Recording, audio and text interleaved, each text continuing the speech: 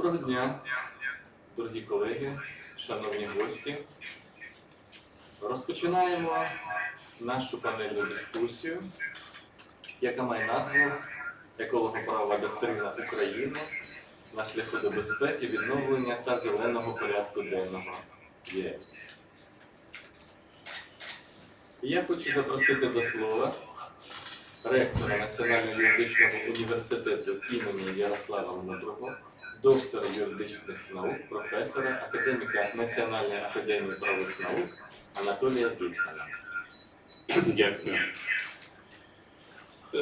Шановні учасники форуму, шановне товариство, шановні колеги, шановні друзі, в першу чергу я хочу всіх вас привітати від імені багатотисячного колективу Національного юридичного університету імені Ярослава Мудрого, висловити вам слова подяки за те, що ви приймаєте активну участь в нашому форумі, який ми вже проводимо разом з Національною академією правових наук України, Міністерством освіти і науки України, Міністерством юстиції України, Міністерством економіки України в 7-й раз поспіль.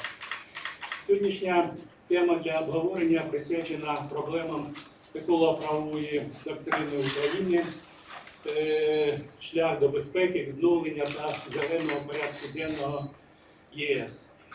Надзвичайно актуальна, надзвичайно важлива на сьогоднішній день тема з урахуванням збройної агресії Російської Федерації проти незалежності України, з урахуванням тих викликів, які сьогодні стоять перед нашою незалежною країною, перед нашим українським народом, і в боротьбі проти російського агресора, і повоєнному відновленні нашої України. Заявлена тема має особливе значення. Перш за все, вона пов'язана з процесом формування нової української доктрини, основні орієнтири якої були запропоновані президентом України під час виступу у Верховній Раді до Дня Конституції України. А це 5 основних, головних напрямків. Філософія нашої перемоги, глобальність української безпеки, політика героїв, політика справедливості і трансформація в усіх сферах суспільного життя. Безумовно, чільне місце в новій українській доктрині посідає саме еколого-правова доктрина, формування якої є вкрай важливим і необхідним на сьогоднішній день. Адже від тих векторів, які будуть закладені сьогодні, залежить безпечний і якісний стан довкілля, життя, добробут, здоров'я кожної людини, кожного громадянина. І не лише наше з вами, але і наших дітей, майбутнього покоління.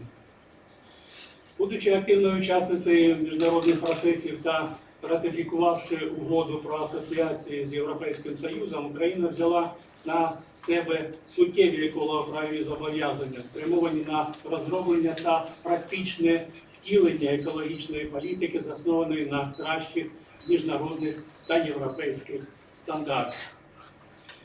І сьогодні у цей непростий для нашого народу час, зумовленим повномасштабним вторгненням РФ, Україна не тільки не відмовляється від своїх амбітних цілей, а й посилює свою міжнародну європейську співпрацю, в тому числі у сфері захисту довкілля та забезпечення екологічної безпеки.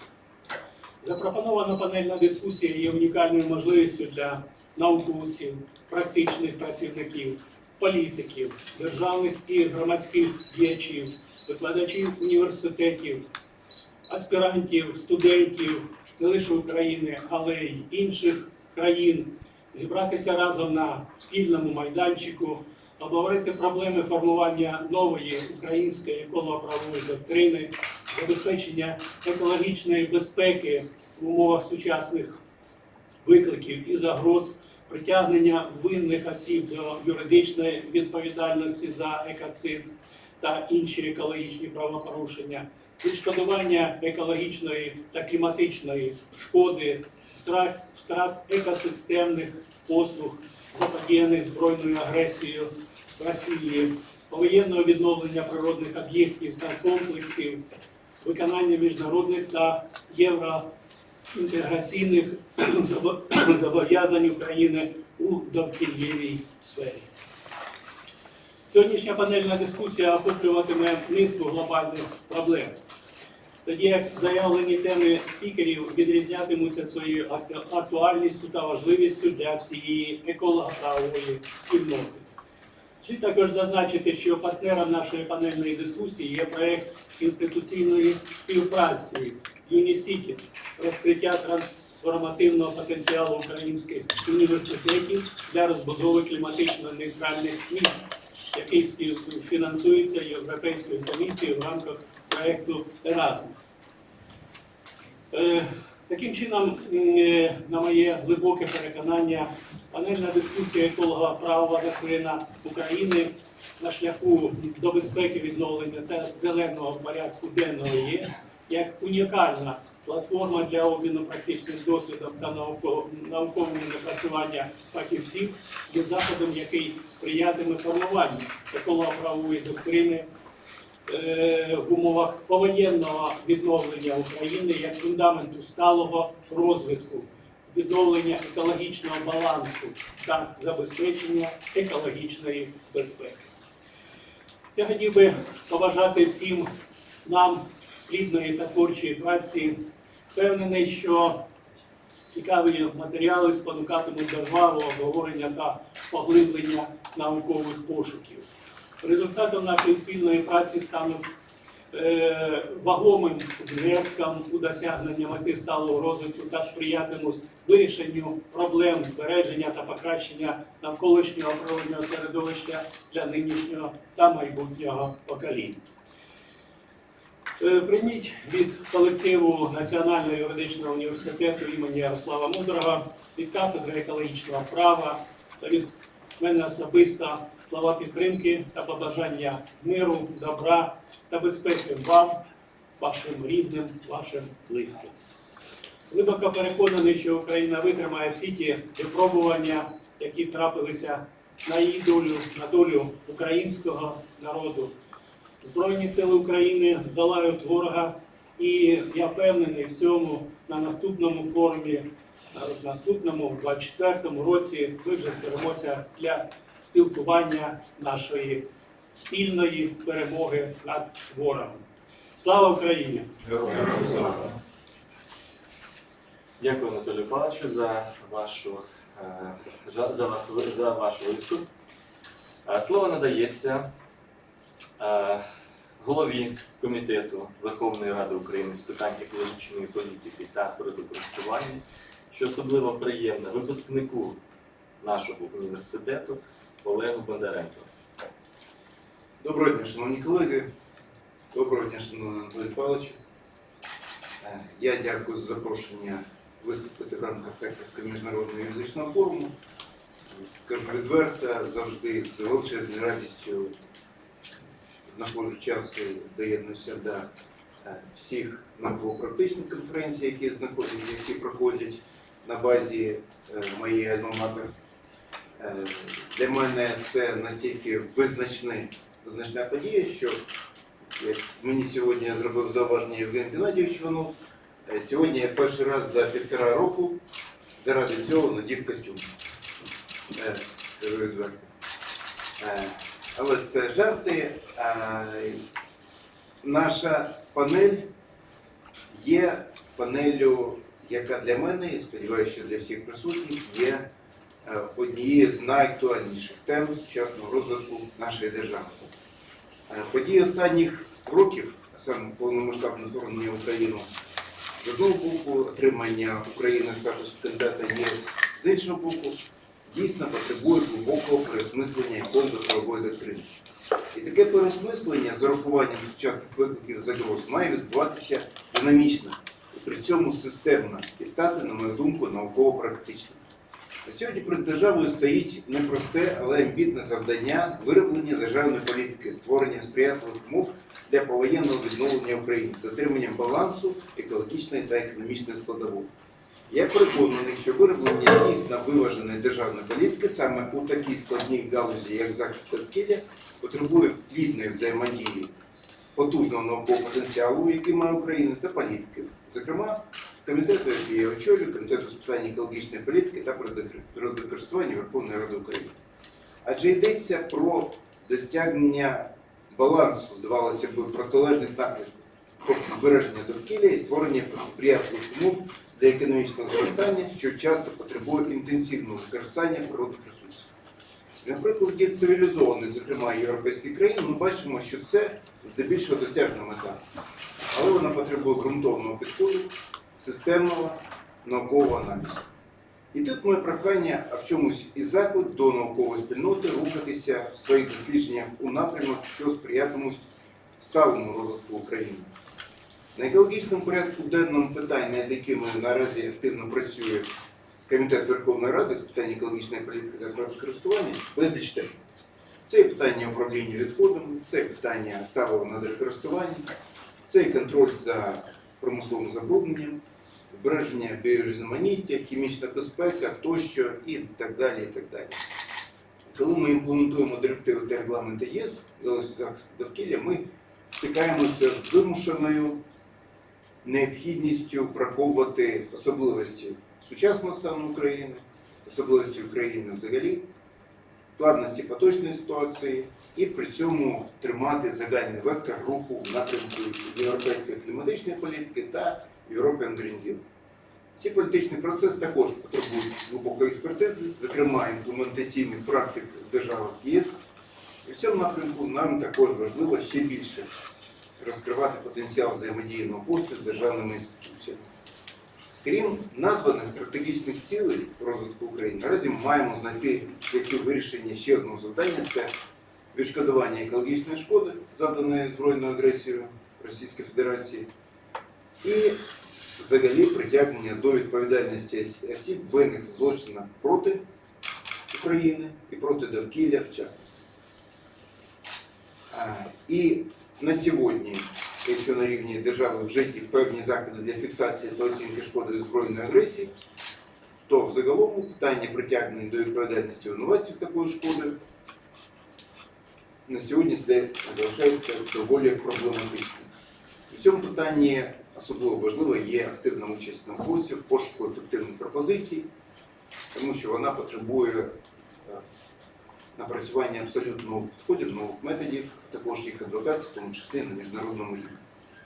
Усе згадане – це завдання оновленої екологічної політики, оновленої екологічно-правової доктрини, над якою ми всі, як народні депутати, як державні службовці, так і науковці, сподіваємось працювати разом задля результату. А сьогодні я бажаю всім учасникам плідної дискусії, бажаю цікавих здобутків внаслідок цієї дискусії, готовий приймати участь в дискусії, сподіваюсь, буду корисним. Дякую. Дякую, Олег Володимирович. Дійсно, сьогоднішня платформа є унікальним майданчиком, де ми намагалися зібрати як представників практичних сфер, так і теоретиків для того, щоб обговорити всі ті нагальні питання, які сьогодні поставили. Адже ми не маємо стояти осторонь тих проблем, які виникають на відповідній охорони навколишнього природного середовища.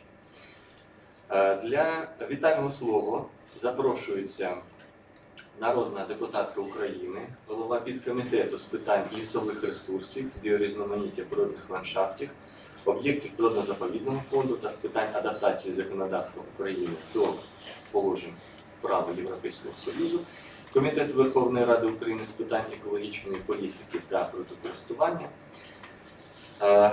членкиня делегації української частини парламентського комітету асоціації з ЄС, постійної делегації у парламентській асамблеї Ради Європи, Міжнародного парламентського альянсу за визнання екоцид, голова міжфракційного депутатського об'єднання за довкілля проти екоциду, кандидат біологічних наук Юлія Овчинникова.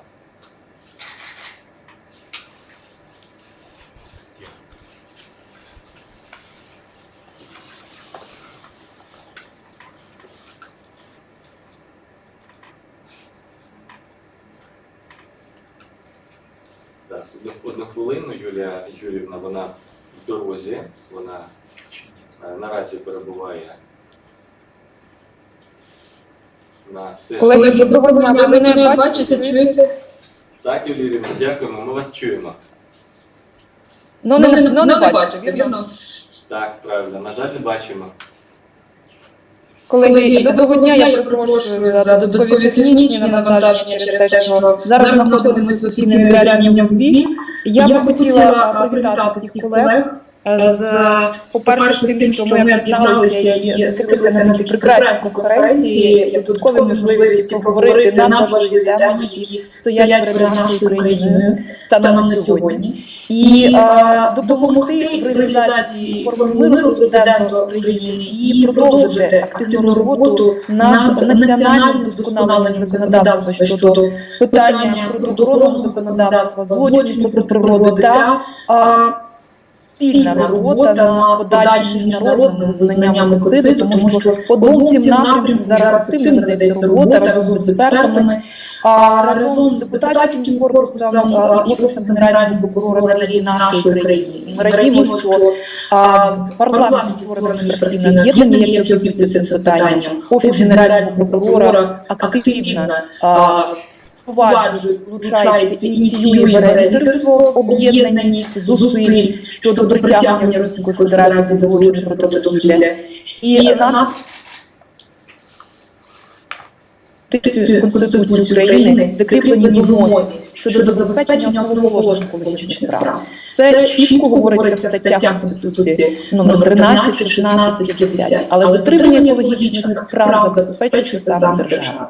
Одним із наймасштабніших порушень екологічних прав є саме екоцид. І Україна одна з небагатьох, ми всі з вами знаємо, країн, яка має визначений екоцид в своєму законодавстві, але треба максимально бути відвертим, що наші колеги називають статтю елітарною, вона рідко застосовується, і слава Богу, але ми маємо аналізувати і подивитися, що стаття потребує також сучасного обговорення, але вона має залишитися в Кримінальному кодексі і в тій проєктній версії, яка обговорюється, нібито не може бути статті, але чітко про свою підтримку щодо даної статті, вона обов'язково залишалася в Кримінальному кодексі, визвалися і Генеральний прокурор, і міністр внутрішніх справ. І я впевнена, що депутатський корпус, і комітет з питань екологічної політики, колеги підтримують, тому що для нас дуже важливо мати чітку, конкретно визначене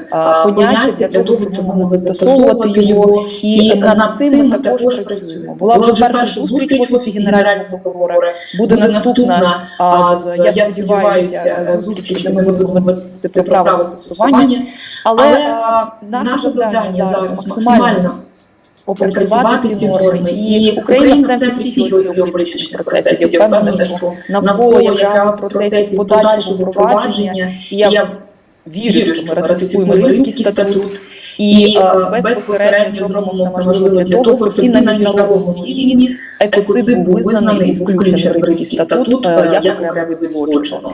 А що на міжнародному рівні, колеги, додам, що якраз зусиллями української делегації в парламентській асамблеї Ради Європи була прийнята спільно з британською делегацією історична резолюція, де ми якраз зазначили, що екоцид має бути визначений в Римському статуті, і після даної резолюції було декілька засідань в Європейському парламенті, були включені в резолюцію щодо трибуналу колегам європарламентарям важливі норми щодо притягнення Російської Федерації за якраз злочини також проти довкілля. Тому я впевнена, що якраз завдяки професійним зусиллям наших юристів найкраще ми будемо впроваджувати, будемо реалізовувати, вдосконалювати наше законодавство. Ми збережемо надважливі статті, які застосовуємо, які нам важливі для подальшого притягнення Російської Федерації. І більш деталізовано будемо обговорювати на різних площинах, платформах подальшу нашу роботу. Я дякую за професійні, за прекрасні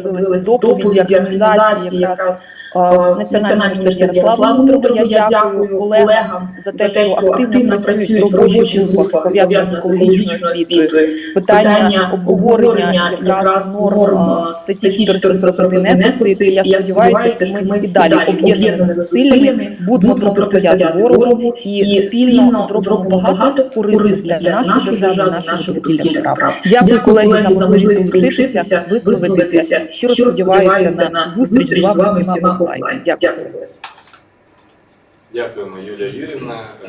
Ми теж дуже сподіваємося, що в найближчому майбутньому ми зможемо зустрітися на майданчиках не лише форуму, а й інших конференцій. Нам дуже приємна ваша активна позиція. Те, чим ви займаєтеся, я впевнений, що ми обов'язково досягнемо успіху у цій справі. Шановні колеги, зараз буквально декілька слів скажу я. Мене звати Суєтнов Євгеній Павлович, кандидат юридичних наук, доцент, завідувач кафедри екологічного права Національного юридичного університету імені Ярослава Мудрого. І сьогодні я разом зі своїми колегами ми будемо модерувати наш захід. Щойно ви почули вітальні слова наших шановних колег, наших спікерів. А зараз ми переходимо до безпосередньо виступів, які заявлені у тих програмах, які були напередодні надіслані. Щодо порядку виступів і тем ви можете ознайомитися. Ми робили акцент на тих проблематиках, які у нас сьогодні доповідаються, і враховували побажання наших спікерів. Тому можлива така ситуація, якщо хтось не підключиться зараз, ми обов'язково послухаємо, ми будемо слідкувати і підключимо наших спікерів трошечки пізніше. Я хочу наголосити, що у нас встановлено регламент. Це 15 хвилин, бажано вкладатися в цей час, і оскільки це панельна дискусія, то ми будемо не лише слухати, а й дискутувати, задавати питання нашим спікерам. Тому, будь ласка, розподіліть цей час, щоб його вистачило на питання і на вашу доповідь. Наступне, відповідно до нашого порядку, зазначена доповідь Олени Криворучкіної. На жаль, поки що не бачу серед учасників нашого заходу, але її доповідь трошечки пізніше буде озвучена, а тому до слова я запрошую заступника начальника Харківської обласної військової адміністрації, теж дуже приємна, випускника Національного юридичного університету імені Ярослава Мудрого, кандидата біологічних наук, адвоката Євгена Іванова. Дуже дякую. Шановні колеги, шановний Анатолій Павлович, перше, дуже приємно бути сьогодні. Дякую за запрошення. І по-друге, хочу окремо вам подякувати і вашому колективу за організацію, за ідею цього форуму. І це дуже важливо, що саме в цей час юридичний університет він стоїть, демонструє стабільність, попри наші всі виклики, попри то становище, яке є наразі Харківщина, все одно проводиться форум такого рівня. Він є міжнародним, я бачу в програмі і наявності міжнародних спікерів, також лідерів української юридичної, екологічної думки. Тому це дуже-дуже гарний сигнал і для харків'ян, і для всієї країни, що Харків є на передовій і ми готові до вирішення тих завдань складних, яких ми опинилися наразі. Не можу, буду трохи більше говорити саме про ситуацію на Харківщині. Ми можемо сказати, що наразі Харківська область опинилася в унікальному становищі, на жаль, в лапках унікальному. Чому? Тому що ми єдина, майже повністю окупована область нашої країни, нагадаю, 2% ще в окупації, яка досить довго саме була під окупацією. І за цей час, за ці півроку окупації минулорічного, російський агресор наробив тут дуже багато в усіх галузях, на жаль, нам шкодить. Про що саме йде мова? Найвища шкода завдана російським агресором наразі зафіксовано, яку ми можемо виміряти якоюсь конкретною сумою, мова йде майже про 400 мільярдів гривень. Це саме збитки в екологічної галузі. Це не як не дивно, не житловий чи не житловий фонд, це там машинобудування або рітейл. Це саме екологічна галузь. І хочу додати, що ця сума вона не є остаточною. На багато яких територіях ще не маємо ми змоги провести повноцінної оцінки становища у зв'язку з замінуванням. Нагадаю, що тільки лісів у нас майже 3 мільйони гектарів є замінованими або потерпівшими від пожежі, або знищеними від обстрілів. До того ще й додам 500 000 майже гектарів замінованої землі агропромислового комплексу сільськогосподарського призначення. Тому кінцева сума вона буде набагато більше, і прикладом таким самим яскравим в нашій області є руйнування Скільської дамби, Скільського водосховища, знищення інфраструктури, знищення водного фонду повністю. Один цей випадок, який другий за рівнем по кількості шкоди після Херсонської трагедії, становить не $1 мільярд. І до того ж треба додати, що будь-яке відновлення в екологічній сфері, скажімо так, це не питання, це важливо розуміти, півроку, року чи двох при наявності грошей, якщо ми з вами будуємо будинок і все добре. Наприклад, тут ні, тут інша справа. Це відновлення воно буде відбуватися роками, якщо не десятиріччями, навіть при наявності умов і при тому, що ми зможемо на всій території нашої області гідно працювати. До того ж, на щастя, наразі і спілкуючись з колегами в Києві на рівні міністерства, народних депутатів, я бачу, що той меседж, який ми наразі транслюємо з Харкова, а саме те, що Харківська область і Харків потребує окремого підходу усьому. Це стосується і економічного блоку, і релокації підприємств, повернення людей. Також і окремий потрібний науковий і юридичний підхід, законодавчий підхід. Тому що з існуючими законодавчими актами, з існуючими законами ми не зможемо швидко досягнути, відносно швидко того результату, який би хотілося тут. Про що, власне кажучи, наприклад, іде мова.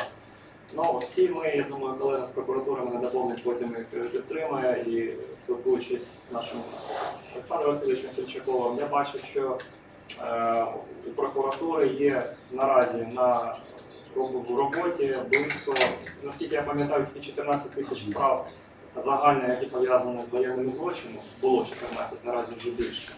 Туди входять в тому числі екологічні злочини. І ми розуміємо, що при такому законодавчому порядку, який наразі є, при такої швидкості роботи і кількості експертів, що спирається в експертизу в тому числі, то очікувати швидких вироків, швидких рішень судових, швидкого чогось буде дуже складно, що вже є таковим. Це є великою проблемою і потрібен, я знаю, на всім думає відповідно і Міністерство юстиції, розробляє такі механізми, звертає на цю увагу Генеральна прокуратура. Потрібен окремий підхід, який дозволить як швидше, саме щодо воєнних злочинів, пришвидшити процедуру ведення подібних справ. Це є однією з проблем. Друга наша глобальна проблема – це відсутність нормального доступу на всій території нашої області до наших територій у зв'язку з замінуванням цих територій, про що сказано вже вище. Майже 40% території області було в окупації. Майже вся ця територія потребує або обстеження, або розмінування. Ну, до того ж наш північ і схід щодоби страждає від обстрілів, від руйнування і небезпечним. До речі, ще й 70 тисяч гектарів природно-заповідного фонду разом з сільськогосподарською землею є в окупації нашої Величанської громади на сході нашої області. Не можу і не затронути такий важлива подія, важливий закон. Він йде скрізь над усіми нашими, скажімо так, галузями життя і роботи. Це законопроект, до обговорення якого я був залучений 7646, 7647. Це має на увазі закон про колаборацію, який вже півроку розглядався відповідно усіма комітетами Верховної Ради. Що приємно було долучені не тільки комітет правоохоронної діяльності, усі комітети були долучені до цього закону, бо він є актуальний для усіх сфер нашого життя. І він є дуже суспільно гостро потребуючим скорішого вирішення. Наразі головною проблемою там була саме визначення ознак добровільності співпраці при визначенні, чи є людина колаборантом, чи вона не є колаборантом, бо вже є велика кількість наразі справ, які несуть за собою великий знак оклику і можливий необ'єктивний, несправедливий вирок щодо людей. Не секрет, і у екологічній галузі це наш лісгосп, природно-заповідний фонд, це наші аграрії, перш за все, що люди, які знаходились тут і чесно працювали, але там по наклику, скажімо так, тих, хто сусідів, хто знаходився в окупації, ставали підозрюваними до колаборантської діяльності. І навпаки, на жаль, є багато випадків, коли людина працювала з ворогом, надавала йому наші ресурси, в тому числі природні, надавала території, і благополучно втекла, і вона не є навіть у розшуку. Тому цей закон є дуже важливим. Я знаю, що юридичний університет також був причетний до обговорення цього законопроекту. І якщо ми вийдемо і Верховна Рада наразі проголосує, і президент підпише цей закон, це буде таким дуже суспільно корисним, таким рівноважуючим фактором і для суспільства, і, безумовно, спростить процедуру нашим правоохоронним органам. Тих справ, нагадаю, дуже багато. Щодо конкретики саме в екологічної галузі. Нагадаю, що у нас з 9 липня поточного року працює закон України новий про управління відходами, який прийнятий в 2022 року, який є повною копією директиви від 2008 року Європейського Союзу щодо поводження з відходами. Змінилася система поділу на класи по відходам, було 4 стало 2, безпечні, небезпечні. Але, як і будь-який закон, він за собою для його ефективної роботи він потребує прийняття ще відповідну кількість нормативно-правових актів, в тому числі в Податковому кодексі. Закон цей новий, він передбачає більш чітку і розширену відповідальність, саме яка базується на тому, що плати за все забруднювач, це проще кажучи. Тобто той, хто створює відходи, той повинен з ними мати відповідний дозвіл на роботу з цими відходами. Наразі, на жаль, ще робота ця триває, але ще немає механізму надання саме дозволів поводження з цими відходами. Робота ця триває в комітетах Верховної Ради. Розширена відповідальність виробника передбачається. Передбачається також обов'язкова класифікація відходів і обов'язкова сплата екологічного податку. Це більш чітко прописано в цій директиві і в цьому законі. І це, безумовно, це бюджетна історія, вона потребує змін, в тому числі і податковий кодекс, не буду більш детально наразі зупинятися. Ще дуже важливим є відсутність стимулювання, скажімо так, виробника відходів для того, щоб він не захороняв ці відходи по ціні 5 гривень за тонну, що є наразі у нас така проблема в Україні, а саме створював умови для переробки цих відходів, тобто це рециклінг, це замкнутий цикл виробництва, і це саме уход від такого неприпустимого в рамках того, ким ми являємося і куди ми йдемо, тобто саме в Європейський Союз. Тобто така робота є неприпустимою, відходи повинні бути в замкнутому циклі виробництва, скажімо так, вони повинні бути в процесі, це технологічний процес. І він потребує окремого підходу до поводження з відходами, створення окремої кластерної системи з побудуванням нових сміттєпереробних установ, заводів, до чого ми наразі спільно з Верховною Радою, з допомогою Олега Володимировича, за допомогою міністра екології. І ми йдемо до цього разом вже з початку цього року, виготовляється відповідна проєктна документація. І наразі ми вже підходимо до того, що разом будемо шукати саме європейських партнерів, саме через ЄБР і тому подібне, через Світовий банк, саме донорів, які будуть згідно нової структури, сучасної, яка дозволить не захороняти відходи, будувати нашу нову систему на території нашої області. Повне документальне і фізичне розуміння цього процесу у нас вже є.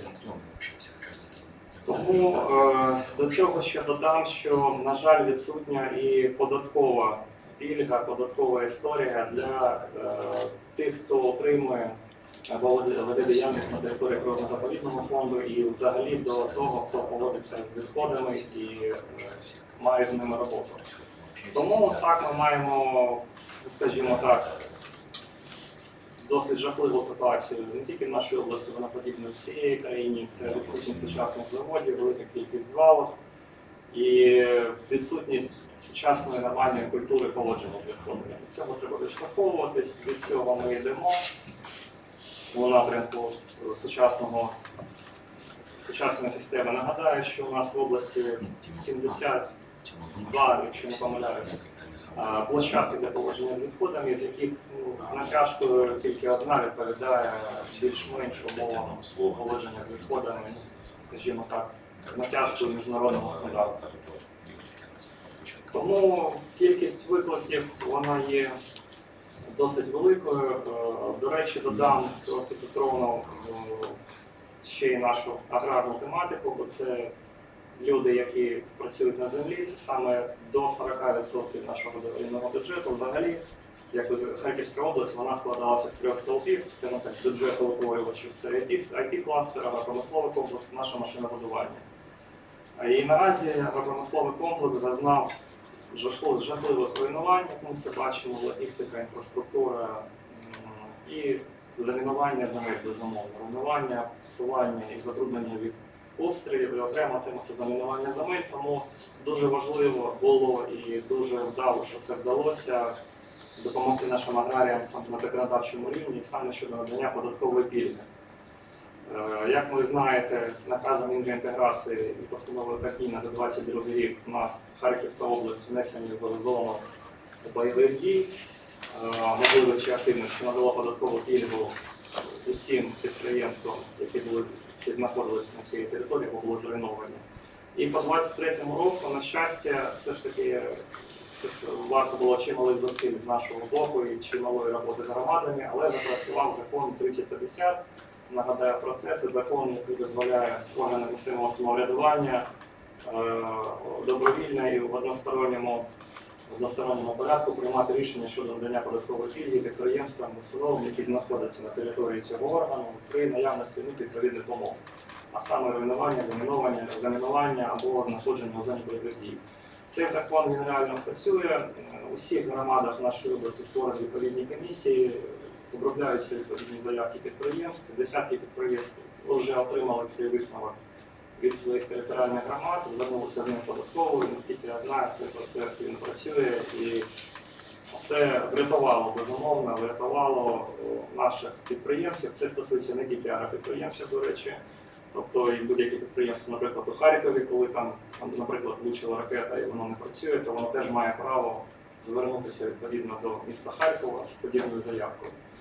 І нагадаю, що у нас тільки в агропромисловому комплексі близько 1100 підприємств в тому чи іншому, тої чи іншої мірі були знищені або не працюють з причин військової агресії. Це майже половина підприємств.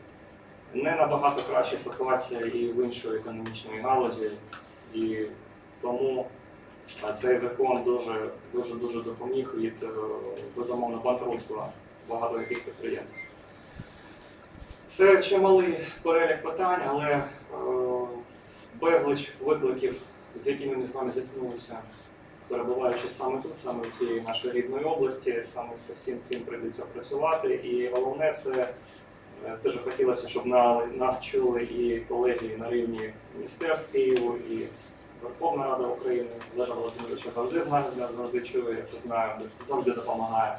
Але саме таке велике прохання, таке побажання від Харківської області, саме щоб до Харкова і за допомогою ініціативи юридичної академії, щоб ми йшли саме до шляха і для умов створення саме роботи на території Харківської області. Бо є певна специфіка, бо ми дійсно, ми єдині зараз поки що знаходимося в такому стані, як знаходимося. До мене звертаються колеги з Херсону, з Миколаєва, у них частково подібна ситуація, але не зовсім така. Я бачу, на якому наразі вони шляху. Ми теж сподіваємося після повної окупації, яка буде як швидше, вони теж приймуться до відбудови своєї області і стикнуться з тим самими проблемами, що ми наразі стикнулися на Харківщині. Це є дуже важливим. Харківщина наразі є першопроходцем багато в яких питаннях, бо такого досвіду нікого не було, ми це розуміємо. І дійсно ми вже рік як деокуповані, але і за півроку окупації було зроблено те, що зроблено, і з цим тепер повинні ми боротися, жити і створити в тому числі і юридичні, і наукові підстави для коректної, нормальної, швидкої роботи нашої області, нашої держави.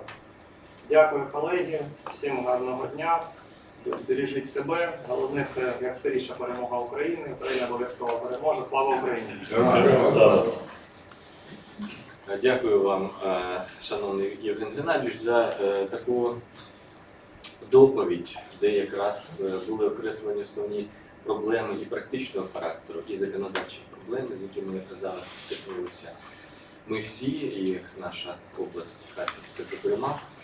Шановні друзі, будь ласка, чи є у когось питання? Ви можете задавати питання, як будучи у нас в залі, так і онлайн. Ви можете писати в чаті. Будь ласка, чи є питання до шановного пана Євгена? Якщо дозволите, то я задам питання. Шановний пане Євген, я хотів представитися, перш за все, перед тим, як задати питання, декан факультету адвокатури, доцент кафедри екологічного права, професор Шляху Володимир Володимирович. Дозвольте наступне запитання. Мабуть, для кого з нас не секрет, що сьогодні реалізація норм закону щодо зрошувальних систем і системи водозабіру є вкрай важливим для наших аграрного сектору. І надзвичайно важливим також для безпосередньо водокористувачів.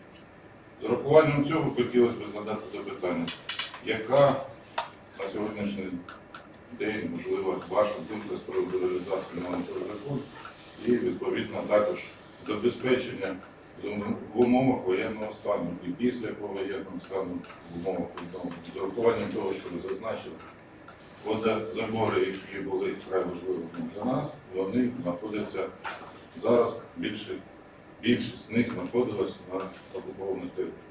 Дякую. Ви маєте на увазі водозабори, саме це під аграрну тематику? Саме під аграрну тематику. Ну, думаю, що якщо бути відвертим і нема сенсу щось таке вигадувати, бо це є адекватним. На жаль, наразі,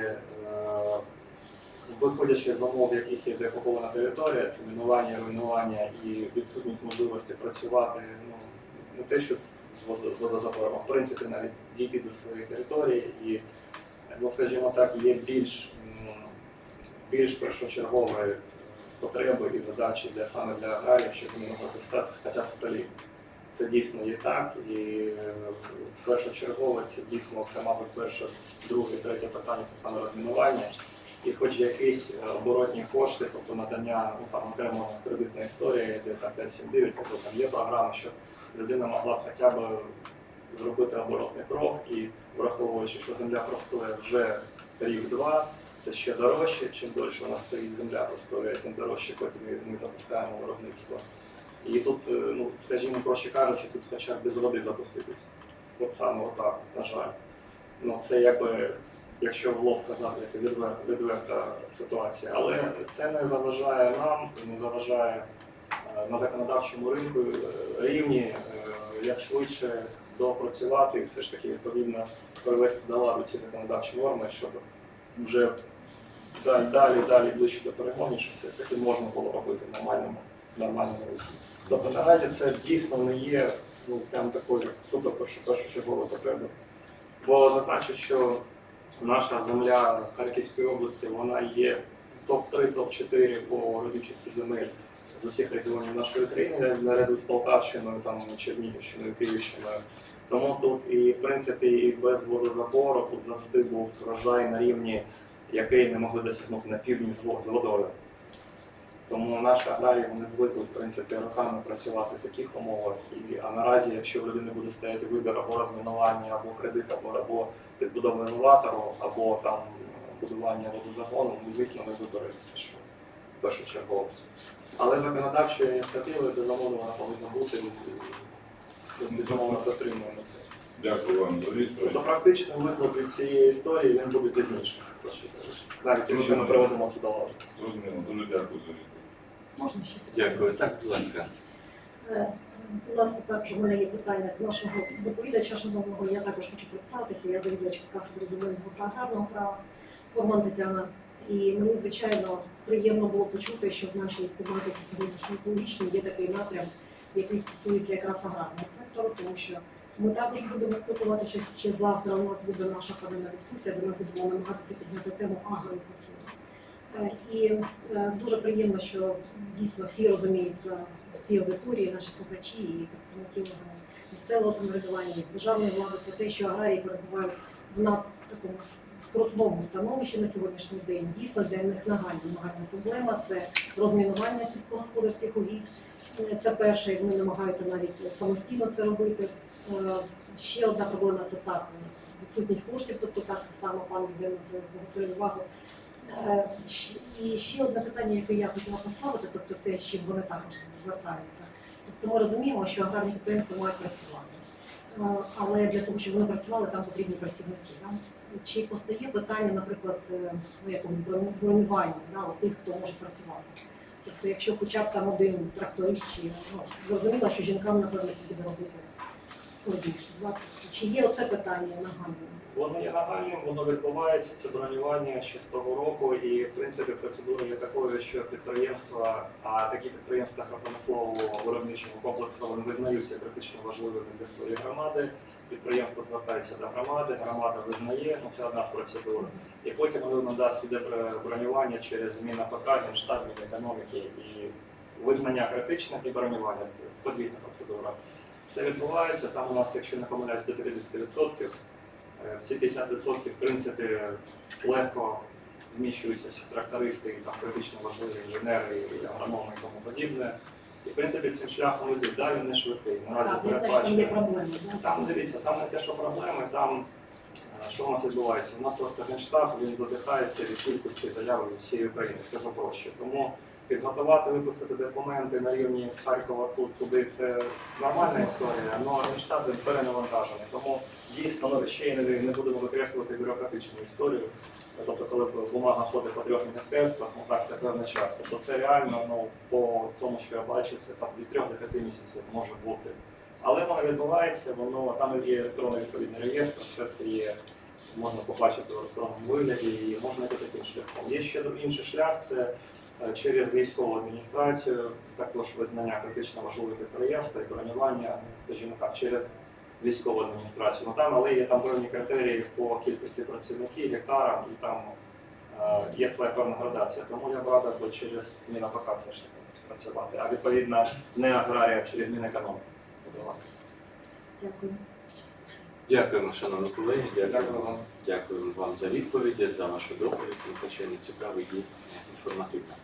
Ми продовжуємо нашу панельну дискусію і наразі до слова запрошується народна депутатка України, заступниця голови Комітету з питань екологічної політики та природокористування, членкиня міжфракційного об'єднання «За довкілля проти екоциду», міжфракційного об'єднання «Гуманна країна», головна координаторка оперативного штабу з фіксації екологічних збитків, що працює на базі Державної екологічної інспекції України, кандидатка геологічних наук зі спеціальності економічна геологія, доцентка кафедри економіки та підприємництва та професорка кафедри менеджменту навчального закладу Київський національний економічний університет імені Вадима Гетьмана Олена Криворучкіна. Будь ласка.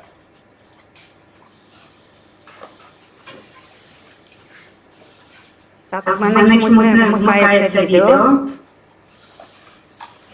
І написано, що відео може вімкнутися, оскільки його зупинив організатор. Добре, тоді в такому режимі. Сподіваюся, мене добре чутно, так? Так, ми вас чуємо. Зараз вирішимо питання щодо відео. Да. Але ще не гайте час, я розпочну. Доброго дня, шановні організатори конференції, доброго дня, учасники конференції. перших днів повномасштабного вторгнення вже було зрозуміло, що ця війна спрямована на знищення всього живого. Ми, напевно, багато із нас, із присутніх, були свідками на власні очі, бачили наслідки значних руйнувань і наслідки екологічних збитків. Україна не готувалася до війни, не готувалася до такого екологічного терору і такого екоциду. Відповідно, треба було діяти негайно і, скажімо, в таких умовах ситуаційно, і тому на базі Державної екологічної інспекції вже 1 березня 2022 року разом з очільником Державної екологічної інспекції ми створили оперативний штаб з фіксації екологічних злочинів, розрахунку екологічних збитків і формування єдиного реєстру екологічних збитків. Що ми маємо на сьогодні і чому цей штаб виявив свою ефективність? По-перше, цей штаб на своєму майданчику об'єднав спеціалістів Міндовкілля, спеціалізованої екологічної прокуратури, СБУ, Міноборони, тобто ДСНС. Тобто це дійсно стала така синергетична платформа, і наразі навіть багато документалістів приїжджають з різних країн світу, щоб ми поділилися своїм досвідом стосовно того, як ми, скажімо, згуртувалися у цей період. І саме різноспрямовані спеціалісти фахові дали можливість рухатися далі. Спочатку ми стикнулися з такою проблемою, що в Україні були відсутні методики розрахунку збитків внаслідок збройної агресії. Треба було швидко їх розробляти. Для цього на базі оперативного штабу ми створили робочу групу 73 вітчизняних і міжнародних експертів, які швидко розробляли ці методики розрахунку збитків. Дуже приємно, що у складі нашої робочої групи була підгрупа юристів-міжнародників, яка детально дослідила досвід військових конфліктів, кейси стягнення екологічної шкоди в таких конфліктах, як Ірак, Кувейт, Коста-Ріка, Нікарагуа. І коли ми проаналізували цей досвід, то дійшли до висновку. От, наприклад, у військовому кейсі Ірак, Кувейт. Кувейтом було задекларовано екологічних збитків на 80 мільярдів доларів. А стягнено екологічних збитків у міжнародних судових інстанціях було лише на суму 5,6 мільярдів доларів, тобто близько 6%. І ключовою причиною це було неналежне фіксування фактів екологічної шкоди. Безперечно, наразі як повинно здійснюватися фіксування фактів екологічної шкоди. Цей порядок визначається не лише чинним кримінально-процесуальним законодавством України, а й необхідністю дотримання міжнародних принципів об'єктивності та збору доказової бази. З одного боку, порядок фіксації та притягнення винних осіб до відповідальності має забезпечувати дотримання українського законодавства, з іншого боку, відповідати міжнародним практикам і підходам. Тому фіксація – це першочергове, що потрібно як доказова база в міжнародних судових інстанціях. До речі, коли ми почали рахувати збитки, а їх обсяг вже перевищив набагато суму у 2 трильйони гривень. І це ми враховуємо лише вільні деокуповані території і розуміємо, що буде на тих територіях, які ми незабаром звільнимо. Тобто ці збитки зростуть у рази. Але, знову ж таки, повертається, що збитки ми рахували, були деякі скептики, які вважали, що не можна їх відшкодувати.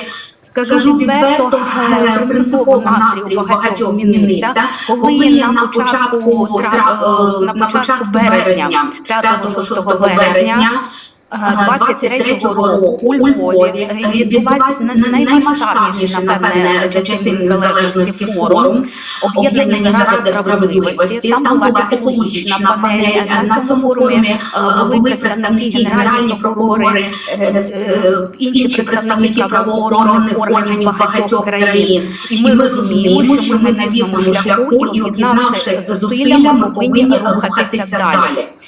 Щодо фіксації, річ у тому, що дійсно це найнеобхідніша умова доказової бази, але треба забезпечити незалежність такої фіксації саме для того, щоб нас не звинуватили у суб'єктивності, коли ми самі фіксуємо.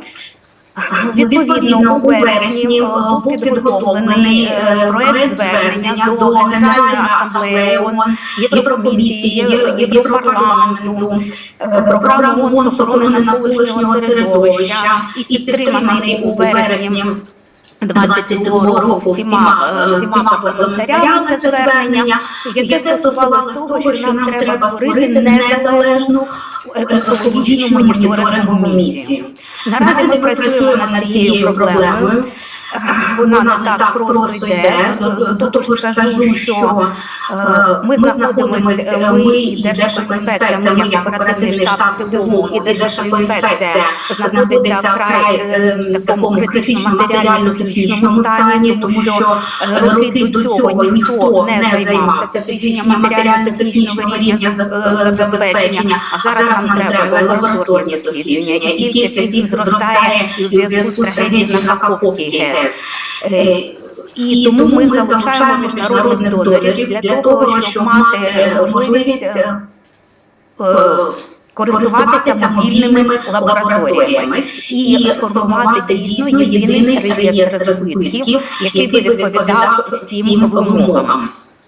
Ми його зараз формуємо, але задача об'єднати різні інформаційні майданчики, адже знаємо, що міжнародні експерти по супутниковим знімкам ведуть підрахунок збитків, є різні організації. Це треба об'єднати, систематизувати і дійсно зробити таке підґрунтя або методоказової бази екологічних злочинів рашистів.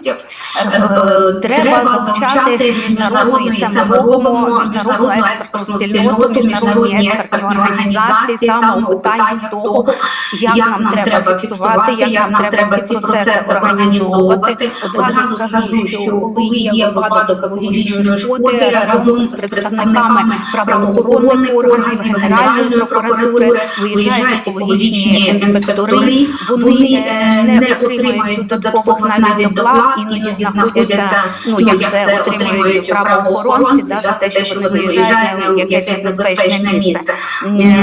У Херсоні було таке, що і під обстріли попадали, але дійсно екоінспектори працюють, Державна екологічна інспекція працює.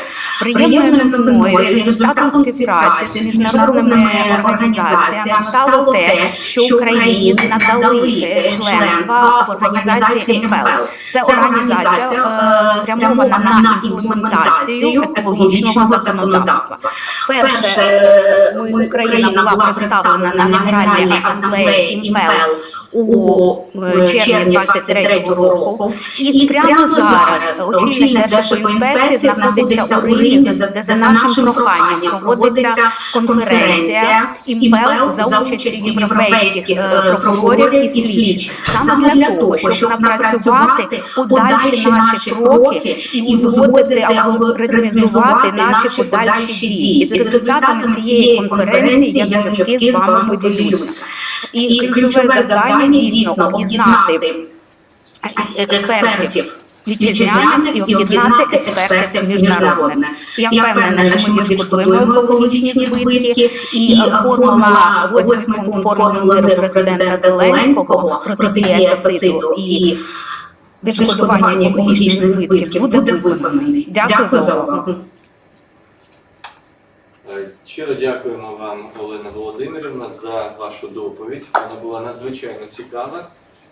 Зараз вирішуються технічні проблеми щодо можливості включення відео. Скажіть, будь ласка, шановні гості, шановні колеги, чи є питання до Олени Володимирівни? Ну, тоді, якщо дозволите, в мене є питання. Ви розкрили тему складності фіксування тих злочинів, які наразі здійснюються нашим ворогом. І всі ми знаємо, що не так давно, в минулому році, було прийнято низку методик щодо оцінки збитків, завданих цими діями.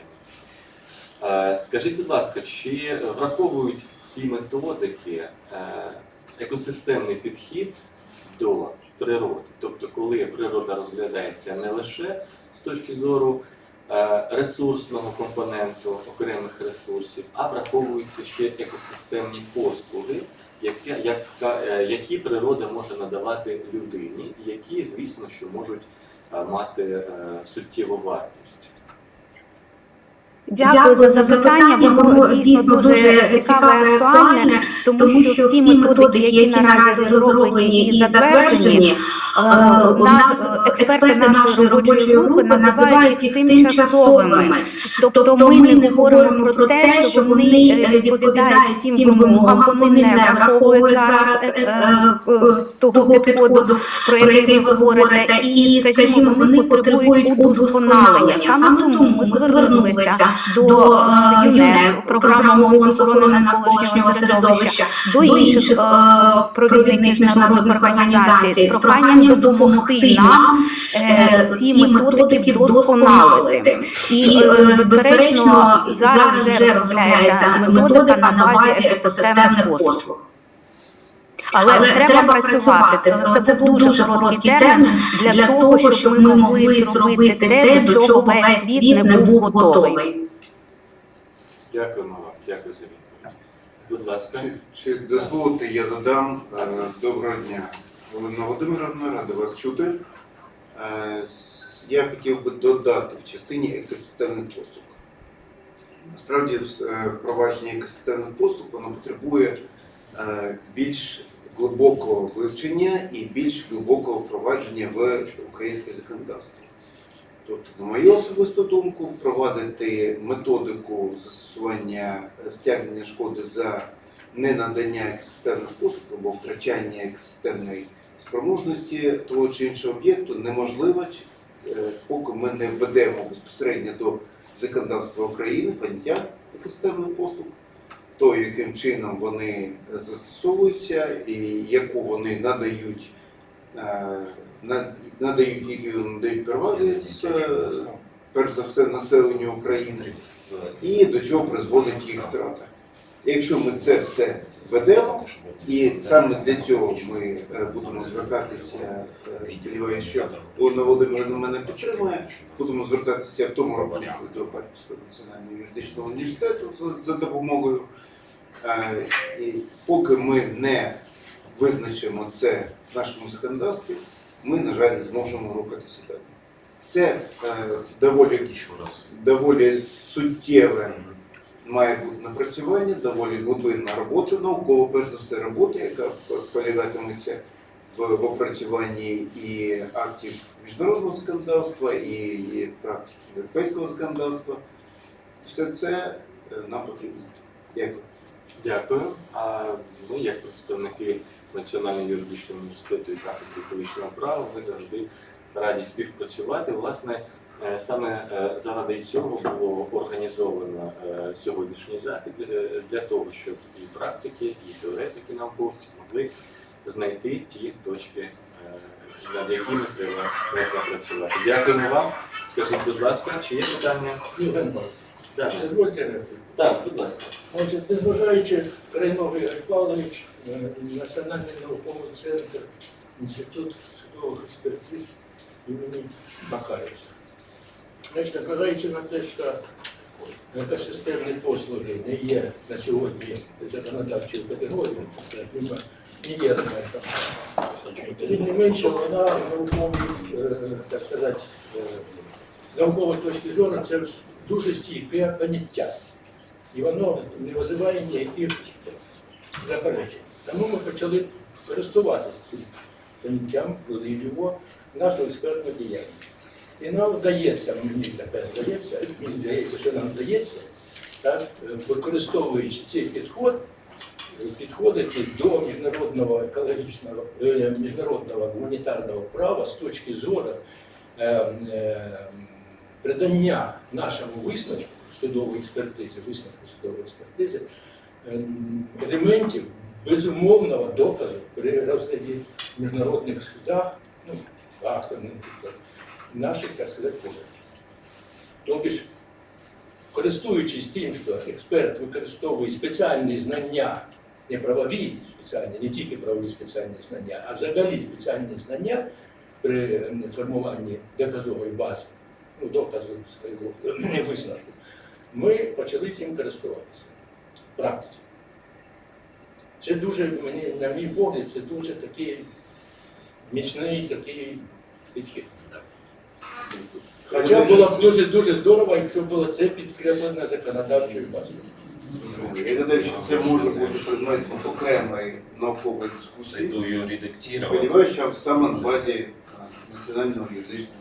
Обов'язково. Так, обов'язково. Дякуємо за запитання. Дякуємо за відповідь, шановні друзі. У нас ще буквально декілька питань. Дуже коротенько. До слова запрошується Олещенко Вячеслав Іванович. Будь ласка.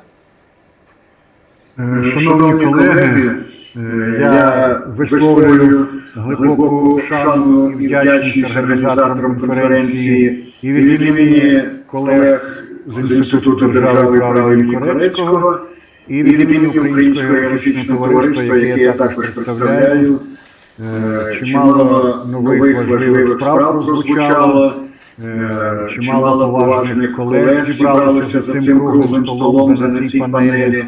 І тому насамперед засвідчую повагу і готовність колег з Інституту держави права долучитися ще більш активно до вирішення тих завдань, які стоять сьогодні перед і правовою наукою, і не лише правовою наукою.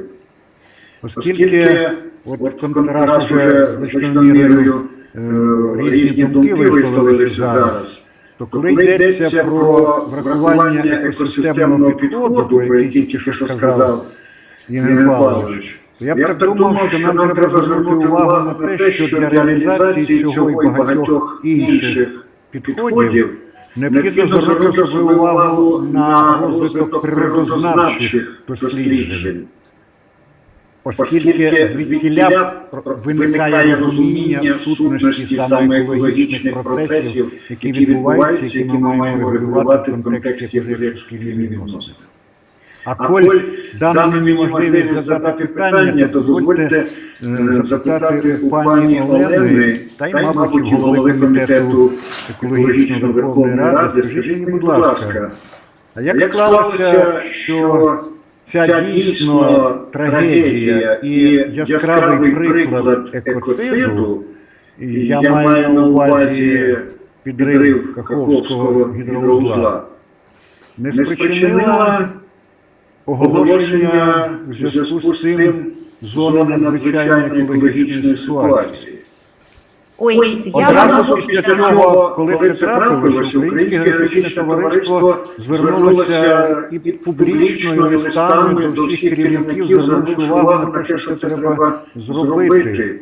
Але відповіді ми одержали про те, скільки труб покладено, які водоводи проведено. Ми ж розуміємо, що це має особливе правове значення для утвердження захисту інтересів України і на міжнародному рівні, для утвердження взагалі поняття, що таке екоцид. І були якісь особливі причини, які, можливо, я не розумію. І якщо можна, будь ласка, поясніть, а взагалі бажаю успіхів і готові до співпраці, оскільки всі попередні методики оцінки і розрахунки екологічних збитків, фахівці, які працюють в екологічному підрозділі Інституту держави права, були долучені, а зараз чомусь так ми тільки засвідчимо готовність до подальшої роботи. Дякую за запитання, дякую за вашу активну роботу, пані Олено. Дякую. Я хотіла сказати стосовно правових підстав, мені складно сказати тут, напевне, Олеже Володимировичу, як фаховий юрист відповість. Я просто хочу сказати, що вже через декілька днів після трагедії на Каховській ГЕС Олег Володимирович організував виїзне засідання екокомітету. Ми були там, ми приймали участь у різних заходах. Ця ситуація була у фокусі уваги. А як представниця мажоритарниця від Кривого Рогу, відповідно Криворізький район, де частково знаходилось Каховське водосховище, скажу вам, вже через місяць там українці, вони такі, знаєте, нація не створених. Там вже була посаджена картопля і вже відбувалося господарство. Наразі була буквально тиждень тому територія, яка знаходиться Каховського водосховища зліво, яка знаходиться на території Криворізького району, повністю засіяна полями. Тому складно було передбачити ті наслідки, які будуть складно діяти в тих умовах. До речі, я вам хочу сказати, якраз ми їхали на Генеральну асамблею ФЕЛ, де зібралися керівники всіх екологічних інституцій, державних екологічних інспекцій країн ЄС. І коли я спитала, що нам робити, як діяти, що буде далі, чи можете ви дати фахову експертизу? Вони сказали, такої експертизи ми вам дати не можемо, бо жодна країна світу ніколи не відчувала такого масштабного впливу. Дякую. Але ми розуміємо, що це спосіб фіксації події, оголошення зони надзвичайної екологічної ситуації. Це вимога Конституції, і в нас є велика практика, коли неодноразово в Україні вже оголошувалися зони надзвичайних екологічних ситуацій для набагато менш масштабних ситуацій. Тому це питання так, воно вже пройшов час, це на майбутнє нам, що нам треба більше спиратися на власний досвід, а не лише розраховувати, що зарубіжні колеги нам допоможуть. І це дуже важливо. Дякую. Бажаю успіхів. Дякую вам. Дякуємо. Ще бачимо питання від Юлії Андріївни. Шановна пані Юлія, дуже коротенько, нам треба було зробити технічну перерву. Доброго дня, шановні колеги. Це неможливо включити. Дякую за можливість взяти участь у даному заході. Я представник Інституту економіко-правових досліджень імені Валентина Карловича Мамонтова. І у мене таке питання до пані Олени. Як відомо, екоцид, не буду розкривати його терміну, він, зокрема, воєнний екоцид, він спрямований на порушення екосистем середовища проживання людини в результаті бойових дій. Враховуючи інформацію, яку я сьогодні заслухала, значить, дуже активні дії проводяться державою в напрямку врахування різних видів шкоди, заподіяної природним ресурсам. Так, у мене питання такого характеру.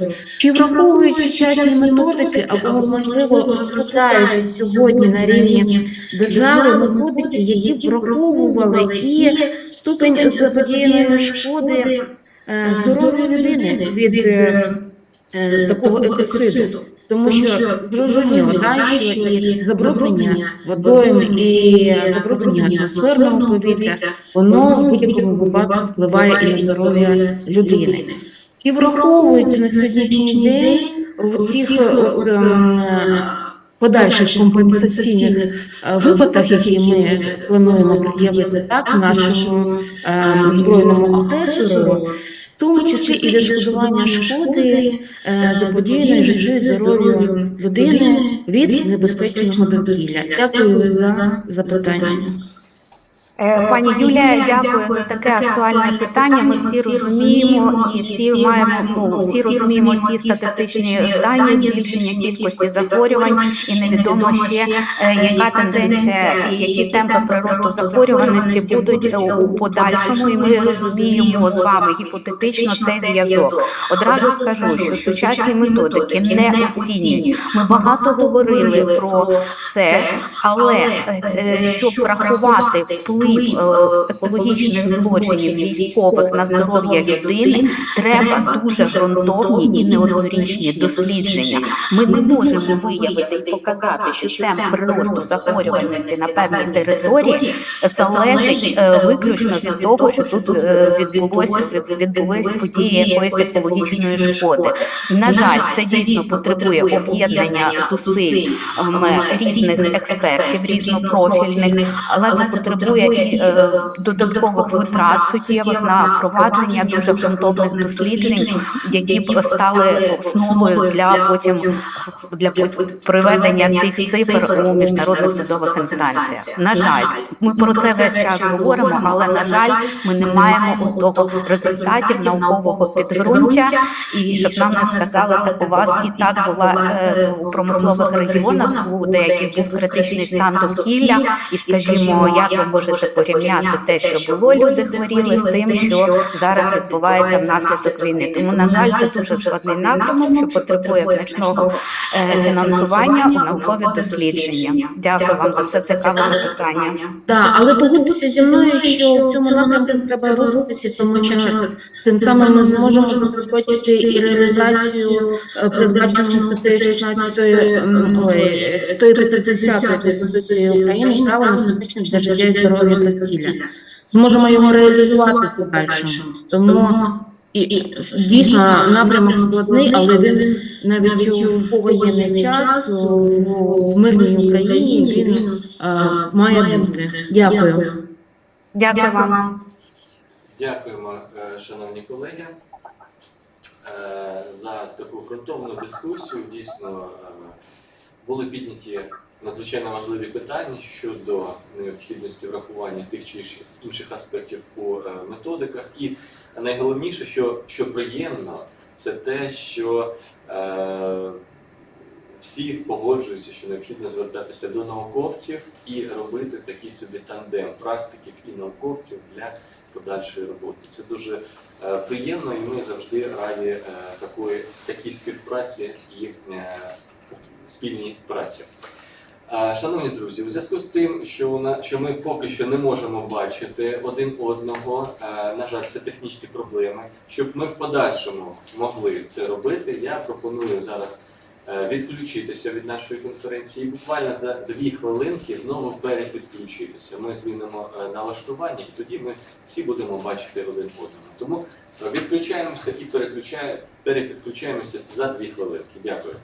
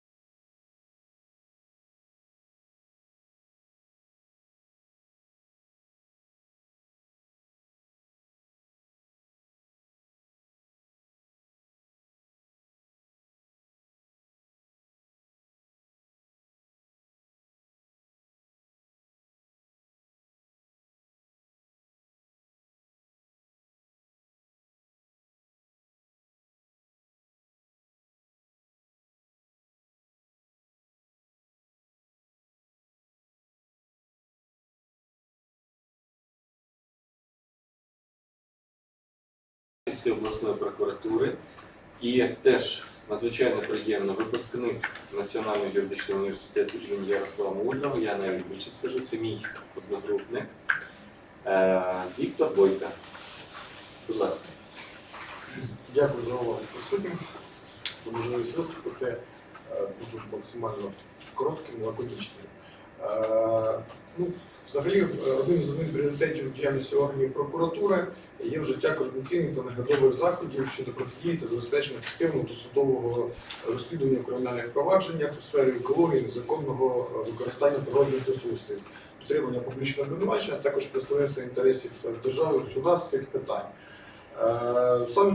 Саме тому в Офісі Генерального прокурора було створено спеціалізовану екологічну прокуратуру, і після цього на базі регіональних прокуратур були створені також спеціалізовані екологічні прокуратури, які якраз опікуються цими питаннями. Однак, на жаль, війна внесла свої корективи, і роботу наших спеціалізованих прокуратур довелося переорієнтувати, перш за все, на фіксацію, а також досудове розслідування у кримінальних провадженнях за фактами збройної агресії, чим заподіється шкода природним ресурсам та екології в цілому.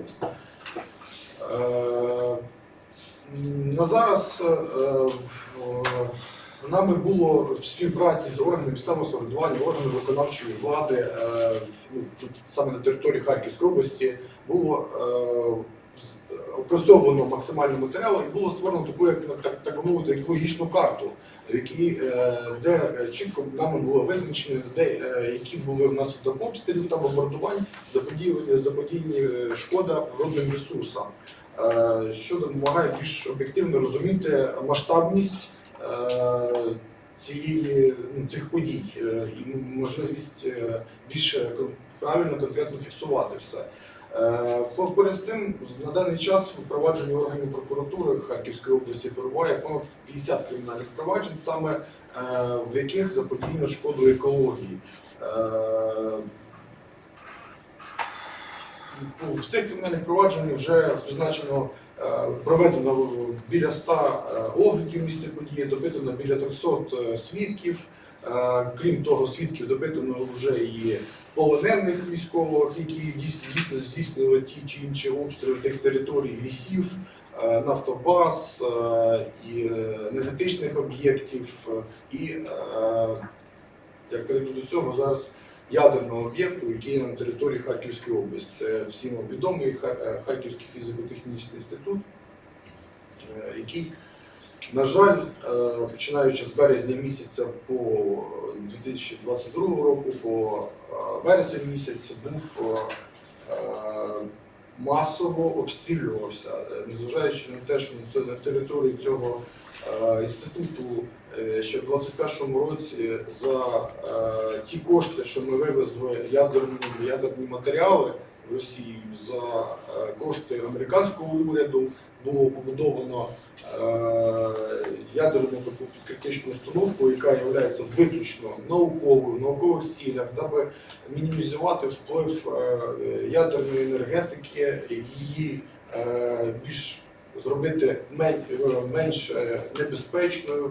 Саме для цих досліджень, також в біології і в інших дослідженнях було створено цю установку джерело нейтронів, яку фактично перед війною було введено в експлуатацію. Однак окупанти, достовірно знаючи про цей об'єкт, про ту небезпеку, який не розрахований на ведення військового, на експлуатацію в умовах війни, було безпощадно обстріляно різними видами боєприпасів. А саме страшне – це були бомбардування авіабомбами ФАП-500, це були піони, які є бетонобійні, які пробивають бетон, навіть той, з якого побудований захисний корпус.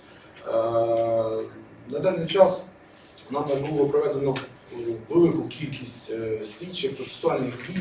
Я хочу окремо подякувати як і інституту юридичному, який також був активно підключався до цієї розслідування, цього кримінального провадження, надавав свої юридичні правові висновки, які в подальшому в тому числі лягали в основу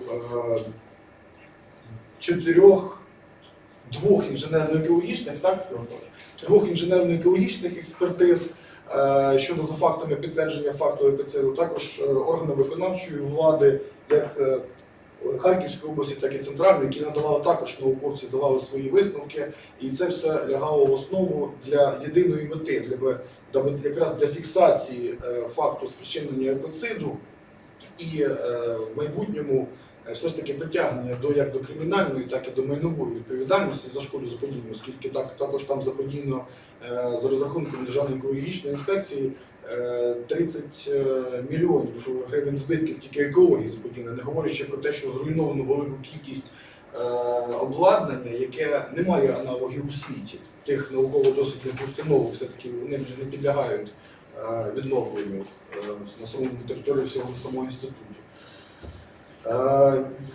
І взагалі хотів би зазначити, що згідно висновків інженерно-екологічної експертизи, все-таки, не дай Бог, якби все ж таки потрапило і було зруйновано фізичний та біологічний захист цієї установки, то зона ураження була б близько 10 кілометрів.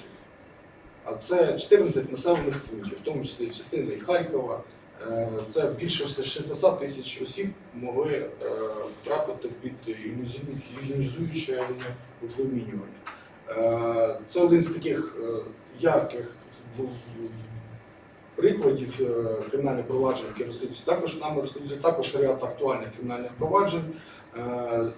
Ще одне за фактом екоциду – це є, як ви знаєте, неодноразові обстріли точечні аміакопроводу, які проходять також через територію Харківської області. На щастя, по тим показникам, які були найближче до нас, які ми могли спеціалісти експлуатуючої організації підтвердити, то якби масового впливу не було на екологію, на людей. Однак на даний час тривають відповідні дії, процесуальні дії, неможливо їх провести в зв'язку з тим, що ця територія є територією бойових дій і відсутня можливість безпосередньо туди потрапити для проведення огляду і певної фіксації.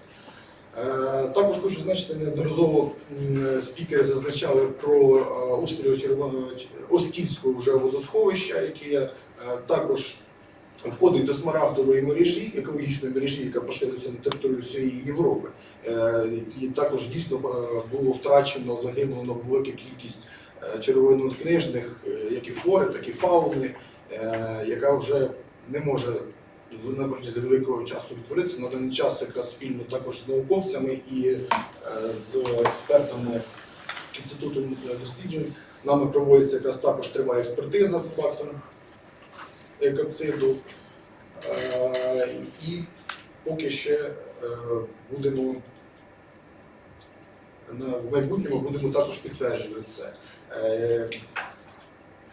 В принципі, я хотів би також подякувати спікерам, які зазначали про те, що на даний час розробляється, дуже активно опрацьовується і вноситься, актуалізовується стаття 441 Кримінального кодексу, саме екоцид, оскільки вона є дуже актуальною для нас, її необхідно дійсно актуалізувати, а саме з урахуванням додаткових протоколів до Женевської конвенції, саме щодо серйозності, повномасштабності цієї шкоди, щоб вона була визначена більш конкретно, тому що дійсно є деякі труднощі.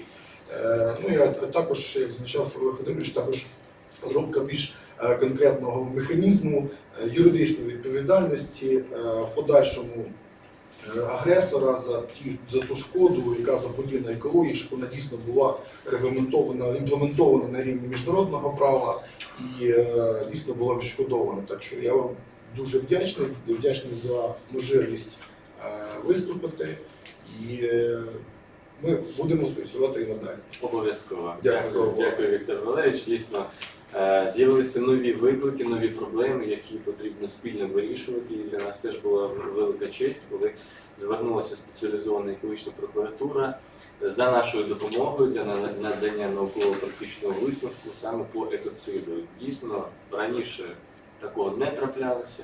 потрібно підключення всіх спеціалістів, і ми завжди раді працювати як єдина команда. Шановні друзі, у нас форум, перш за все, міжнародний форум, а тому до нас долучаються наші шановні іноземці. Тому ми трошечки змінимо нашу програму. Дмитро виступить пізніше. А зараз для представлення наших іноземних колег я надаю слово моїй колезі Копиці Євгенії, кандидатки юридичних наук, доценту кафедри екологічного права, для представлення міжнародного спікера. Будь ласка. Так, дуже вам дякую. У мене ще добре? Добре, Євгенія. Так, мені насправді дуже приємно і мені дуже особисто чутливо не бути разом з вами, тому що за 2 роки до того я була присутня в той самій залі, не в той же самій, і однак бути частиною цього навіть дистанційно, тому що зараз я знаходжуся як академік-візитор в університеті Оксфорду, і в мене була така велика нагода зустріти експертів, які буду далі представляти, які не тільки зацікавлені у тому, щоб допомогти Україні, а які мають таку експертну сферу своїх знань, що вони будуть дуже раді подивитися нею. І першим таким спікером є Влад Михненко. I will try to introduce you in English, but Vlad is like an amazing like scholar that shares like both like Ukrainian background, and currently he is the professor in Oxford University, and Vlad Mihnenko is an economic geographer who works on a wide range of different issues related to urban regional economic development and geographical political economy. Однак, можливо, я представлю Влада українською мовою, тому що Влад розуміє, і Влад, на ваш розсуд, яким чином ви будете висвітлювати ваше питання, з моєї точки зору, це один із найбільш таких надихаючих особистостей, які мені була нагода зустріти в університеті Оксфорду. So, like, Vlad, thank you very much for the great, for devoting your time to our event. Дуже вам дякуємо. І я передаю вам слово. Like, the floor is yours. So, please. Дякую, Євгенія, дякую. І вітання всім учасникам цього симпозіуму. Вітання Харкову. Дуже давно я не був в Харкові, сподіваюся, після війни. З'їжджу до вас подивитися на відбудову. Дуже дякую за запрошення. Було приємно познайомитися з Євгенією в Оксфорді.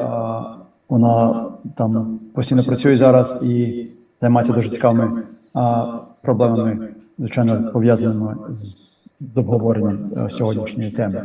Я б хотів кілька слів сказати про післявоєнну відбудову. Звичайно, більшість розмов сьогодні йде про сьогодення, про проблеми, і досить багато, звичайно, таких негативних і важких моментів, які обговорюються. Ми тільки що прослухали цілу дискусію про екоцид, і про Новохаковську ГЕС, і про дамбу, і все інше. Я б хотів подивитися в майбутнє, і мені здається, що обговорення питань відбудови, вони має додати певного такого оптимізму, позитиву і надихати нас на подальшу боротьбу. Останнім часом я займаюся по проєкту «Зеленої металургії України». Ми займаємося з колегами-металургами в Оксфордському університеті питанням розробки нової системи, нової технологічної бази для зеленої металургії України, щоб відбудова одної з головних галузей промисловості була новітня і давала, так мовити, прибуток для української економіки без завдання шкоди для навколишнього середовища. І в цьому контексті ми займалися моделюванням і мультиплікаторним ефектом взагалі металургії самої, а так само і відбудови української економіки після війни і народного господарства. І я хотів поділитися з вами декількома такими прорахунками, які ми зробили, розрахунками, які ми зробили, які певним чином дають певний прогноз, звичайно не точно, але все рівно прогноз більш-менш об'єктивний, про те, що може статися з українською економікою після закінчення війни і після початку відбудови. Напевно, багато хто знає про останній другу швидку оцінку збитків і потреб України, яка була проведена Світовим банком, Українським урядом, Європейським Союзом та Організацією Об'єднаних Націй, що був опублікований 29 лютого 2023 року. І в цій швидкій оцінці збитків і потреб України за другому було прораховано збитки і потреби України на реконструкцію та відновлення десь в рамках 411 мільярдів доларів США. І ця загальна сума складалася на 24 лютого 2023 року, тобто за перші 12 місяців війни, повномасштабного вторгнення. 411 мільярдів складалося з 135 мільярдів доларів США прямого фізичного збитку, завданого інфраструктурі та будівлям, житлу, транспорту, енергетиці, торгівлі, промисловості, а також складалося 290 мільярдів доларів США економічних збитків, перебої в економічних потоках, виробництві, додаткові витрати пов'язані з війною. Тобто загальна сума 411 мільярдів складалася з фізичного, так мовити, з фізичних збитків і з економічних збитків. Ця потреба 411 мільярдів доларів, вона десь в 2,7-2,8 разів перевищує останній ВВП України 2022 року. Тобто в 3 рази десь більше ця сума. Ми знаємо, що 2022 року ВВП України знизився десь на 29%, тобто теперішній розмір, так мовити, української економіки ще трохи менше, ніж він був до того. Що нам дає ці розрахунки і чому я на це чому я цим зараз цікавлюся? Річ в тому, що, звичайно, після війни, як вже і казалося, багато або вся інфраструктура, будівлі, житло, транспорт, енергетика, торгівельні, промислові виробництва має бути відбудовані, і тому ми можемо приблизно взяти суму в 135 мільярдів, які потрібні для відбудови, і подивитися, що станеться з українською економікою взагалі, якщо ми візьмемо і, так мовити, візьмемо ці 135 мільярдів для відновлення зруйнованих пошкоджених фізичних активів та інфраструктури і візьмемо це як збільшення попиту на будівництво. Тобто українська будівельна промисловість, отримуючи 135 мільярдів доларів США нового, так мовити, попиту, вона має дуже високий ефект мультиплікаційний. Мультиплікатор виробництва будівництва в економіці, він один з 3 найбільших взагалі з усіх галузей. І тому, якщо Україна отримає, український будівельний сектор отримає 45 мільярдів доларів інвестицій для відбудови капіталовкладень, для відбудови інфраструктури, то через 10 років під час відбудови це признесе приблизно 489 мільярдів доларів США прямого і опосередкованого впливу на обсяг виробництва всієї економіки, що становить приблизно майже 4 рази розміру українського ВВП. Тобто відбудова лише того, що було зруйновано за перші 12 місяців, може призвести до зростання українського ВВП в 3,5 рази за 10 років. А це приблизно нам дає зростання валового внутрішнього продукту на душу населення вдвічі десь, від 5 тисяч до 10 тисяч доларів на душу. І це лише зараз завдяки відбудові. Тобто, якщо ця економіка зупиниться, і ми лише будемо відбудовувати школи, дороги і так далі, все рівно українське ВВП буде зростати на 10%, більше 10% щорічно протягом 10 років. І більше, ніж 2 рази виросте за 10 років. Тобто, якщо ми додамо до цих цифр ще й, так мовити, нормальну економіку, не пов'язану з відбудовою і реконструкцією, то ви можете побачити, що українське ВВП на душу населення може зрости не тільки вдвічі, а може зрости втричі, а може навіть і в 4 рази. Тобто досягти рівнів, звичайно, Угорщини і Польщі, якщо не Литви, до кінця відбудови, яка, звичайно, триватиме 10, а можливо навіть 20 років.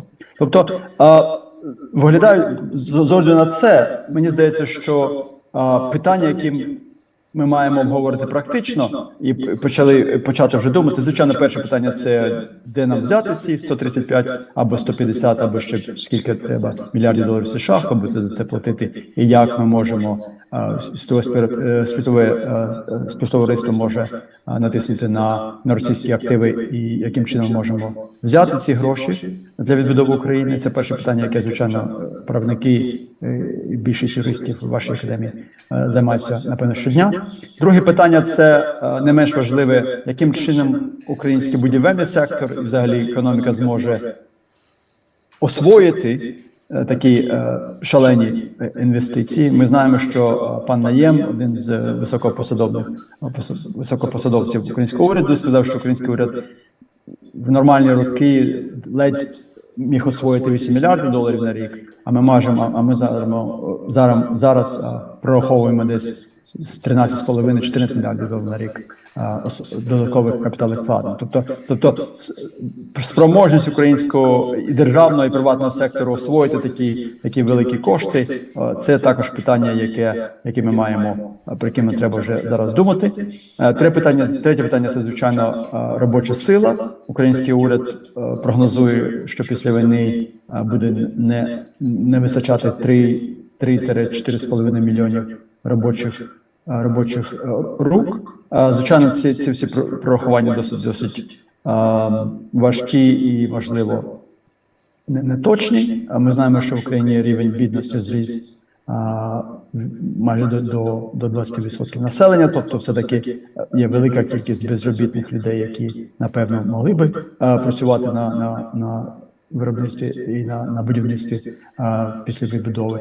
Але питання, звичайно, робочої сили, кваліфікації, трудових ресурсів – це третє питання, про яке нам треба зараз думати. І четверте питання – це, звичайно, і бачачи тут колег-географів з Українського географічного товариства, вітаю. Це питання, яке ми намагаємося про яке ми намагаємося не проговорювати, а це питання, звичайно, де саме буде відбудова, які міста ми будемо відбудовувати. Так? І це питання дуже важливе, але дуже емоційно і так мовити, важко нам буде прораховувати, в які міста направляти ці капіталовкладення. Але головна моя, так мовити, ідея – це те, що майбутнє виглядає досить позитивно. Якщо ми зможемо освоїти якщо ми зможемо отримати такі великі кошти для відбудови, якщо ми зможемо освоїти їх і відбудувати інфраструктуру, житло і решту виробництв, то, в принципі, український рівень розвитку і доходів на душу населення зросте в 2, в 3, а можливо в 4 рази. Дякую і дуже буду радий відповісти на будь-які питання і коментарі. Дякую, пане Влад, за вашу чудову доповідь. Передаю керування своїй колезі Євгенії. Так, дуже вам дякую, і я дуже сподіваюся, що якщо в нашій аудиторії виникне запитання, то вони зможуть вам розвивати особисто. Є запитання, так. Так, є, будь ласка. Питання від мене.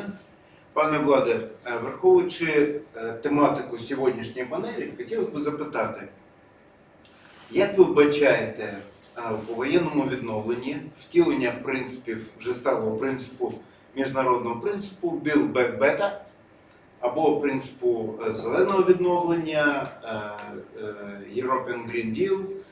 Багато зараз різних концепцій знаходиться в Європі, наприклад, European New Bauhaus і так далі. Тобто, яким чином, на вашу думку, на думку наукової спільноти, на думку міжнародної спільноти, буде враховуватися екологічна складова під час цієї відбудови? Так, ну, звичайно, Build Back Better і все, що пов'язано, так мовити, з resilience, так, з стійкістю майбутньої економіки, дуже важливо. І мені здається, що, наскільки я пам'ятаю, цей план, верніше, швидка оцінка збитків потреб України, Ukraine Rapid Damage Needs Assessment, який проводиться Світовим банком і рештою урядовців щороку, він включає в себе деякий аспект заощаджень через відбудову кращим чином. На наш погляд, проєкт, який ми зараз працюємо про зелену екологію України, на наш погляд і врахування, яке зробив по мультиплікаційному ефекту від цього, українська методологія після відбудови, якщо вона буде відбудована за новими цими технологіями, вона буде виробляти приблизно таку або навіть більшу кількість металу, сталі, з набагато меншим впливом на звичайно навколишнє середовище, бо не буде повністю вживатися вугілля, і вона, звичайно, буде мати набагато менше трудових, буде вимагати набагато менше кількість виробників, працівників на виробництві. Тобто продуктивність праці зросте величезним чином. Кошти, якщо ми вкладаємо в кошти на переобладнання цього виробництва, вони, звичайно, будуть спочатку великі, але за 20 років вони будуть повністю окупляться. І ще нам треба додати до цього, що за кілька років Європейський Союз вводить величезну кількість тарифів на продукцію, яка виробляється з високим carbon footprint, так, з високим вмістістю парникових газів. І тому українська металургія, чорна металургія, яка зараз є чорною, вона, звичайно, втратить величезну кількість коштів, бо вона буде нерентабельною загалом. Бо тарифи будуть високі. Тобто ми маємо переробити і перебудувати українське виробництво не тільки тому, що це комусь хочеться, а це буде, в принципі, імперативом вже економічної доцільності. І мені здається, що тут вже треба почати над цим працювати вже конкретно практично. Дякую за питання.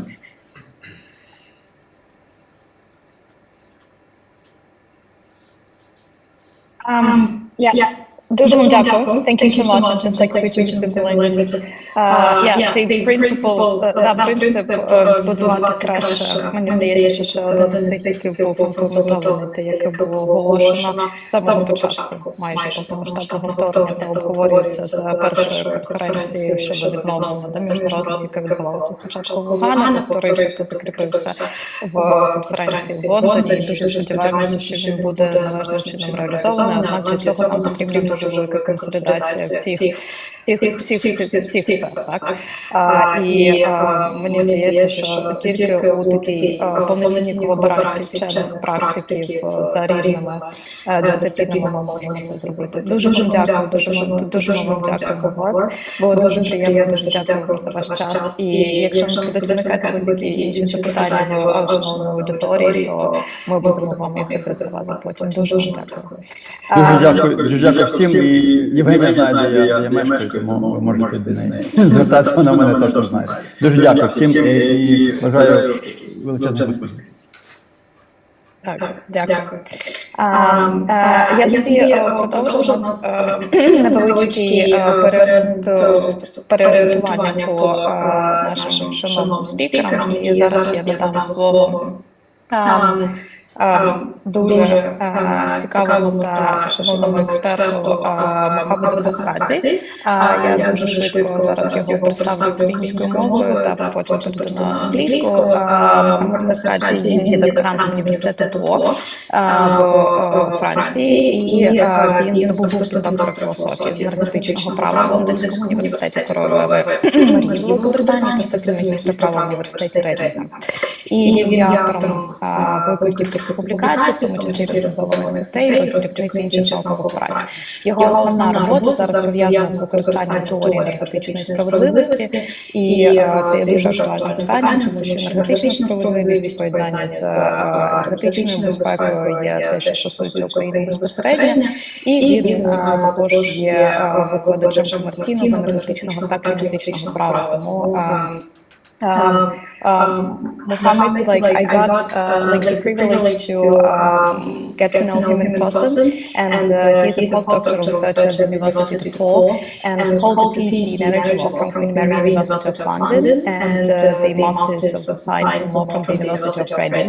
He has authored several publications, including peer-reviewed articles, book chapters, and other academic works, and currently, his main work is dedicated to the energy justice theory in research areas about the energy life cycle, and he's currently teaches across commercial energy and climate law, and it's a great privilege for me to give you the word, and because the topic of today's performance would be on green transition and energy justice.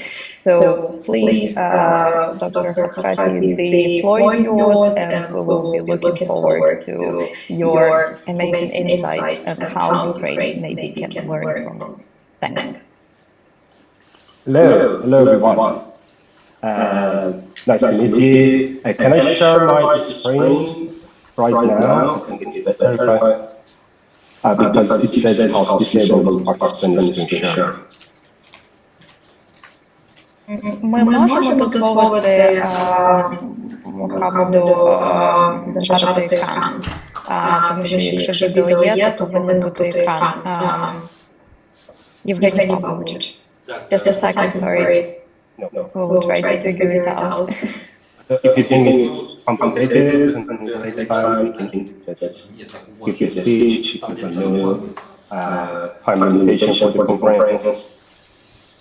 Yeah, but I did promise all the participants to be able to share the screen.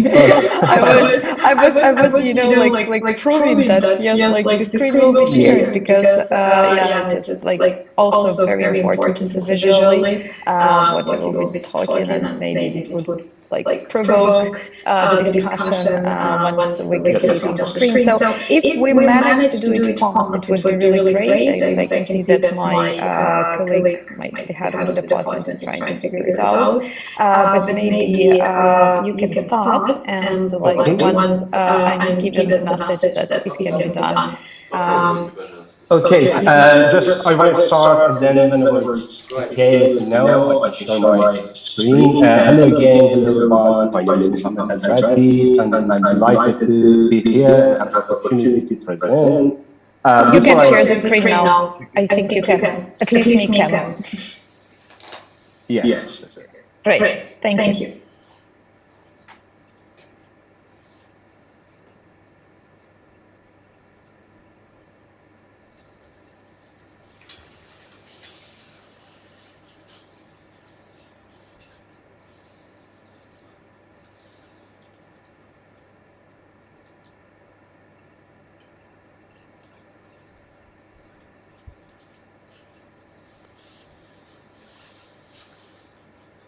Is it okay? Yes. For now, we can see your screen without the opened presentation for now. Because it's open for me. I think it takes a bit more time.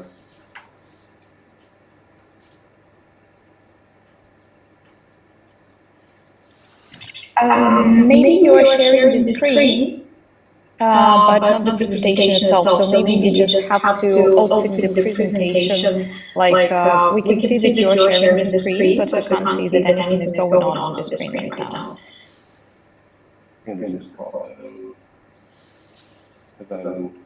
Says I'm sharing.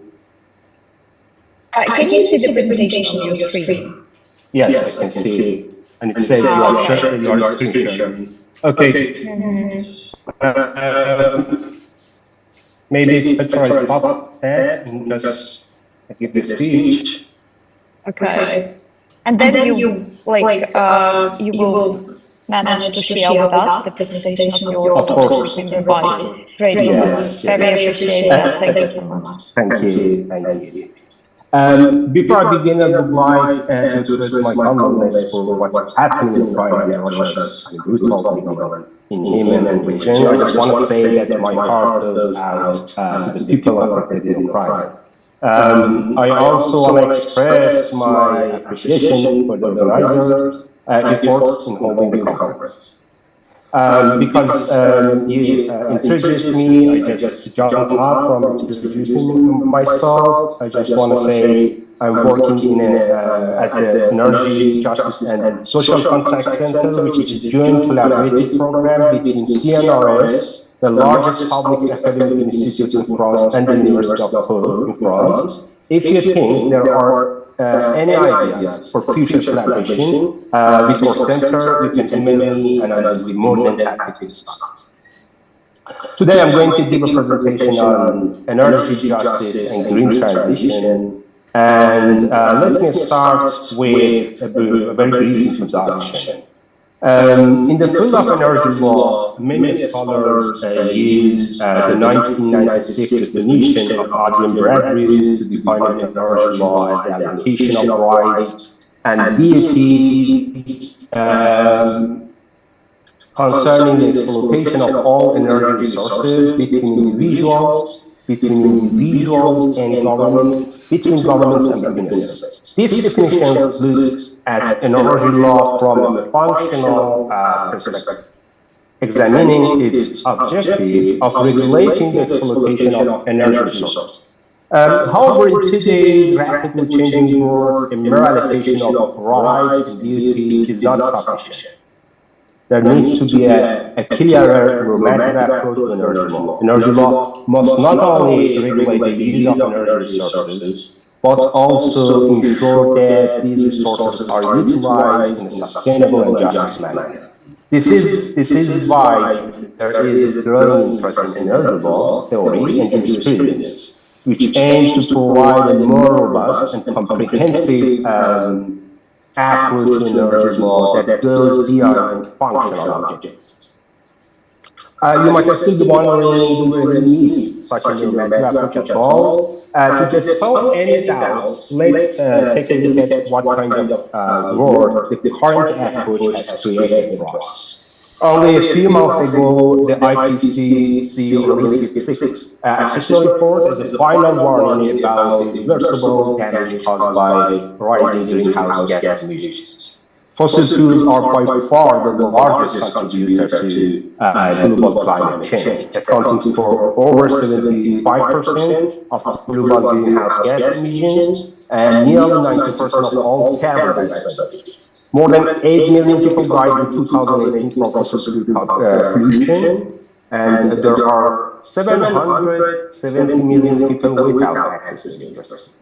Over 2.5 billion people who don't have access to clean drinking facilities. This list, could go on for days, but I want to stop here and speak about other side of, the landscape. With this picture of the current world, now we will see how benefits and burdens are distributed among countries and within countries, between poorest and richest, between global south and global north.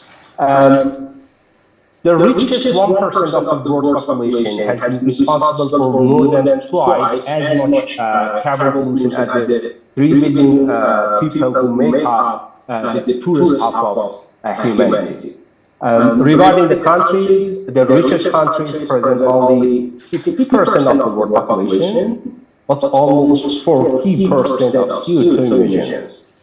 On the other hand, the two categories of the poorest countries in the World Bank classification account for nearly 60% of the world's population, but for less than 50% of the emissions.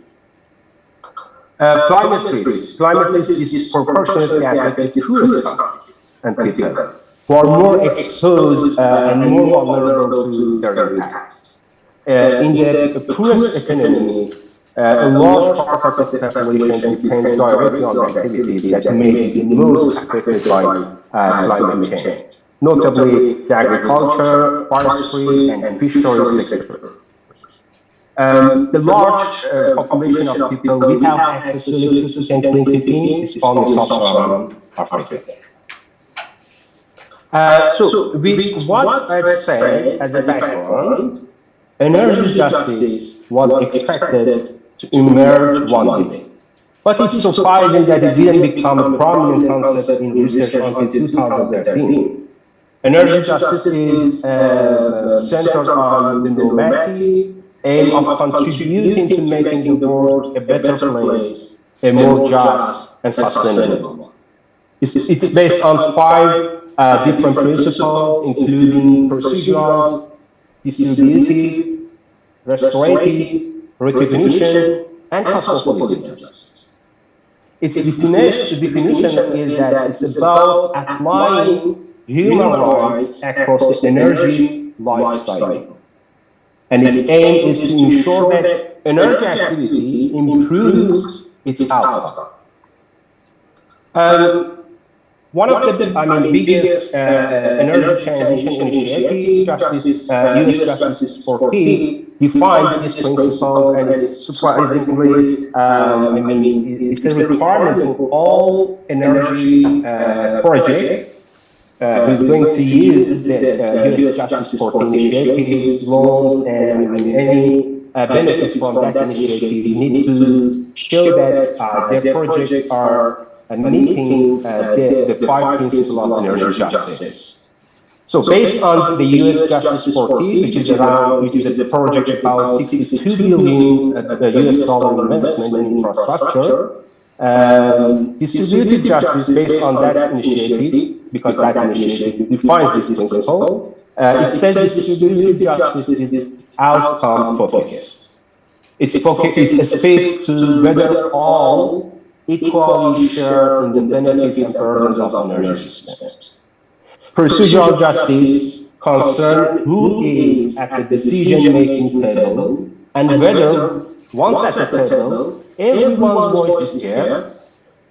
Recognition justice emphasizes the need to understand different types of vulnerability and the specific needs associated with energy services among social groups. Thus, recognition justice requires us to recognize and address the unique needs and vulnerabilities of different social groups.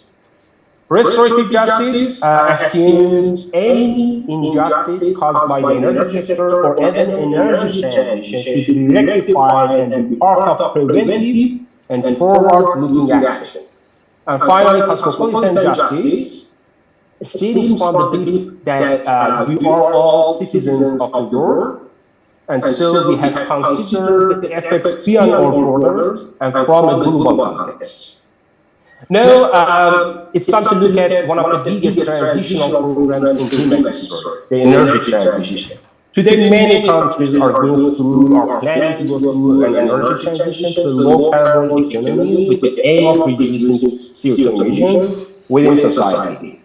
This transition needs to be happening quickly, but it also has to be done in a fair and an inclusive way.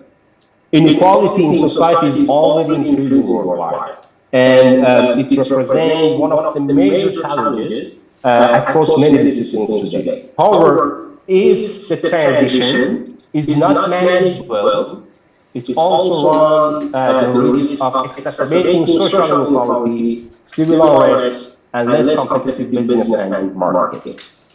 ILO, the International Labour Organization, defines just transition in this way: greening the economy in a way that is as fair and inclusive as possible to everyone considered, creating decent work opportunities and leaving no one behind. The just transition with a direct reference to the energy justice framework is being recognized by various initiatives. Two of the most important ones are the just transition programs in the US and South Africa. So let's have a look at IPCC report and see what it said about energy justice. Of course, it didn't use the term energy justice exclusively, but it got some indirect reference and with different terms about energy justice. The latest IPCC report has repeatedly emphasized the importance of justice, equity, and inclusivity on both mitigation and adoption programs.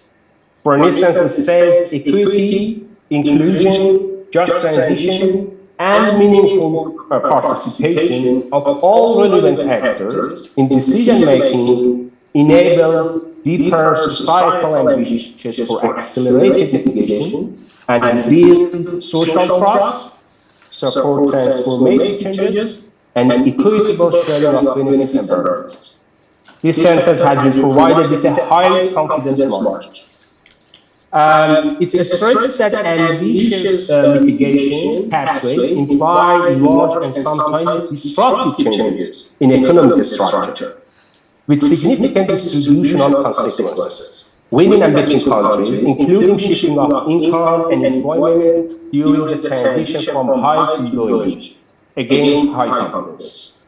Related to distributive justice, it says, although some jobs may be lost, focusing on low emissions development can create opportunities, improve skills, and generate jobs, and considering climate justice can ensure fair distribution of benefits and responsibility, especially for vulnerable countries and communities. Related to procedural and recognition justice, it mentions that meaningful participation and inclusive planning informed by cultural values, indigenous, local, and scientific knowledge can help address adoption gaps and avoid maladoption.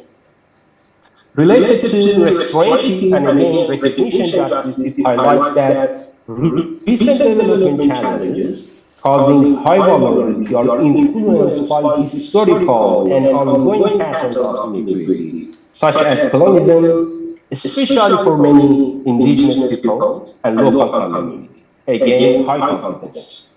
Finally, it introduces some instruments such as taxes, subsidies, prices, and, more importantly, consumption-based approaches, complemented by regulatory instruments to reduce high emission consumption, while improving equity and societal well-being. Again, this sentence is with high confidence. As a conclusion, as you know, Kate Rivers, an English economist known for her work on donut economics, says none of the last century's theories can fully address the crisis we are facing today. We need new ideas, as you are the first and perhaps the last generation with a real chance to turn things around. Given the complex challenges we face, including the climate emergency, energy law as a discipline must evolve beyond the focus on economic growth. This is where energy justice comes in, as it has the potential to create a global energy system that is safe, that is reliable, fair, affordable, sustainable for both current and future generations. The academic community should prioritize achieving just outcomes in society and lead energy scholars of all disciplines towards this promised land. That's it. That concludes my presentation, and I think I'm running out of time. So I just finished here, and again, thank you for your time and consideration. Thank you very much, Dr. Christati. It was an immense pleasure to hear your spec. And actually, this topic is pretty up to date for Ukraine because, like, addressing the energy justice, it's even from the Ukrainian perspective, it's exactly what we have been talking a lot in Ukraine so far. I would maybe ask the audience, шановна аудиторія, чи є у вас запитання? Тут концепт енергетичної справедливості. Я можу допомогти перекласти питання. Ми можемо задати питання шановному доктору Розкаті після того.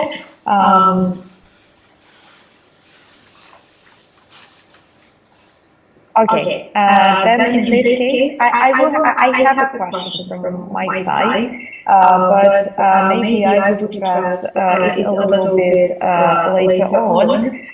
But I would very quickly, like, what do you think? Is it possible to achieve the energy justice if you take the scope of the Ukrainian reality? I mean, like, what is energy justice for Ukraine? I mean, how would you interpret it? What would, from your perspective, from your expertise, like, what is energy justice for Ukraine these days? And what are the biggest challenges? We have like 3 minutes until our next speaker comes, so maybe you can just share your, like, something on the top of your tongue, like what you can address. Of course, I think we can answer the question from 2 different perspectives. One, I mean, inside the country, I think there some segments of society in Ukraine are more vulnerable, especially after the war. So it's required policymakers to have a very careful consideration for those segments of society when they are planning for energy transition. I mean, energy transition in a general needs to find which segments of society are more reliant on fossil fuels or are suffering from historical inequalities. So when we are planning energy transition, we need to put them in a top of the agenda and have a focus for them. However, in Ukraine, we need to make it wider to see which different groups of people are have been more affected, not just by energy policies historically, but by different events and different policies. And on the other hand, we can answer that from cosmopolitan justice. I think this is a collaborative obligation for many other countries to help other countries which are, many developing countries needs a very careful consideration of the developed countries to go through this energy transition. Because I'm just concerned about the time, so I try to keep it very brief. Yeah, thank you so much. Thank you. It's very insightful, and thank you one more time for joining us and in this way supporting Ukraine and enlarging our perspective. Thank you. Я передаю слово Євгенію Павловичу. Thanks.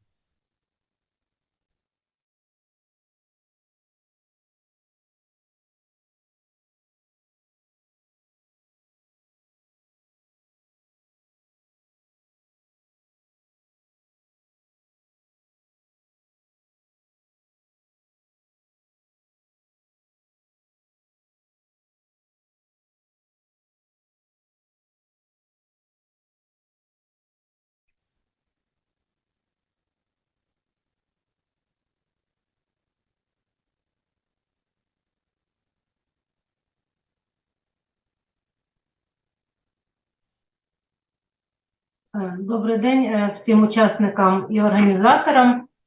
Дуже приємно, що в такі надскладні часи для нашої країни все-таки юридична академія звертає увагу на тему довкілля, захисту довкілля, особливо в умовах воєнного часу, скоєння злочинів екоциду російськими агресорами.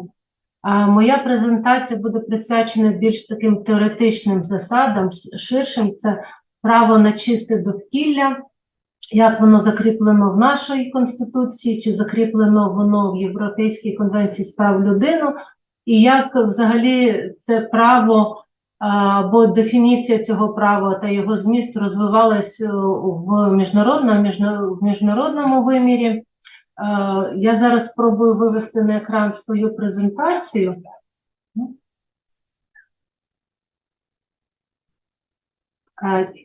Зараз мені треба 1 хвилинку.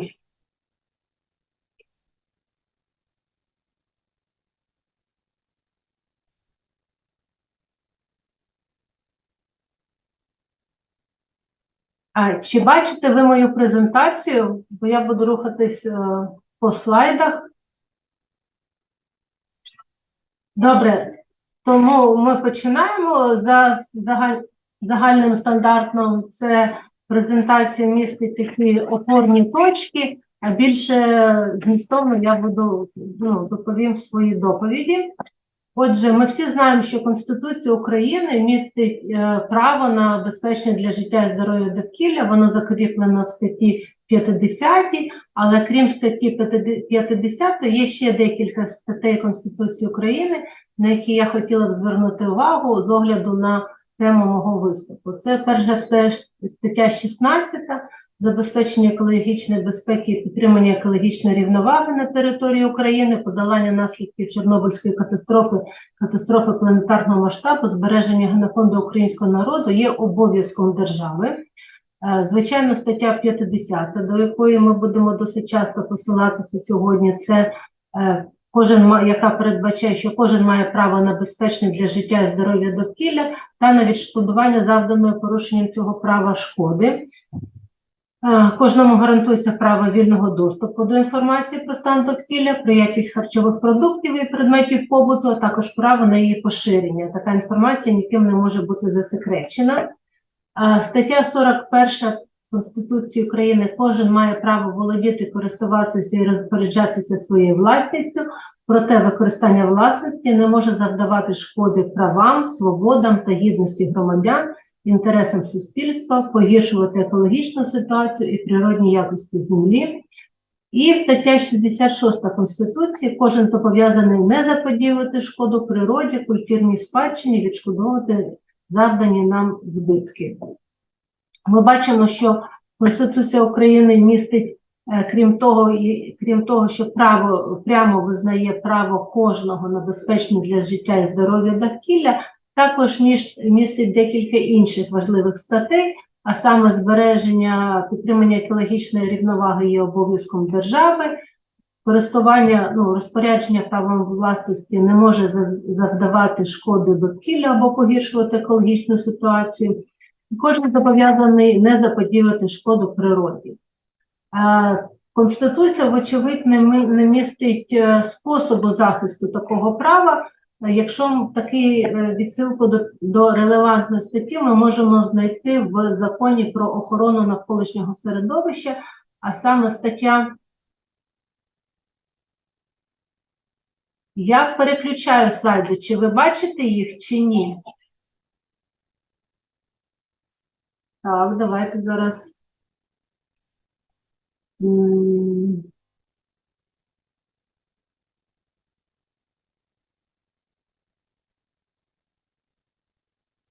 А якщо так,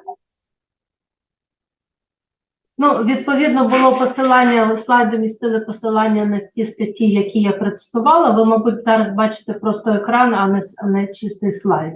Але вже технічні можливості, трошки, щоб не гаяти часу, будемо, мабуть, так рухатись. Стаття 16, стаття 50, про які я вже зазначала, і стаття 41, 66 Конституції України. Як я вже зазначила, Конституція не розкриває, в який спосіб таке право на чисте довкілля може бути захищене громадянам України, тому слід звернутися до Закону України про охорону навколишнього середовища. Стаття передбачає, що Україна гарантує своїм громадянам реалізацію екологічних прав, наданих їм законодавством. Порушені права громадян у галузі охорони навколишнього природного середовища мають бути поновлені, а їх захист здійснюється в судовому порядку відповідно до законодавства України. Це досить базова стаття, яку суди використовують, але, мабуть, не надто активно, що саме в судовому порядку здійснюється захист порушених екологічних прав. І зараз досить цікаве таке порівняння. І коли ми кажемо про захист екологічних прав і про практику Європейського суду з прав людини, то перш за все слід звернутися до Європейської конвенції з прав людини. Але Європейська конвенція з прав людини, як такого права на безпечне для життя, здоров'я або стале, як кажуть, sustainable right for environment, не містить. Вся практика Європейського суду з прав людини, яка присвячена захисту умовно екологічних прав або захисту довкілля, вона оперує і посилається на інші статті конвенції. І в цьому є такий теж виклик для Європейського суду з прав людини і, відповідно, для національних судів, у який спосіб захищати право на безпечне довкілля, якщо Європейська конвенція з прав людини його не фіксує як виокремлене право. Якщо проаналізувати практику Європейського суду з прав людини з тих екологічних справ, які ми вже знаємо, то частіше за все суд констатує порушення або право на життя, це стаття 2 конвенції, частіше за все це стаття 8, право на повагу до приватного і сімейного життя. Іноді були випадки, коли суд констатував порушення статті 1 першого протоколу до конвенції, який передбачає, всі ми знаємо дуже добре, кожна фізична або юридична особа має право на мирне володіння своїм майном. Іноді були випадки, коли у скаргах скаржники посилалися на порушення статті 6, це право на справедливий суд, статті 13 право на ефективний засіб правового захисту та статті 10 свобода вираження поглядів. І досить дивно виглядає, що конвенція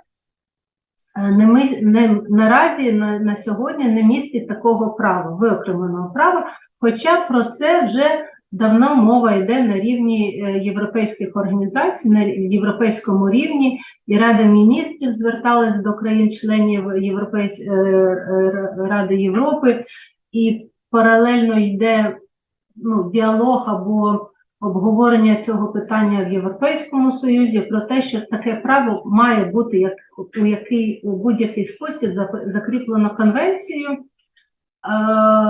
Наразі навіть в цьому році, як я вже зазначала, на жаль, через таку важку ситуацію в країні, можливо, ми і не приділяємо достатньо уваги тому діалогу, який йде, наприклад, на рівні Ради Європи щодо права на чисте довкілля, але вже, мені здається, зараз йде обговорення, у якій всі розуміють, що це право повинно бути зафіксовано, і наразі Європа обговорює, у який спосіб. Чи доповнювати конвенцію, що досить передбачає такий складний бюрократичний механізм, або виписати окремо протокол під це право.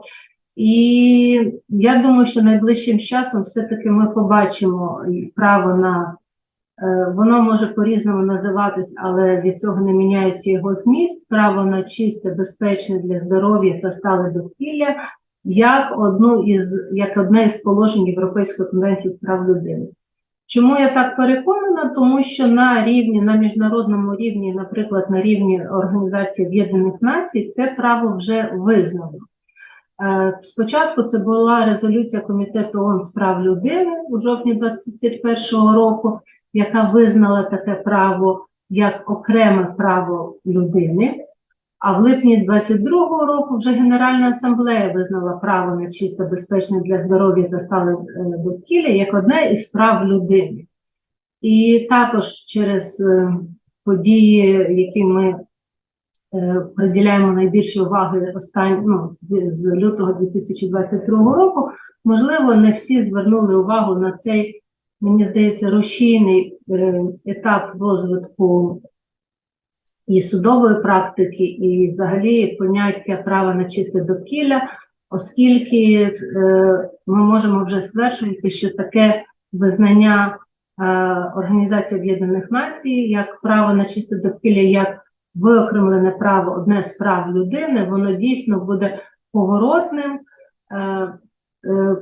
Визнання такого права спричинила вкрай така критична кризова ситуація з довкіллям на всій планеті, ми можемо так стверджувати. Визначають саме в своїй резолюції Генеральна асамблея посилалась на таку тріаду найважливіших складових: це і зміна клімату, і втрати біорізноманіття, і також рівень забруднення на нашій планеті. На рівні міжнародних організацій, на глобальному рівні, це ті виклики, які зараз дійсно постали перед всією планетою, і на них треба відповідно реагувати. Численні нормативні акти, міжнародні конвенції, які були прийняті на міжнародному рівні, європейському, в оригінальних рівнях щодо захисту довкілля, на жаль, не дали очікуваного результату. Ситуація погіршується, і мені здається, у такий спосіб Організація Об'єднаних Націй, визначаючи як одне з фундаментальних прав людини право на чисте, безпечне для здоров'я та стале довкілля, також намагається адаптувати ситуацію до тих змін, які відбуваються в нашому, фактично навколишньому середовищі, на цій маленькій кульці, в якій ми всі разом живемо. Історія розвитку, становлення як виокремленого права починалась досить давно. Ще в 72-му році Стокгольмська конференція, це базова, перша конференція, яка на міжнародному рівні намагалась привернути увагу до питань збереження довкілля, до екологічної кризи на планеті. Вона вже тоді визначила право на свободу, рівність та адекватні умови життя в довкіллі, які забезпечує гідне життя та достаток для кожної людини. І з цього формулювання і почалось, можна стверджувати, почалось розвиток права на безпечне, на чисте або безпечне довкілля в будь-яких варіантах. І насправді на сьогодні, я можу помилятися, але з 193 членів Організації Об'єднаних Націй десь у 150 країн право на чисте довкілля закріплено на національному рівні. Першими це були Конституція Португалії, Іспанії, Перу, десь 76, 78, 79 рік. Ми бачимо, що вже достатньо довго це йде еволюція такого права, закріплення його на рівні Конституції окремих держав. І от виявляється, що в той же час і, наприклад, Африканська хартія прав людини, Арабська хартія прав людини також передбачають це право. Поки що таке право не зафіксовано, не лише в конвенції, Європейській конвенції з прав людини, а ми можемо казати, на європейському рівні. Я вже повторюю, що я переконана, рано чи пізно таке право буде зафіксовано, оскільки це такий еволюційний поступ розвитку прав людини, розширення їх змісту, і екологія, і європейська спільнота, співтовариство, європейські країни не можуть оминути або ігнорувати таке право, як одне з фундаментальних прав людини. Можливо, є побоювання стосовно того, що буде подано багато позовів до Європейського суду з прав людини, оскільки Європа має досить потужну промисловість, багато, можливо, є потенційних привідів для подання позовів, але тим не менш це право, таке право повинно бути закріплене і на європейському рівні. Що стосується практики Європейського суду з прав людини, як вона захищає довкілля, як вона захищає порушення екологічних прав, я вже зазначала, що незважаючи на те, що як таке право не закріплено безпосередньо у самій конвенції, все-таки суд розглядає справи і частіше за все констатує порушення статті 8 конвенції. Одна з перших справ, яку розглянув Європейський суд з прав людини, яка була дотична до екології, це Гуера та інші проти Італії 98-го року. На слайді ви бачите реквізити і рішення самої заяви.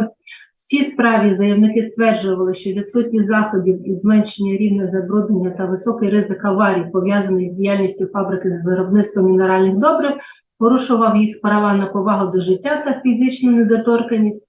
І також вони скаржилися на те, що відповідні органи влади не поінформували громадськість про ризики та порядок дій в разі виникнення серйозної аварії, що порушило їхні право на свободу інформації. Розглянувши факти у цій справі, суд не знайшов порушень статей 2 та 10, натомість постановив про порушення статті 8 Конвенції. І якщо аналізувати, як я повторюю вже, якщо аналізувати практику Європейського суду по екологічних справах, то найчастіше суд саме констатує порушення статті 8 Конвенції. На жаль, є і справи, де екологічні справи, в яких рішення було винесено проти України. На слайді декілька з них, самі такі відомі: і Дубецька та інші проти України, Гримковська проти України. В Дубецькій та інші проти України суд визнав порушення саме статті 8, Гримковська проти України, Дзінюк проти України. Можливо, будуть ще справи, і наскільки я знаю, на розгляді Європейського суду є на підході справ людини, є на підході ще декілька таких важливих, не зразкових, а тих, які будуть, мабуть, широко цитувати з екологічних справ, але поки рішення про них не прийнято.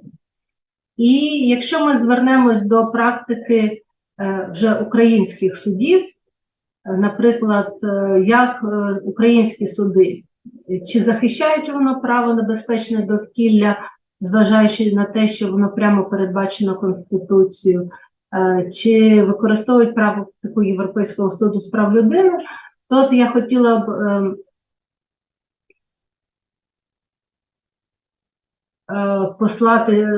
процитувати одну з постанов Касаційного цивільного суду у Верховному суді, це 23-й рік.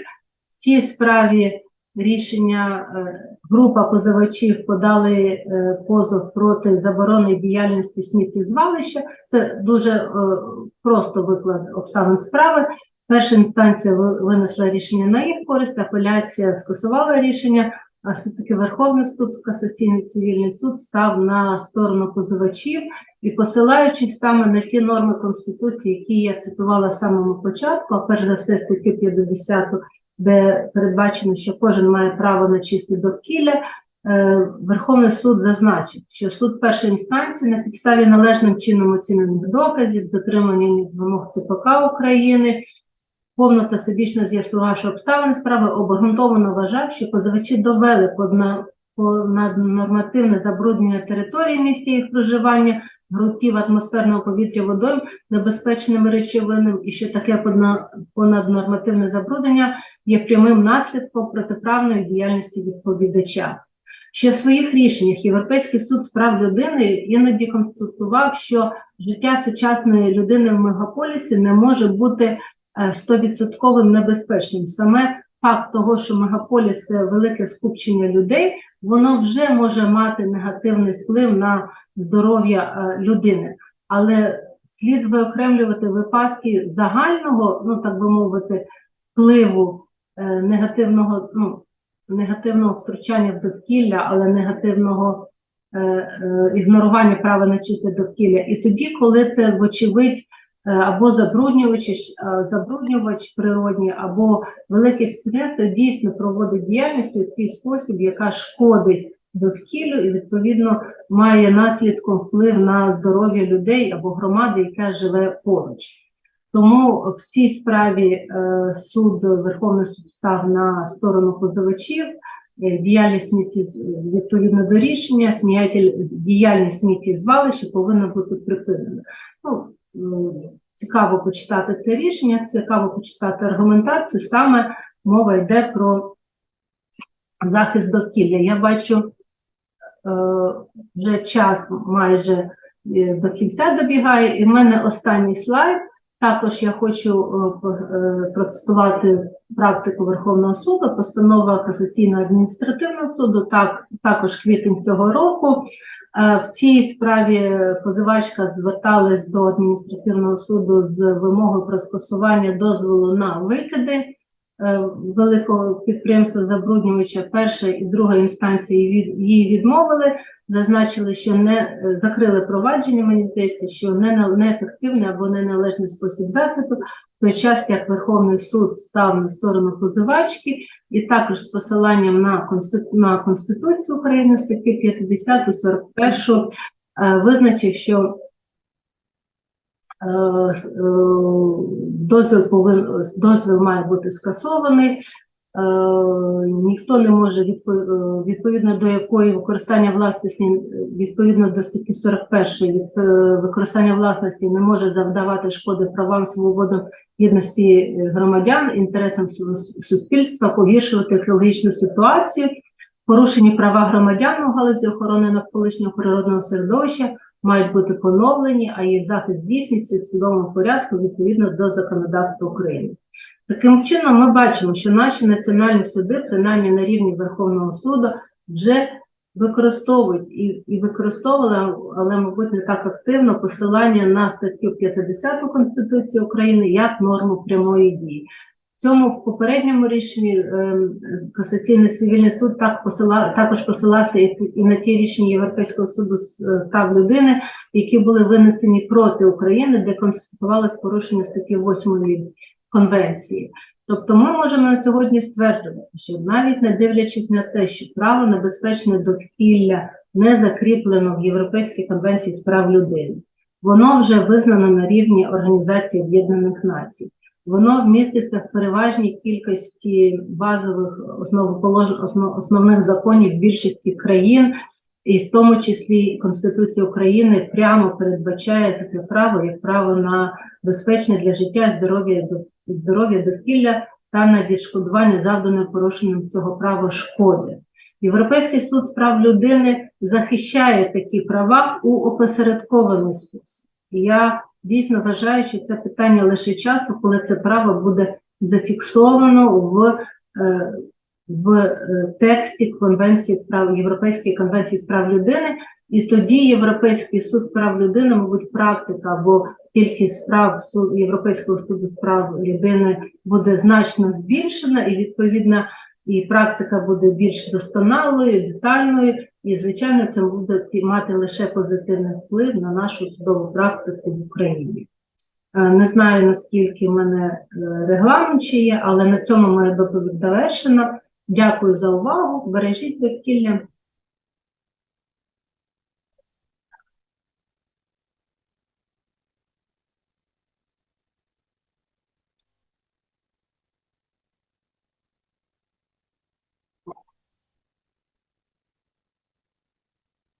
До вас, як до судді Верховного суду, до колишнього високопосадовця в цій сфері захисту довкілля. Скажіть, будь ласка,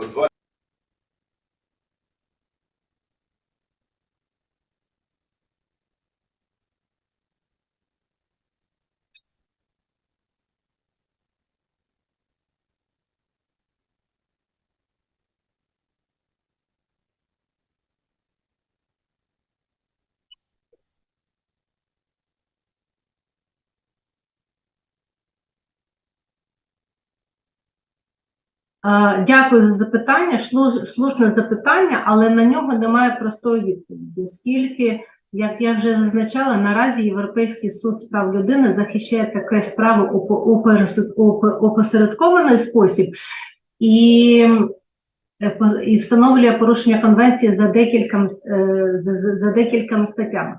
Відповідно, екологія – це така величезний масив інформації, така неосяжна тема, що тут може бути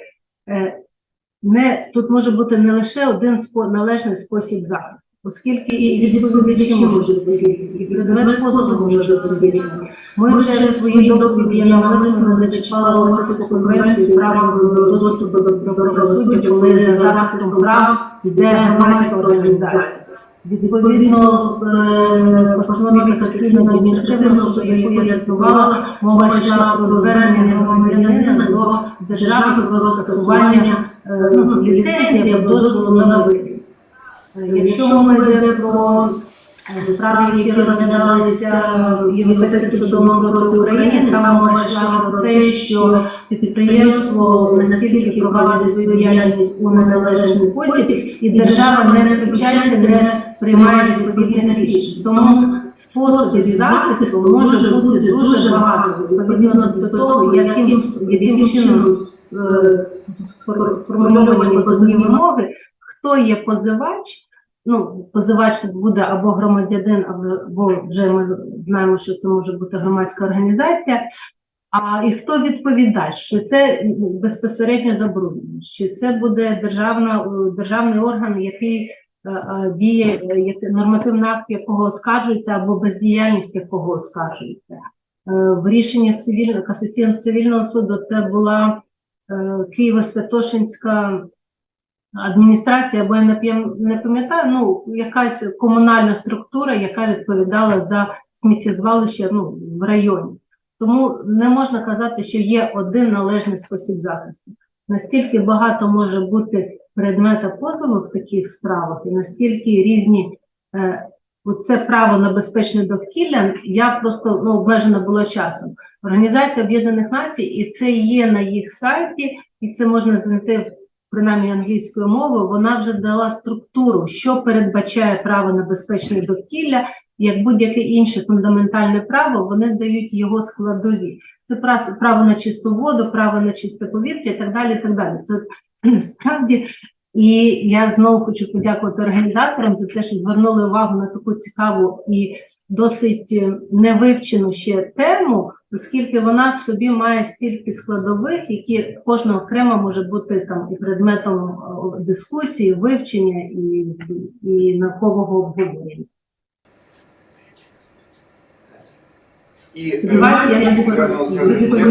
І якщо можна, друге запитання, воно дуже обсяжне за своїм вкладом, але я прошу просто на нього подумати, і можливо у вас є якась попередня відповідь.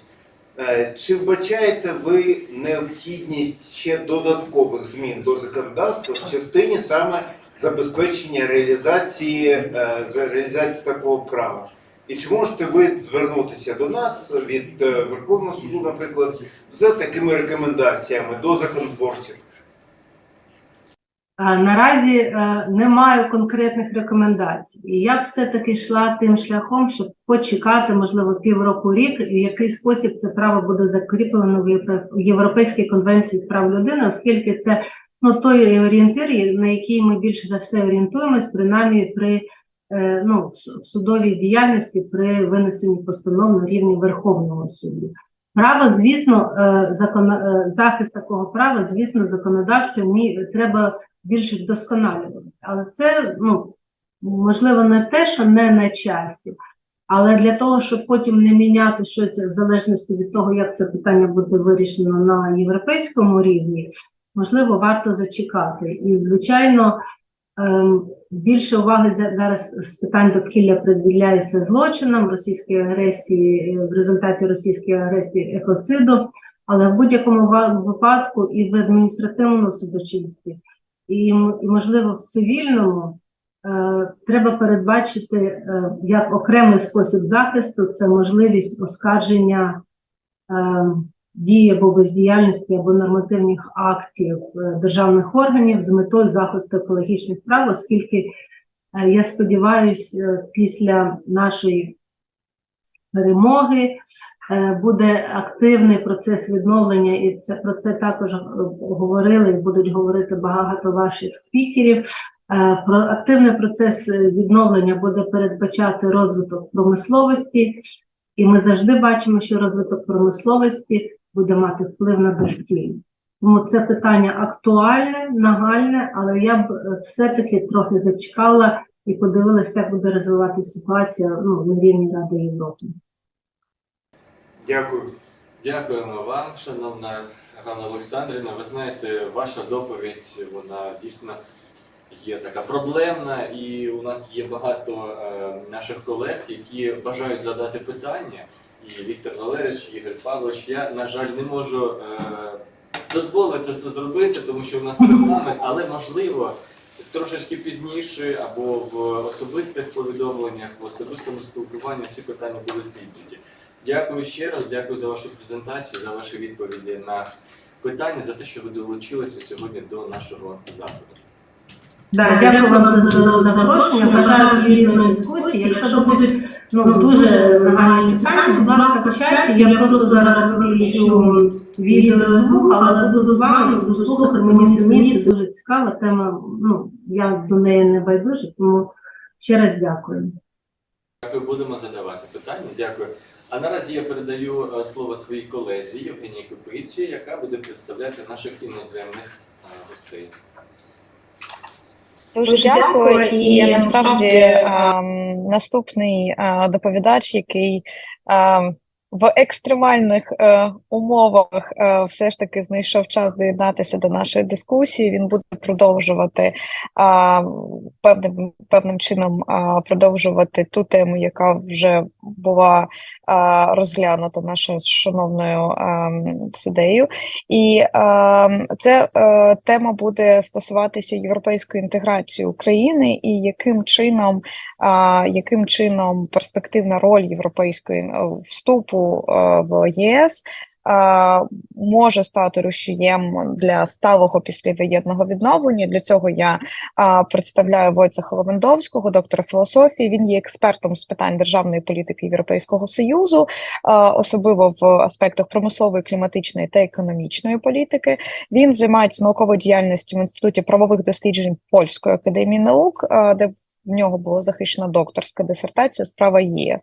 І мені особисто пощастило бути знайомим та виступати на одній з конференцій з паном Левандовським, де він висвітлив своє дослідження з приводу євроінтеграційних перспектив України і яким чином відновлення України може пересікатися та буде на підтримкою процесу вступу до ЄС після війни. Варто також згадати, що він працював в Департаменті європейських справ Міністерства розвитку та технологій. Він є головою робочої групи з розвитку ринку зелених облігацій, тобто в нього експертність саме за нашою тематикою є дуже цікавою. So we are looking forward, and I think that Dr. Lewandowski could partially understand what I have been talking about. And it's a great and immense pleasure for me to introduce you, and I'm sorry so much for making, for a little bit dragging the time, because I know that you are very much pressed. So, we do respect that you managed to devote your time to us, and you are warmly welcome, to cover the topic of the perspectives of the European Union integration of Ukraine. But meanwhile, I know that you have some important meetings, so you can just simply address what you can address, and amid the ongoing circumstances where you're currently in it, we really appreciate that you managed to find the time. So please, Dr. Lewandowski, the floor is yours, and we're looking forward. Yeah, thank you very much, and apologies for any background noise that you may hear. I'm traveling and I'm in a train station, so apologies for that. But yeah, thank you very much for invitation, and also it's a great honor to be invited for such an important discussion, and I think it's very encouraging to see that even given the circumstances, the intellectual and academic debate is already ongoing about the shape of reconstruction. So what I wanted to present is a couple of thoughts and perspectives that might be enriching this debate, hopefully, and also touch upon a variety of elements that I think will in the end result in a process of reconstruction that will be sustainable, which means not only green, as in the title of my presentation, but also resulting in long-term and long-standing benefits and effects for Ukrainian society. So I decided to anchor this perspective in the EU accession process because I am holder of PhD degree in EU law, and I think it's really important to see this legal and political process that is rooted and anchored in the Article 49 of the Treaty on European Union as a vehicle, as an ongoing process that translates into many different results. It's not only the debate among political bodies such as the European Parliament or national parliaments and European Commission and candidate state, but it's also has vast effects for the whole economy, and here obviously the conditions that are laid out in the Article 49 are formal requirements that also describe the phases of this process that we can distinguish at least into four high-level phases of the accession. The first one is initial, so these are the actions that precede formal accession application. Then this application, when it's effectively submitted, it initiates the formal phase that leads to negotiation phase after granting the EU candidate status, and after successful negotiation phase, then there is accession phase that doesn't end necessarily with adoption of the accession treaty, but also can be regarded as somehow prolonged until the first council of the EU presidency of the new member state. So here on this graphic, you can also see that how long it usually takes for the accession to happen, and that this process is really lengthy, and this average of 9 to 10 years is something that it's typically from historical data that can be drawn, but at the same time we all know that these circumstances that Ukraine is facing are pretty extraordinary, and these extraordinary circumstances were evident already, starting with this in my opinion, very powerful image of President Zelensky with the accession application form in the first days of full-scale Russian invasion, and then leading to very quick procedure, especially in this formal phase, that is unprecedented in a sense that no other country has never managed to complete this phase so quickly.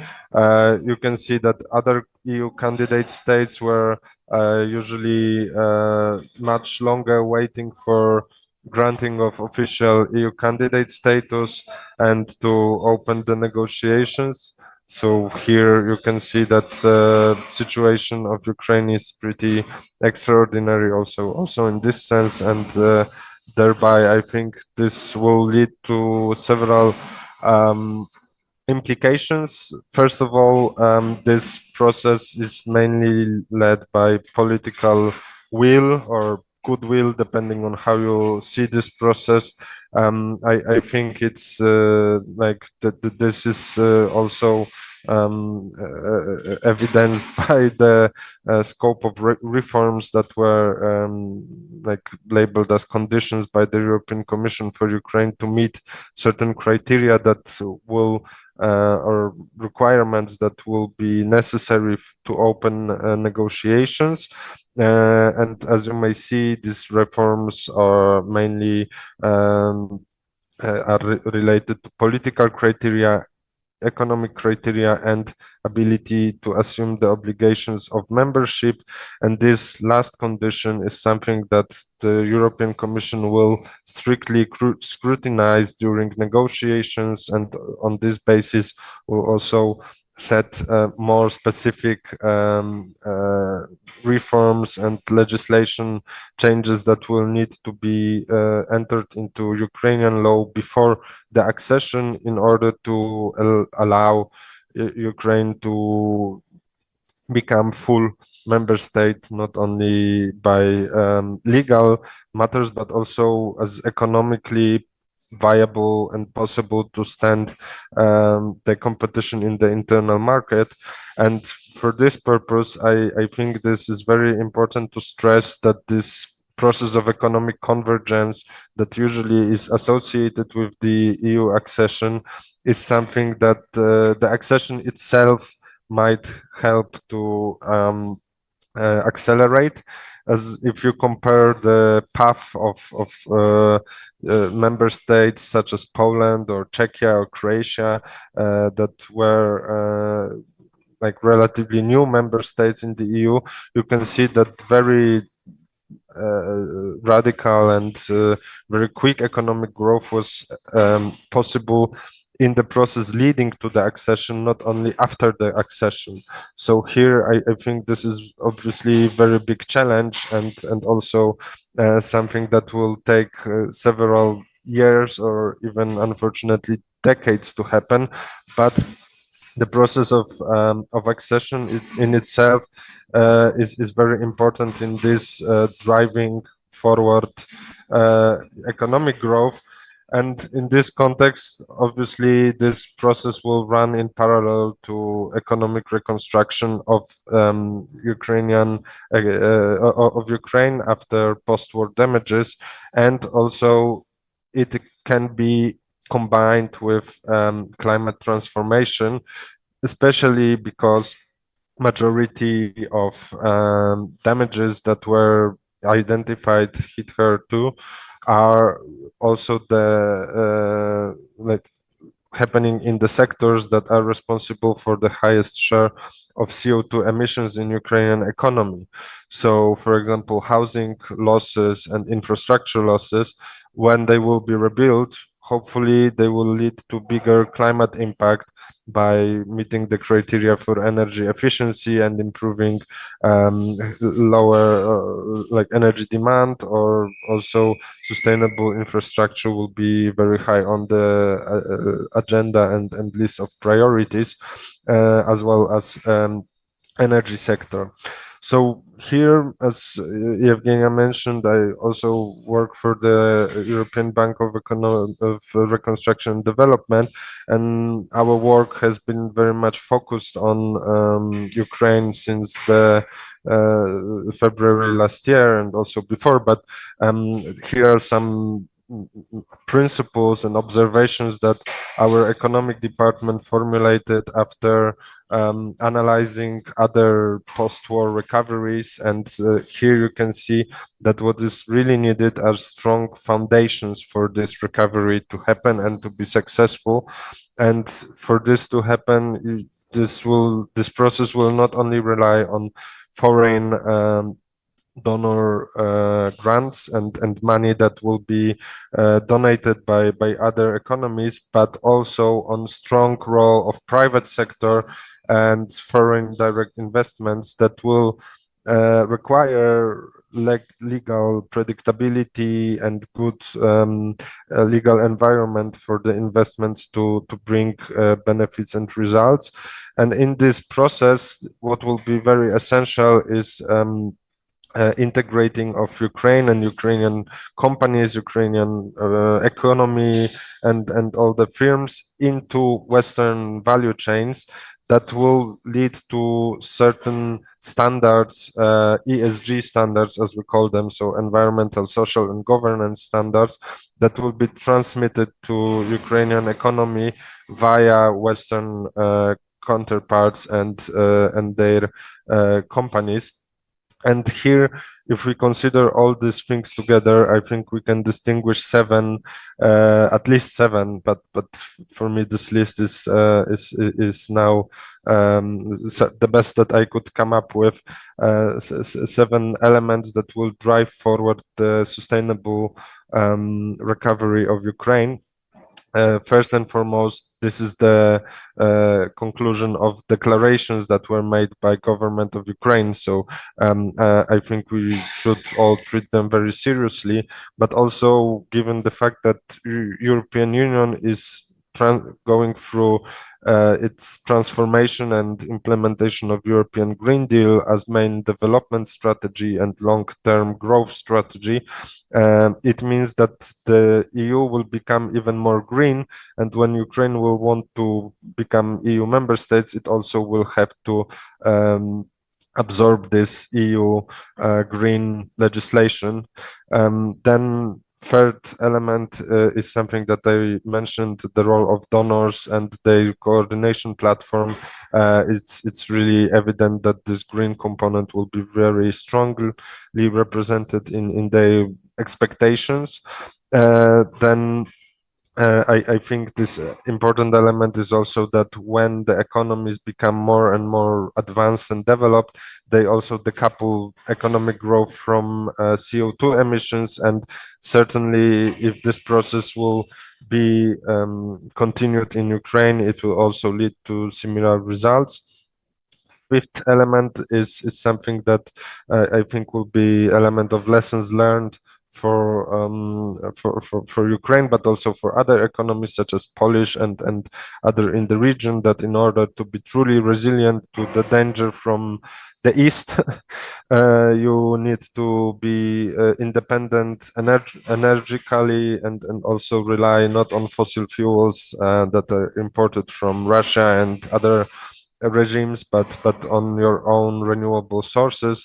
And the last two, and this element of economic integration into ESG-oriented value chains is something that I already touched upon, and also this element of technological leapfrogging, so replacing old technologies with the most modern ones and not getting back to business as usual, but using this opportunity to really move forward is something unique. In other terms, the process of transformation even within EU is described sometimes as effort comparable to recovering from post-war damages. So I think these two processes very much correspond to each other. We also will need to replace many elements of our infrastructure, but also I think legally speaking, this will be necessary requirements for the this absorption of the EU green acquis as it's frequently described. So the EU legislation oriented for the aims of European Green Deal, so achieving climate neutrality until 2050, but also if you consider other elements such as sustainable finance agenda, the role of private finance institutions, this very important do no significant harm principle for public spendings, it's really an ecosystem of legislation that will be necessary for Ukraine to absorb, and also will drive forward this this transition.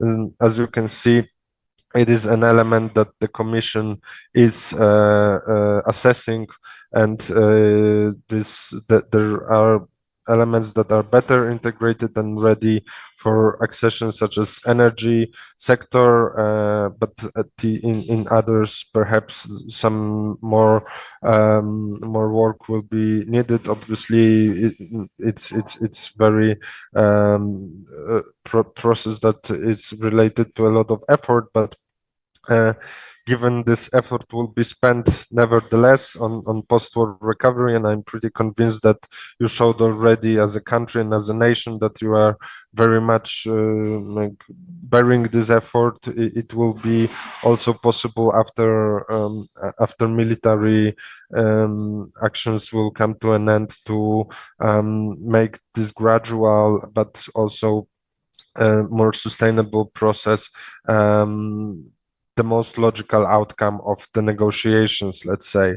So then I believe that the sooner this decision will translate into identification of gaps and also in terms of legislation that will be advancing towards EU requirements and standards as soon as possible, the more smooth this process of accession will be, not only for the purpose of becoming EU member state, but also in the purpose to grant more stable foundation for future economic growth of Ukraine.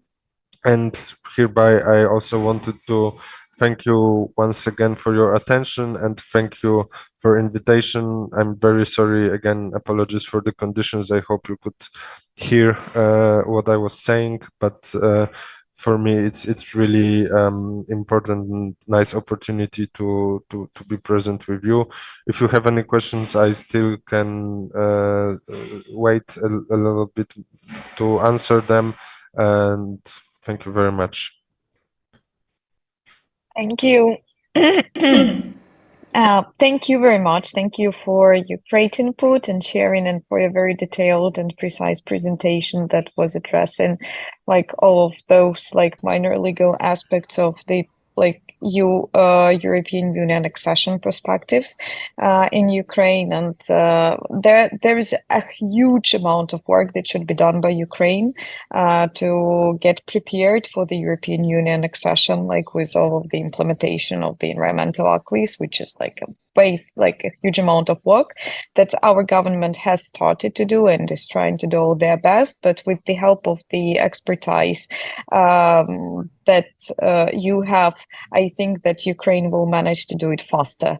So thank you very much for sharing. It's very important, like for the legislators, for the policymakers, and for the academic community to be aware of these, and like to support the legislators, like by prioritizing like how it should be done, by prioritizing and putting like the stages at which point like we should implement and develop certain national legislation. So maybe we've got to leapfrog a little bit, right? So like maybe we've got like already to start implementing like the latest updates from the European Union legislation, so that we don't face this challenge afterwards when we are closer to accession.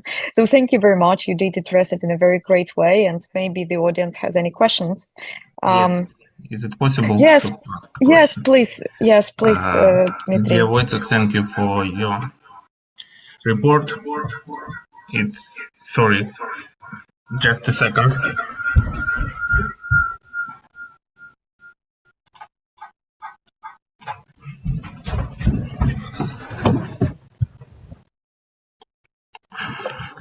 Sorry, some problems with computer. Thank you for your report. Yes, I hope Ukraine will soon become the member of EU and will apply all these requirements, green requirements. But I want to ask about the recent problem with which Ukrainian agricultural producers are struggling. All we know about these restrictions for Ukrainian agricultural production, the import through to the European Union or through European countries. What do you think about it? Will it somehow apply? Will it somehow affect our accession process for Ukraine? What's your opinion? Thank you.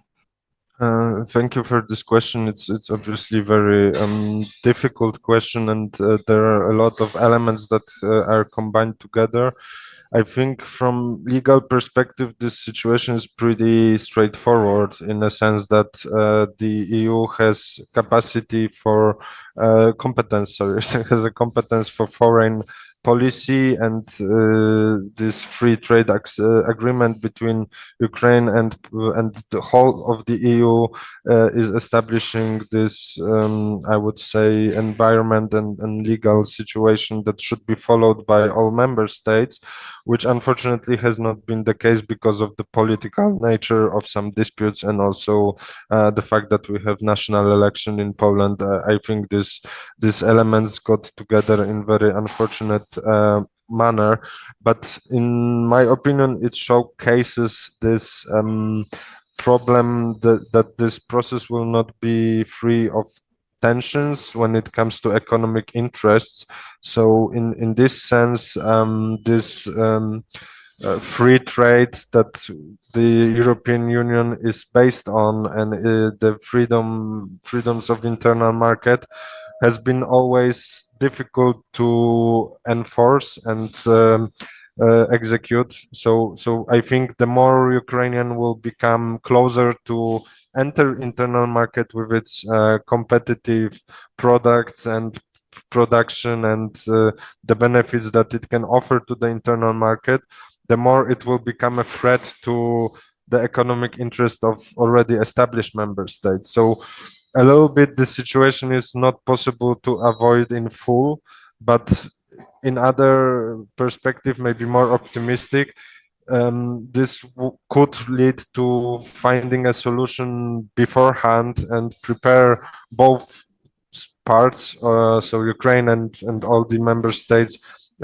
to like address them in the future, because I think this current dispute about grains is not something that will be eternal. So it will be resolved. Some solution will be found. Whether it's more political or legal, it remains to be seen.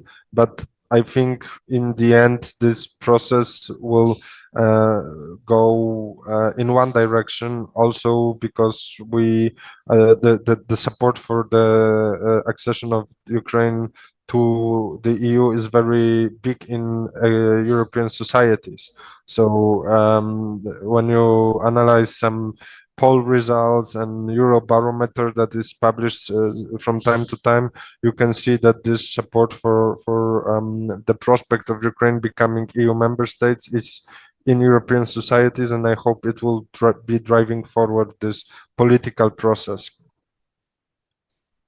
Okay, I also hope that there will be solution found, but at the same time, talking about this implementation of green agenda, for example, in rural areas, it will be a real problem, because if Ukrainian agriculture, we can say that possibly will have big problems, it will be difficult to apply sustainable development principles within the rural areas, according to development. So we hope that, yes, we'll find the solution. Thank you.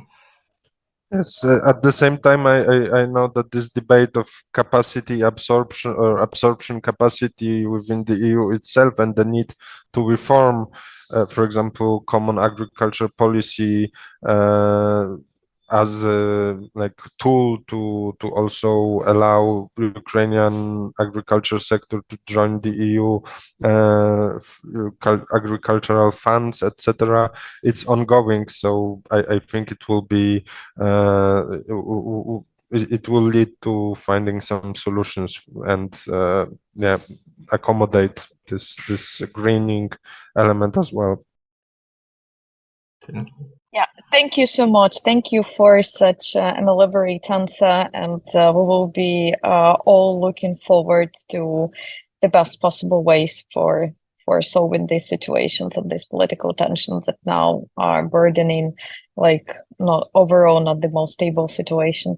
Anyway, thank you so much. Like, thank you for sharing, thank you for finding the time, and like we have already been running out of time, and thank you for being like running out of time and making our next speaker wait, because like our next speaker is very senior professor that that has been in close collaboration and cooperation with our university, and like Professor Rodi, he like before the full full-scale invasion of Ukraine, we did the cooperation agreement with the research institute that was founded by Professor Rodi, and he is the representative of the University of Greifswald and the founder of the research center ICAM.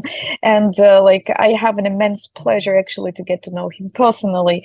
And Professor Rodi, he is an expert on climate law, and this is one of the most inspiring figures in climate law that I have ever met in my life. And his expertise includes like sustainable energy, transport, fundamental issues of tax and subsidy laws. He's amazing, like personality and scholar. And today he will be talking about like the perspectives of the Ukrainian reality to learn from maybe the German experience. But of course, he will cover it in a more precise way. I would very quickly introduce it in Ukrainian. Професор Роді, він є засновником ресерч-центру ICAM, з якому ми знаходимося у дуже тісній кооперації, наш університет. Завдяки ініціативі з його боку, він є представником університету Грайсфельду, в нього дуже велика експертиза в сфері кліматичного, енергетичного права, і він є дуже загальновідомим експертом. Він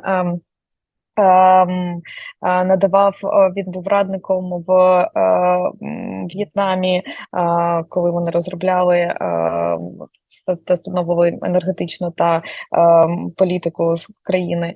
І це є дуже видатним професором, і я зараз надаю йому слово. So dear Michael, the floor is yours. We are looking forward. Sorry for making you wait. And it will be an incredible interesting to hear your speech. Thank you very much, Yevgenia. It's too much honor for me, and I'm extremely honored to speak here and happy. Yeah, we had a partnership agreement between ICAM and the University of Kharkiv just the year before the war. And the ICAM, just in a nutshell, Institute for Climate Change, Energy and Mobility, we are working on the law and policy framework for energy transition. You can say with about 70 researchers. And at the moment, we are together with the Commission, European Commission, and many stakeholders, also Ukraine stakeholders, working on a roadmap for the energy system of Ukraine after the war. And Yevgenia is playing a very decisive role for the legal part of this project.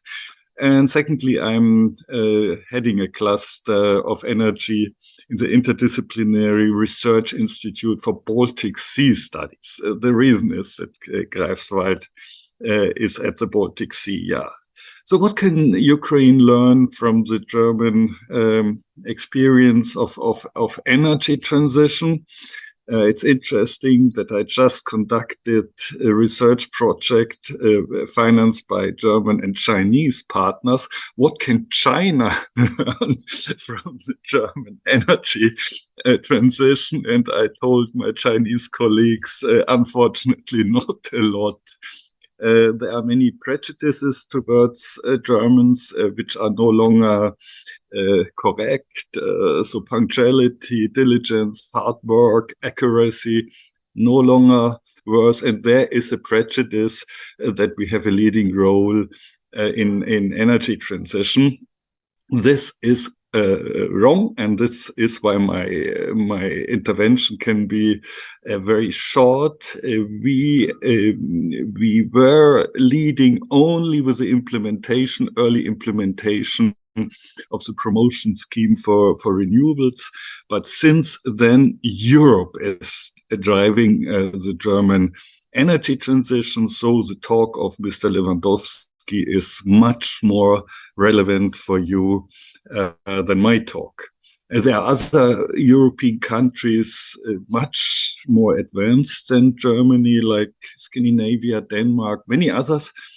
We just made a workshop, comparative law in energy transition in Europe, and we are publishing a volume where I also could learn from this workshop a lot. So, unfortunately, I have to speak more about failures than about successes, but maybe you can learn lessons what not to do. Yeah, at the moment we are extremely lacking behind the installation of renewables, although we were pioneer in the promotion scheme. And the reason is bureaucracy, over long permission procedures. There we are working with our ministries now to really get relief of this bureaucracy. We have extreme federal problems which are not applicable to Ukraine. Federalism is not ideal for energy transition, which needs essential planning. We are lacking behind electricity infrastructure, so we need more lines from the north where wind is producing electricity to the south. Still,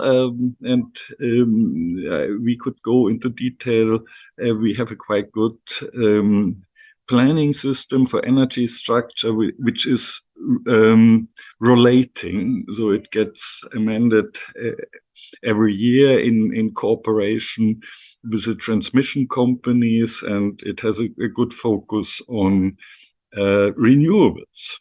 Yeah, so we are lacking behind hydrogen production.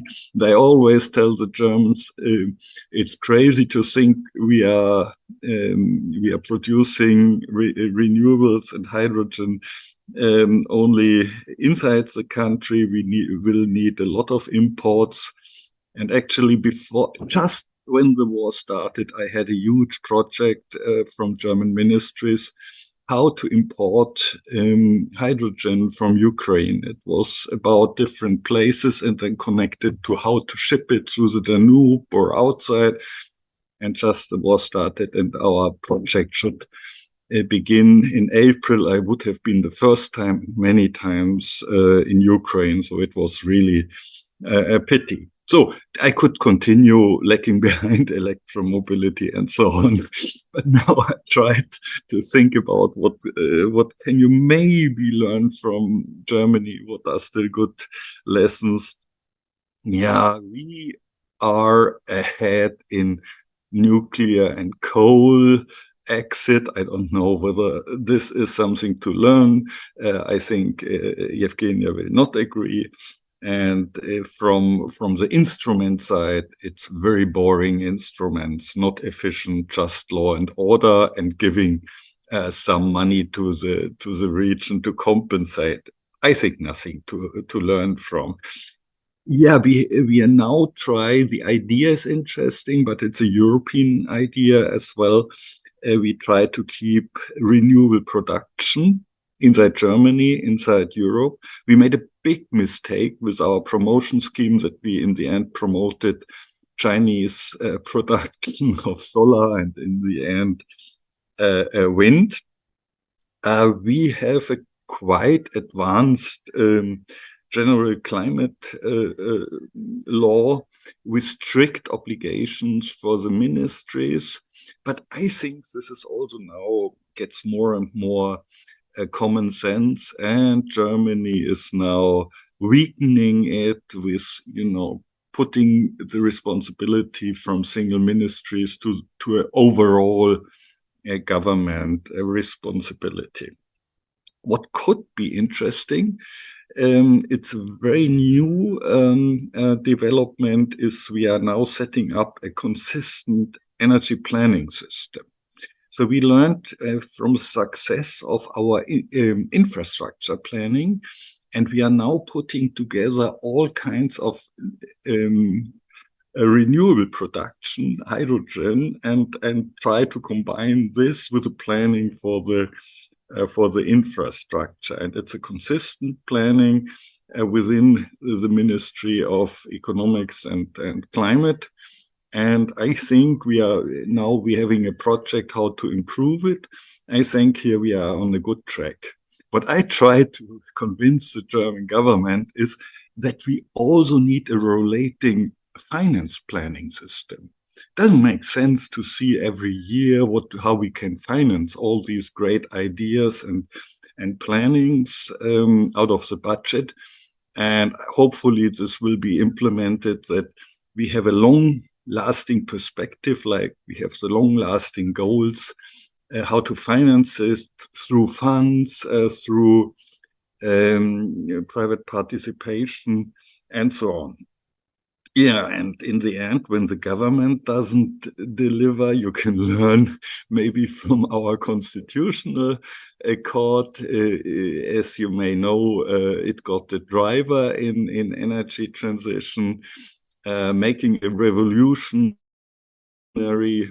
interpretation of basic law, that they are intertemporal and also applicable for future generations. And from there, they derive burdens, obligations for our government in order to not infringe into basic rights of future generations.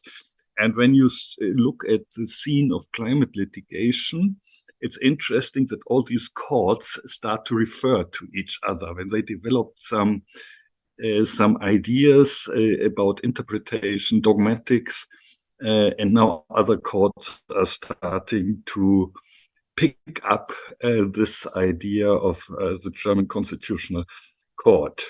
So my conclusion is, you don't miss a lot when you don't look at the German energy transition, European energy transition, legal and political framework you are anyway closely looking at, and you will adapt it. And I think this is a very good approach to energy transition. So we are happy to be member state, also in environmental policies, which is also European driven. And yeah, maybe so I continue this work on comparing national energy transition frameworks, and then we can identify countries where we learn more. So thank you very much for the invitation, and I'm really looking forward to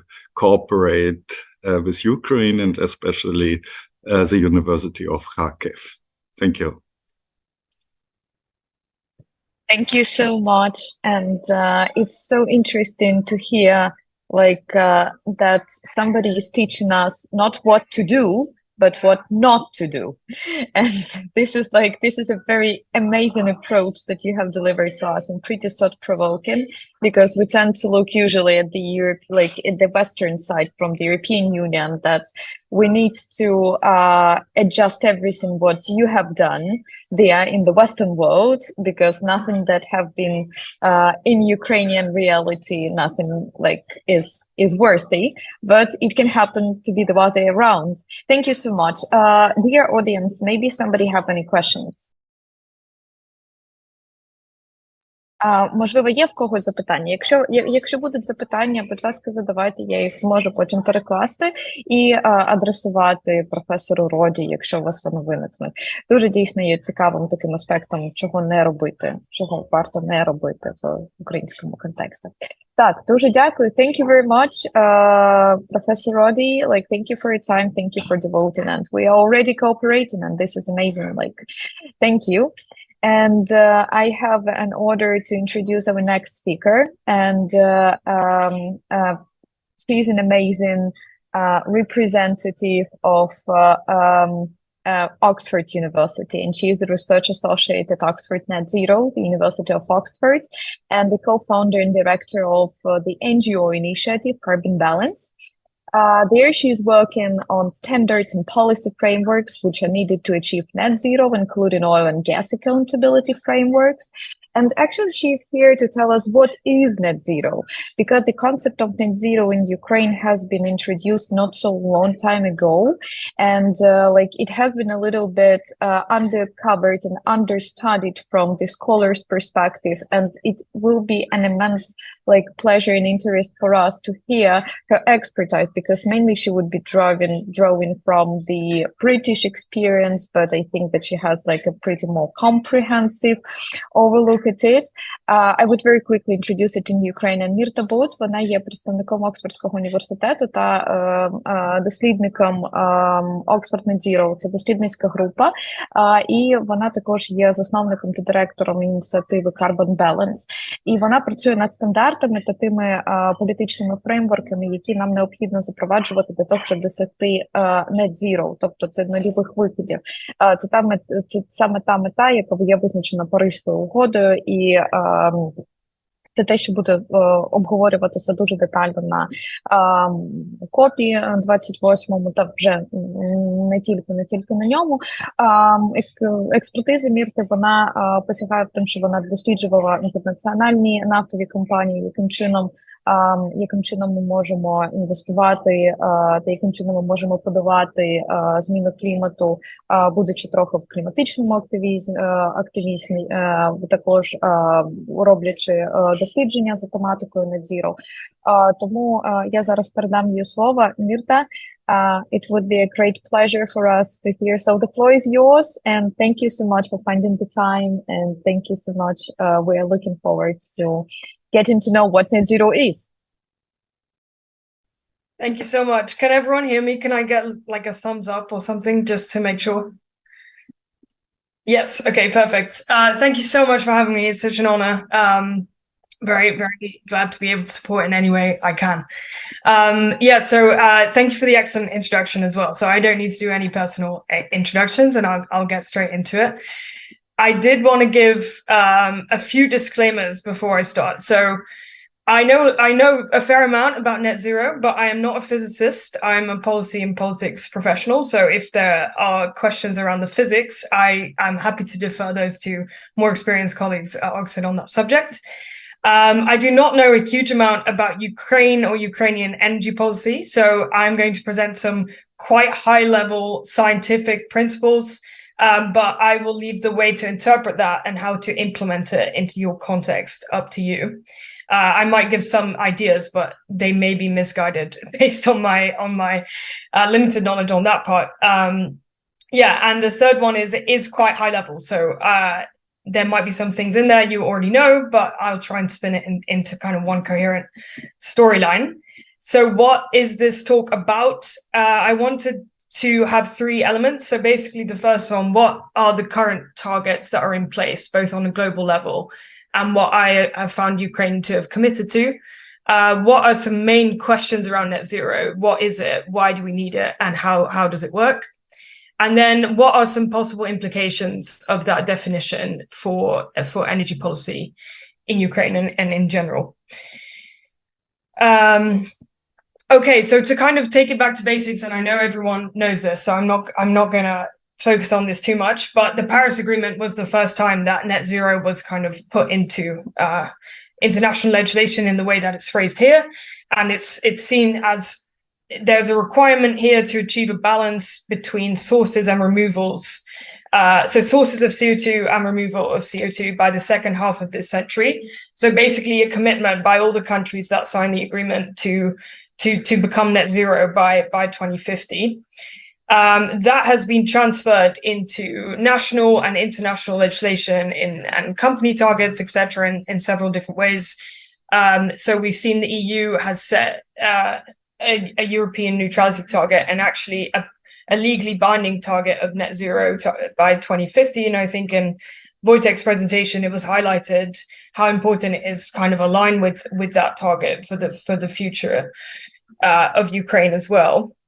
And looking a bit through the Ukrainian energy policy, there is a commitment to achieve climate neutrality in the energy sector. So it's not the exact same as net zero. There is some room there for offsetting and kind of lack of balance between different sources and sinks, but I don't want to go too much into the difference between that. I think for the purpose of this presentation, let's assume that the end state of climate neutrality is the same as net zero. So the principles basically still apply.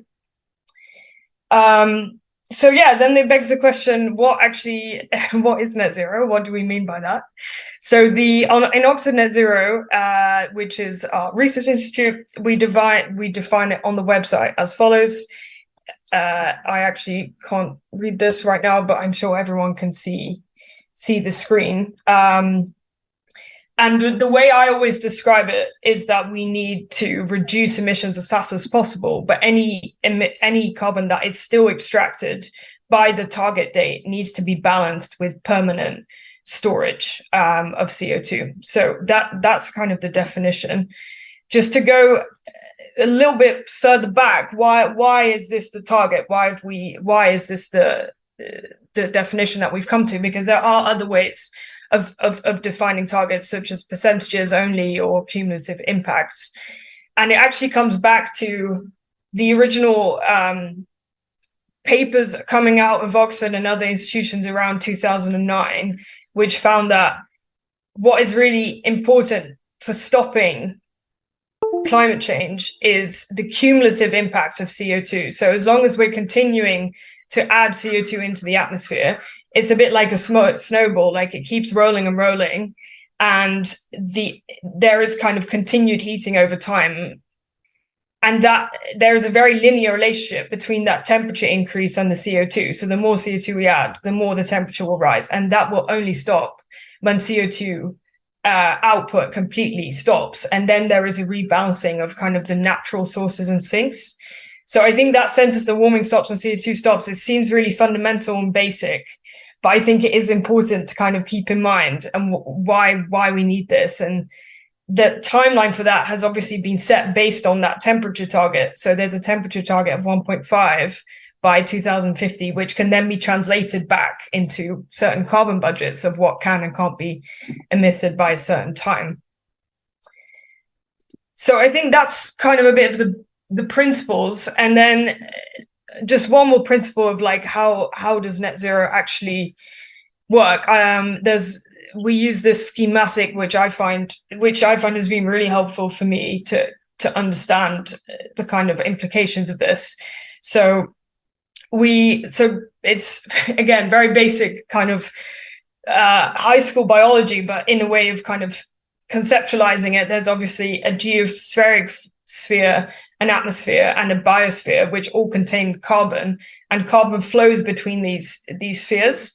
And the current state is obviously it can be defined as basically an imbalance between the geosphere and the atmosphere. So we're continuing to extract too much without abating it in some way. And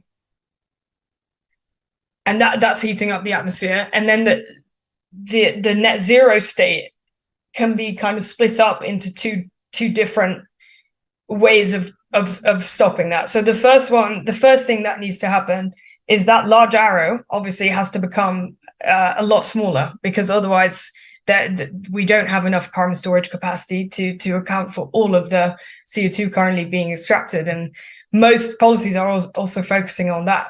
But there's also an element of capture of CO2 into biospheric sources, so nature-based solutions such as trees, and other nature-based solutions such as wetlands or mangroves, for example. So there is a certain element of carbon being stored in that. But the problem with that is that it's not a durable net zero state. So nature-based solutions are prone to would have to basically be permanent. They would have to exist forever to basically achieve that net zero state that we talked about earlier. So it's risky in many ways, that it is reliant on kind of human cooperation across century timescales and also nature that could be vulnerable to, for example, forest fires, etc. So there's at Oxford Net Zero, we are strong in the principle that we have to work towards a durable net zero state. So what this means is by the time of the net zero target, everything that is extracted still, and that hopefully is a very small percentage, would need to be stored permanently. And what we mean by permanently is millennial timescales, right? So over the course of centuries. And the only real carbon storage that qualifies for that is geological storage. And so we say basically it has to be a like for like balancing. For any fossil fuel that is still extracted, the CO2 from that fossil fuel would be in the air for centuries. So we also would need to store it for centuries. and that would have, so we aren't able to kind of compensate rocks with trees, for example. That's not kind of in the long term a sustainable solution.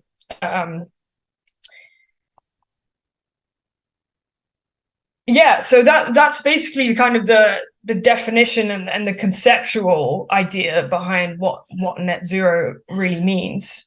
And I think I've tried to pick out like 3 quite simple implications of this, and again, probably fairly obvious. But the first implication is we have to burn less. There is no room in the carbon budgets for much of the oil and gas infrastructure that's currently being planned, and also that, you know, the possible reserves in many countries do not fit within the carbon budget for 1.5. Just to put some numbers on that, most cost-effective climate scenarios find a kind of 60 to 70% reduction in fossil fuel consumption by 2050.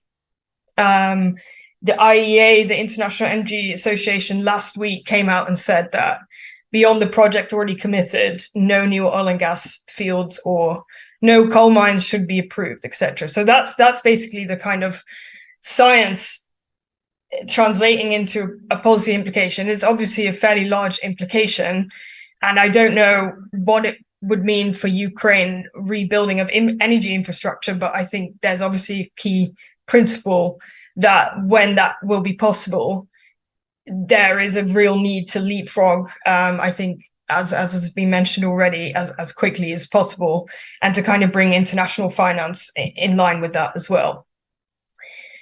Okay, a second implication, and I think this one is actually not talked about as often, is that we will need to store more carbon. So that's on a global scale, obviously. But in the IPCC scenarios, there is no scenario where we achieve 1.5 degrees without carbon storage, unless there is a huge drop in energy demand in the short term. So we're looking at kind of the COVID-style lockdown drop in energy demand every single year from now until 2030, 2035. So that's a pretty unrealistic scenario, in my opinion. So we will need to scale up carbon storage. And the way that's done is that diagram there is from a recent policy brief we published. So I already talked about the need for permanent storage. So I am focusing here on ways to do that. So there is you can obviously capture CO2 so from very concentrated carbon streams, which is usually in fossil fuel infrastructure. So in a refinery, for example, etc. So that is one way of doing it. And then there is new technology around carbon dioxide removal called CDR, which are basically these giant turbines that suck CO2 out of the ground, out of the air, being developed in Iceland amongst other places. That technology is still fairly in its infancy. It's also very expensive because the concentration of CO2 in the air is very low compared to these direct streams from fossil fuel sources. So it's something that shouldn't be built into the plans, but it is technology that we will need, and we will need to scale up starting now in a way, because both of these capture technologies will require geological storage in rock formations, where it's actually pumped in at like a very deep and high pressure that the CO2 turns into liquid. So that's kind of how you have to imagine it. It's more like spreading mayonnaise over bread, and the CO2 kind of becomes a liquid and absorbs into the rock rather than it being a kind of gas belt under the earth. But that process of geologically storing CO2 has a long lead time, right? We need to be able to do the seismic kind of tests, and there needs to be a monitoring regime in place. There needs to be strong regulation around that. Europe is currently developing CO2 infrastructure and regulation around that space. But yeah, that's kind of where we're at with that. And I think in the Ukrainian energy plan, I'm not sure I had the exact right one, but there was some mention of CCS and the need for CCS, but there was not much elaboration about what that would look like. And I think the EU is definitely a leader in this space. The US is also doing a lot, but I think the EU regulatory regime is quite a good model for what that scaling up of CO2 storage could look like, and what kind of safety and regulatory checks would need to be in place to make sure that happens. But unfortunately, this is an actual requirement from the climate science. So there's a kind of tension between obviously not wanting to slow down the transition, but also needing this technology to be developed. And if these are large infrastructure projects that won't come on stream instantly, so there needs to be a kind of building towards that now. Okay, the third implication and that's my final kind of point, is something we work on at Oxford, which is about this idea of conditional extraction. So if we're serious about this principle of net zero, right, of like we need to reduce our emissions as fast as possible, but anything that's still extracted has to be stored, then some of the professors and academics working in Oxford argue that this actually should be a condition. It should be a regulatory condition of fossil fuel extraction, that there is, for example, proven storage capacity to ensure that the emissions from any fossil fuel that's still being planned are being fully abated, and that's actually built in to the planning in a way. So it's in a way a backstop policy to ensure that, you know, the energy transition happens as fast as possible, but any of that residual emissions, any of those remaining fossil fuels still being extracted, need to have a plan and financing and a regulatory kind of instrument to ensure that they aren't contributing more to climate change.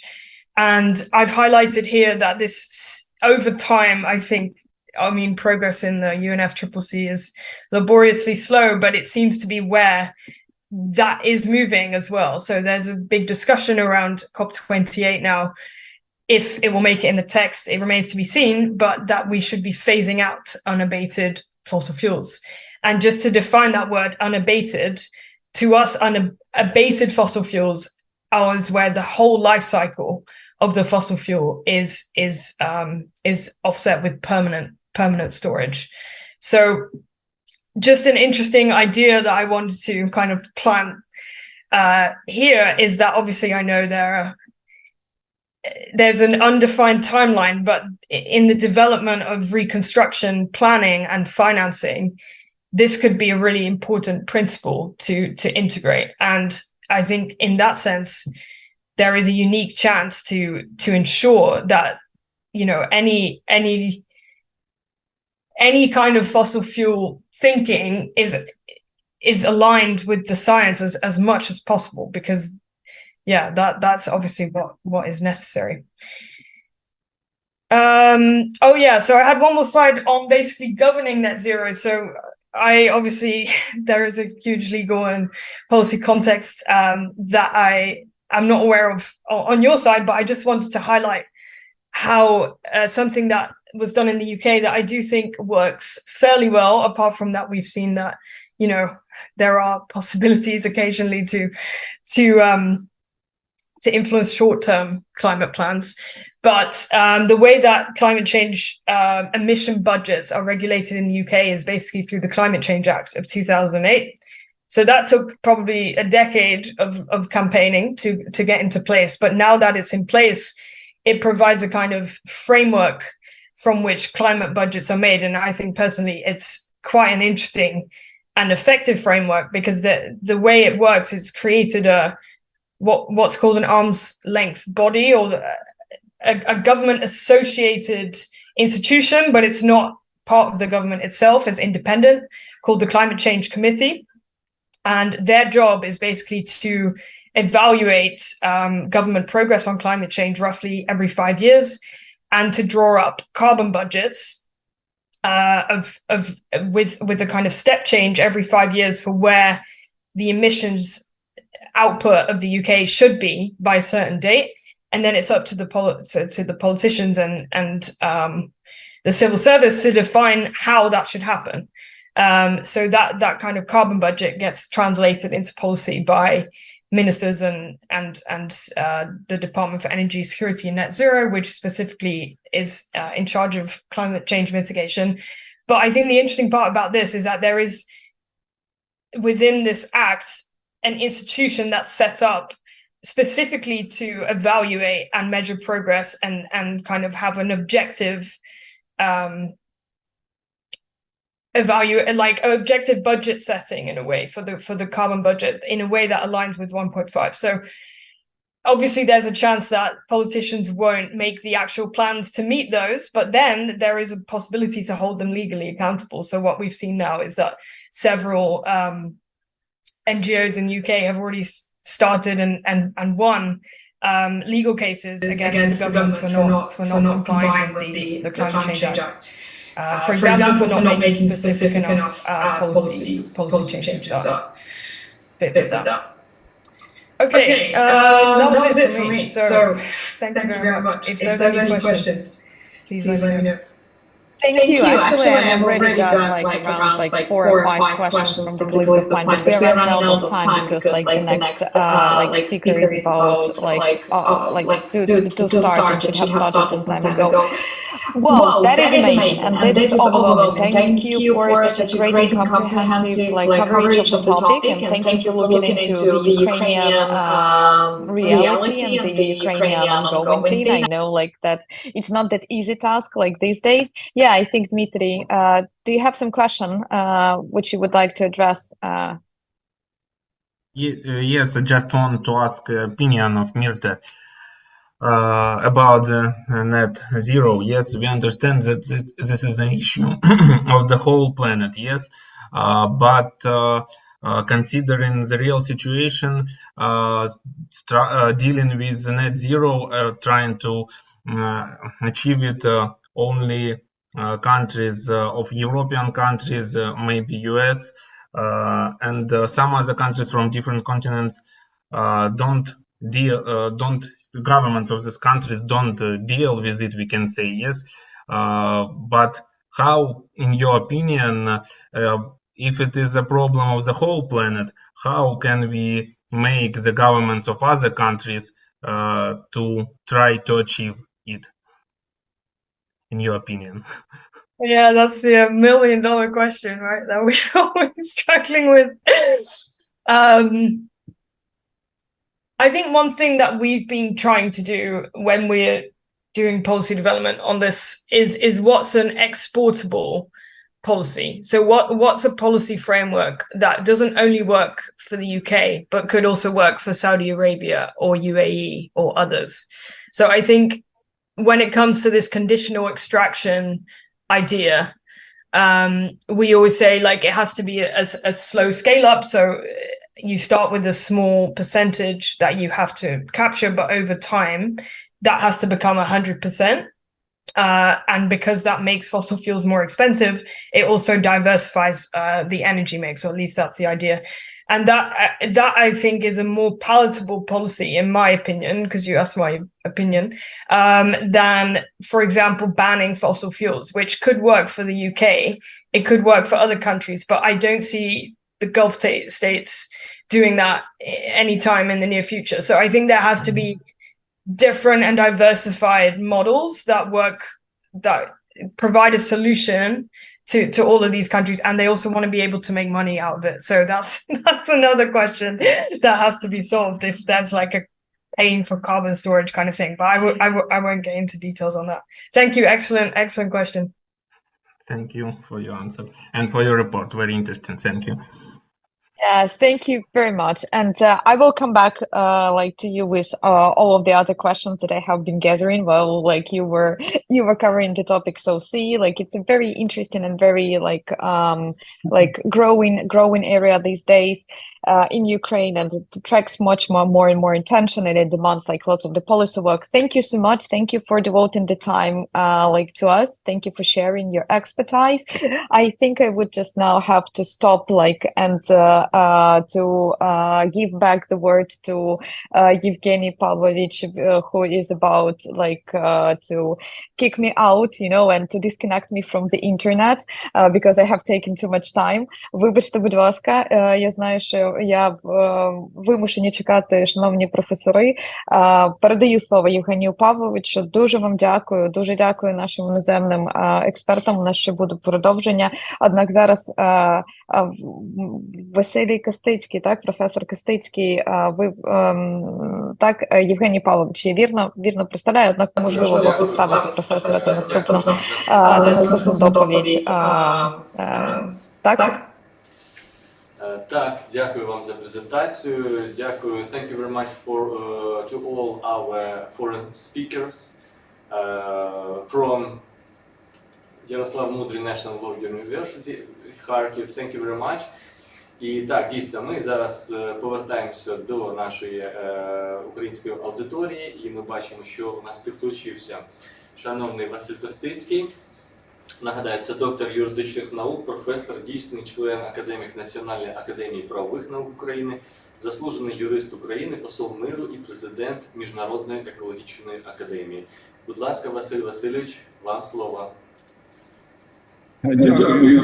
Вітаю всіх, шановні колеги. Хотів, користуючись нагодою, висловити вдячність одному з найвизначніших центрів правової науки в Україні і колективу колег, і ректору Національного юридичного університету імені Ярослава Мудрого, академіку Гетьману, за те, що в черговий раз проводиться такий форум, який дає можливість широкого обміну науковими досягненнями. Ну і взагалі людина – істота біосоціальна, і її життя пов'язане з комунікацією, бо без комунікації і спілкування ми будемо втрачати свої перспективи. Тому велике дякую і вітаю від своїх колег із Київського національного університету імені Тараса Шевченка, всіх учасників конференції, від нашої великої аудиторії юристів-екологів всіх.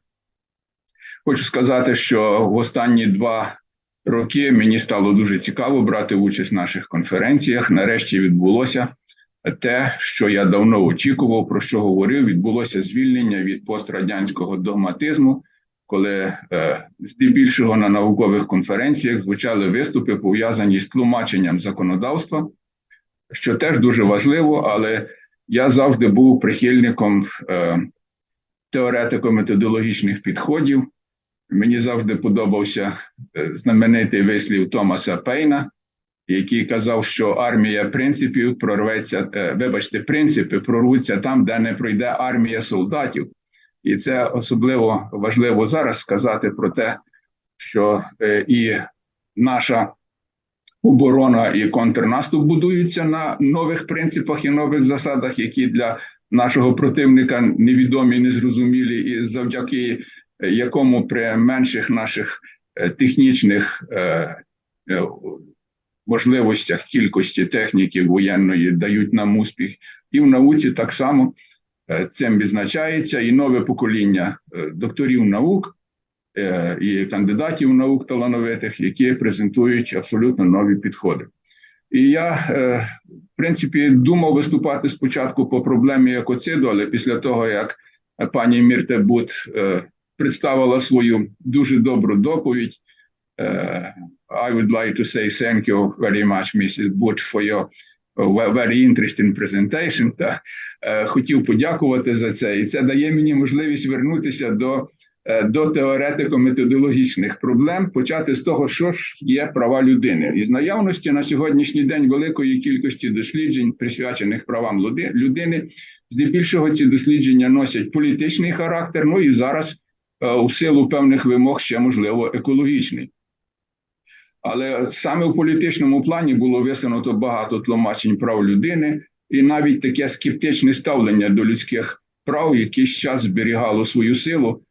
Ну і навіть траплялись такі твердження серед достатньо відомих вчених про те, що права людини за своєю суттю є порожнім поняттям, а міркування про права людини – це свого роду рекламування або біла магія, або спроба заробити політичні дивіденди.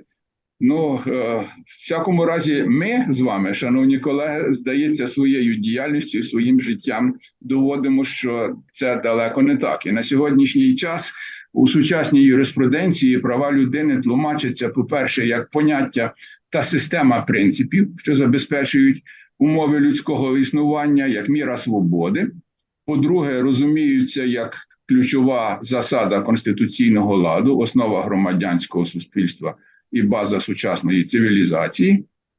По-третє, визначаються права людини як явище, тісно пов'язане зі свободою і особистістю, її поняттям, яке відображає гідність, цінність людської особи. Так, по-четверте, права людини характеризують вертикальні відносини, які складаються між людиною і державою. І права людини виступають тоді як інструмент обмеження державної влади, про що я навіть вже монографію видав про обмеження законодавчої і судової влади правом. П'яте, права людини можна розглядати як гарантії реалізації самобутності людини, її можливості і прагнень, можливості життя і діяльності без біохімічних та фізіологічних змін, і навіть генетичних, без загроз для здоров'я та відтворення популяції. І зрештою останнє, шосте, напевно, права людини можна розглядати як основу моделювання держави і творення права. Бо ліберальна концепція держави, хоч і зараз переживає перевірку на свою цінність в умовах війни, але тим не менш, як мінімальна держава, яка зараз мусить бути сильною, а у мирних умовах має бути мінімальною і не заважати, очевидно, що якраз будується на приматі прав людини. Ну, таких 6 позицій. А можна завершити цей такий короткий екскурс словами папи Римського Іоанна Павла II про те, що сукупність прав людини відповідає сутності, гідності людини, яка розуміється глобально, а не в одному вимірі. Вони стосуються розв'язання найсуттєвіших проблем людини, здійснення її свободи, її відносин з іншими особами, як я починав з комунікації між людьми, але завжди і всюди права людини стосуються людини, її глобального людського виміру. Тому, в принципі, права людини є важливим елементом права, без якого право втрачає свою сутність і своє призначення в суспільстві. Тобто, можна вважати, що права людини можна віднести до першопочаткового вибуху Всесвіту. Бо права людини є ядром, змістом права і функціонування держави. І що ж тоді говорити про покоління розвитку прав людини? Пригадуємо, що перше покоління прав людини – це унормування, визнання запропонованих наукою і запропонованих громадськими і політичними діячами демократичного характеру основи невідчужувані особисті і політичні права, такі як право на життя, на свободу, особисту недоторканність, свободу совісті, думки, а потім які доповнились політичними правами, які не можуть обмежуватись, і які визнаються у 18-19 столітті. Ну, ясна річ, що не можна не згадати ще і відповідні документи Англії, які 1215 рік, Хартія вольностей і інші наступні, але все-таки вони формуються як загальносвітовий підхід. Можливо, дякуючи фундаменту, закладеному в Англії, формуються в 18-19 столітті друге покоління прав людини, соціальні, економічні, культурні права, які отримують міжнародне визнання навіть в загальній декларації прав людини 10 грудня 1948 року і далі перемандровують до відповідних пактів про соціальні економічні права і громадянські політичні 1966 року і потім стають складовими прийнятих Конституції. Третє покоління прав людини – солідарні, колективні, права всього людства, права людини, права нації на самовизначення, права народів, права спільності, права асоціацій. Ну, скажемо, що Мюллерсон відносив третє покоління людини до прав людини і народів. Право на мир, право на здорове навколишнє середовище, право на здорове навколишнє середовище. І четверте покоління прав людини – це відповідь на виклики 21 століття, коли мова йде з одного боку про досягнення науки і такі речі, які стали, ну, скажімо, викликом певним, як право на зміну статі, право на біологічні, на захист від біологічних і медичних експериментів, але з другого боку подальший розвиток на соціалізацію людства. Мені здається, що така ситуація, яка склалася на сьогоднішній день, дає підстави говорити про започаткування п'ятого покоління прав людини, які є універсальними, як і всі права, але які, можливо, будуть синтезувати те, що надбали ми у третьому і четвертому поколіннях прав людини, і мова має тут йти про дещо ширші, дещо інші речі. В основі цього п'ятого покоління прав людини, очевидно, може, а може має знаходитися право на сприятливе довкілля і право на людську самобутність і право на збереження довкілля для нинішнього і майбутніх поколінь і право на безпечне глобальне життя. Ну, що має лежати в основі такого підходу? Я, готуючись до конференції, ще раз звернув увагу на певне дослідження Анатолія Павловича Гетьмана, який в свій час говорив про екологізацію суспільного виробництва. Ми говорили про екологізацію промислового виробництва, говорили про екологізацію законодавства. А я думаю, що Анатолій Павлович, звернувши увагу на екологізацію суспільного виробництва, очевидно, мав на увазі, що суспільне виробництво включає матеріальне, духовне, наукове виробництво. Тому йдеш по фактично екологізацію всього того, що стає результатом творчої діяльності людини. І це, очевидно, можна підтримувати. Друге, очевидно, мова йде про те, щоб все-таки вернутися до ідеї екологічної держави, яка має виконувати свою екологічну функцію як обов'язок перед суспільством і людиною, і про її міжнародні гарантії функціонування екологічної держави. Ну, особливо зараз це важливо говорити, коли загроза, коли екоцид перетворився із загрози антропотехногенної діяльності людства, яка може мати віддалені негативні наслідки, перетворився на сьогоденну загрозу і став політикою російської влади в Україні.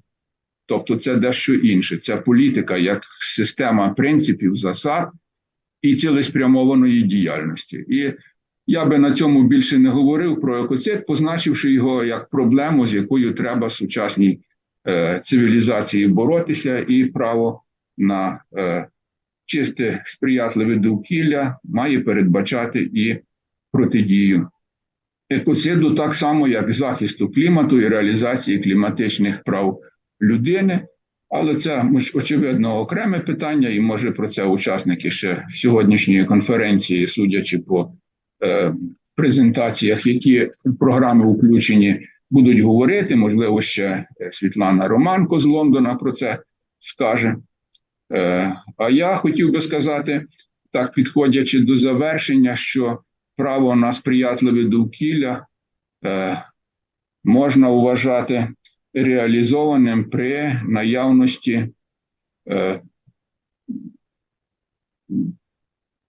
таких певних гарантій екологічної безпеки, так, але якщо виходити тільки з питань екологічної безпеки, то ми ризикуємо зіткнутися з тим, що намагання держав забезпечувати екологічну безпеку перетворюється в фікцію, про що я вже не раз говорив, в результаті того, що в основі екологічної безпеки лежать нормативи екологічної безпеки, які затверджуються тою ж державою, і яка не може називатися екологічною тільки тому, що вона затвердила ці нормативи екологічної безпеки, які не завжди виконує, але що гірше, які у своїй суті, в своєму змісті обмежені фінансовими, технічними, науковими можливостями сучасної держави, сучасного суспільства, але не можуть гарантувати сприятливе довкілля. Отже, звідси треба говорити про те, що в основі 5-го покоління прав людини тоді може бути не право на екологічну безпеку, а хіба що як складова права на сприятливе для життя довкілля. І якщо право на сприятливе довкілля має в своїй основі і право на екологічну безпеку, але ще більше повинно мати право на життя у навколишньому середовищі, у довкіллі, яке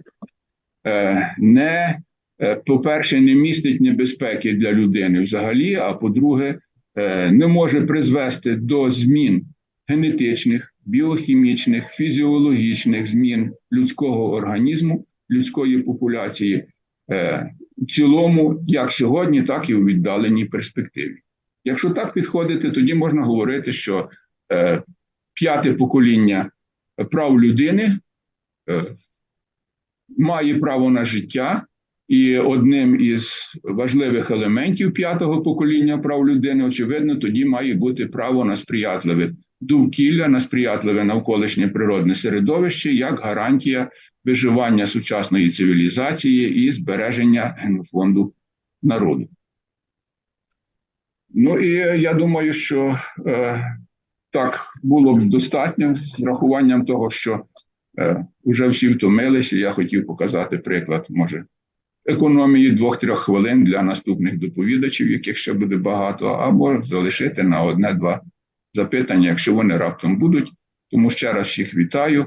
І вітаю від представників старшого покоління, юристів, екологів, молодших наших колег, висловлюючи захоплення і вдячність тим, що ми мислимо абстрактно, розглядаємо норму права не як предмет для тлумачення, а розглядаємо її як унікальний інструмент, за допомогою якого суддя і державний чиновник творять право і оживають правову норму, яка виступає свого роду вічним двигуном, бо для її реалізації не треба ані бензину, ані ракетного палива, а достатньо навіть того, що вона впливає на нашу свідомість і обумовлює нашу діяльність. І хочеться вірити, що ця норма права, як вічний двигун, норма екологічного права, зміст і сутність права на сприятливе для життя довкілля можуть стати основою для збереження нашої цивілізації ще на невизначений час. Дякую за увагу.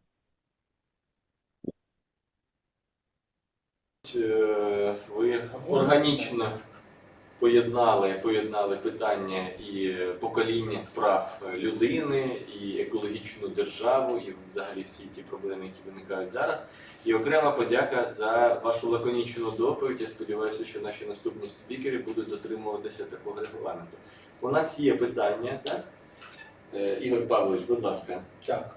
Ну, дуже цікава доповідь, Василь Васильович.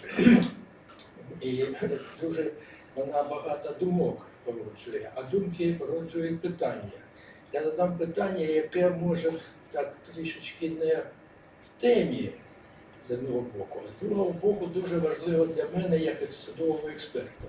Чим відрізняється довкілля від середовища, на ваш розум? Мабуть, треба відповідати, починаючи з 96-го року, коли йшла робота над проектом Конституції, і я, член тимчасової спеціальної комісії,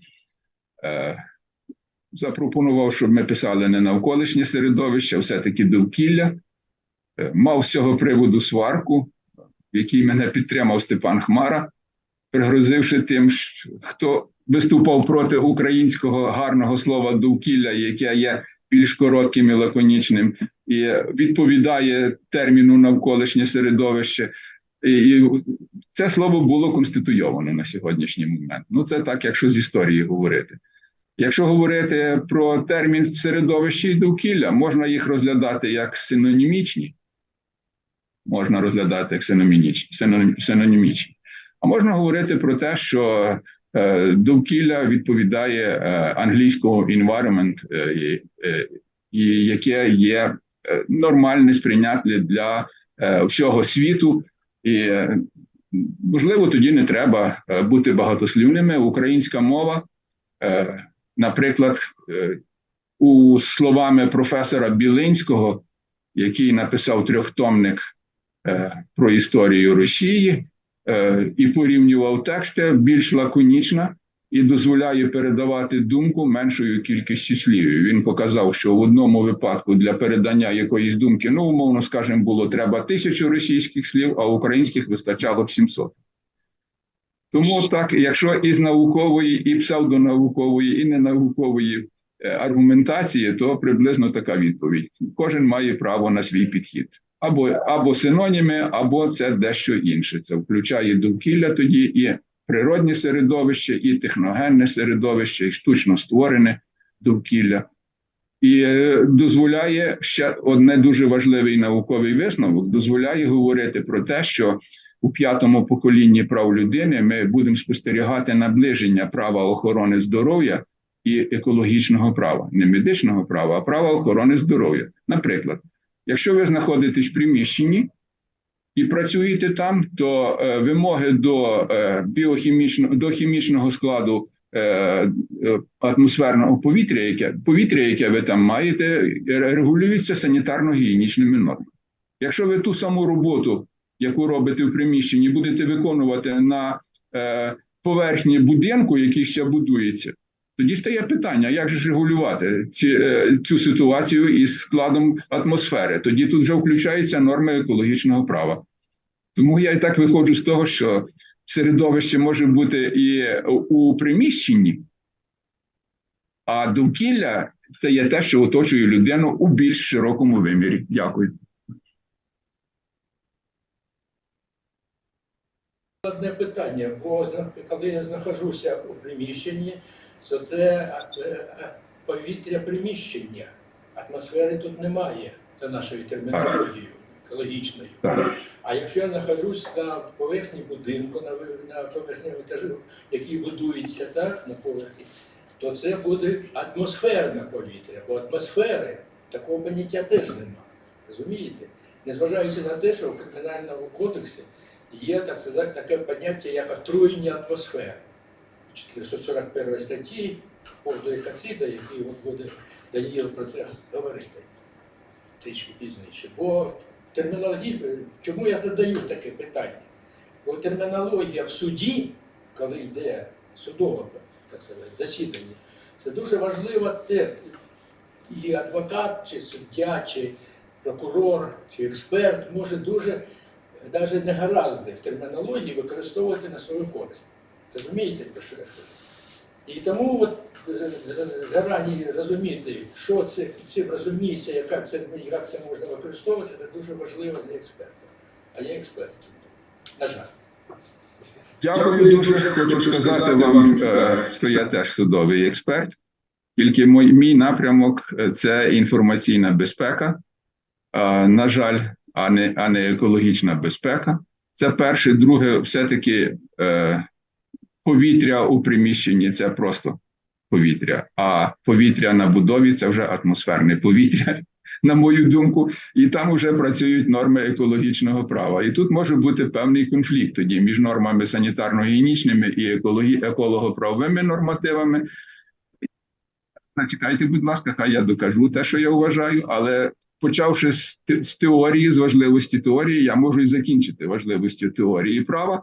Я студентам зараз скажу, що дуже добре знати теорію права, тому що суди, керуючись можливостями своїх дискреційності своїх повноважень, можуть ухвалювати рішення, які можуть не зовсім співпадати з нормою закону, а виходити з права, з ідеї справедливості. Таких рішень є багато.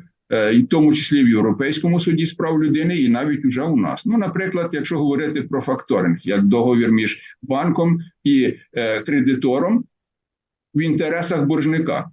Так? Значить, банк укладає договір із постачальником продукції і компенсує йому кошти, які неспроможний боржник реалізувати, а боржник дуже хитрий домовився з банком і потім не віддає гроші, і банк з постачальника тоді знімає гроші. Так от наші вже є рішення судів, де в основу кладеться нелегальна вимога того, що це двосторонній договір, а кладеться вимога того, що має панувати ідея добросовісності договору, стаття 13-14 Цивільного кодексу, передбачуваність сторін і очікування сторін в результаті укладення договору, і тоді залучається третя сторона, і тоді має все-таки покупець продукції відповідати перед банком, а не користуватися якимись іншими механізмами, про які я не буду зараз говорити, бо це може бути пов'язано із розглядуваними у судах справами.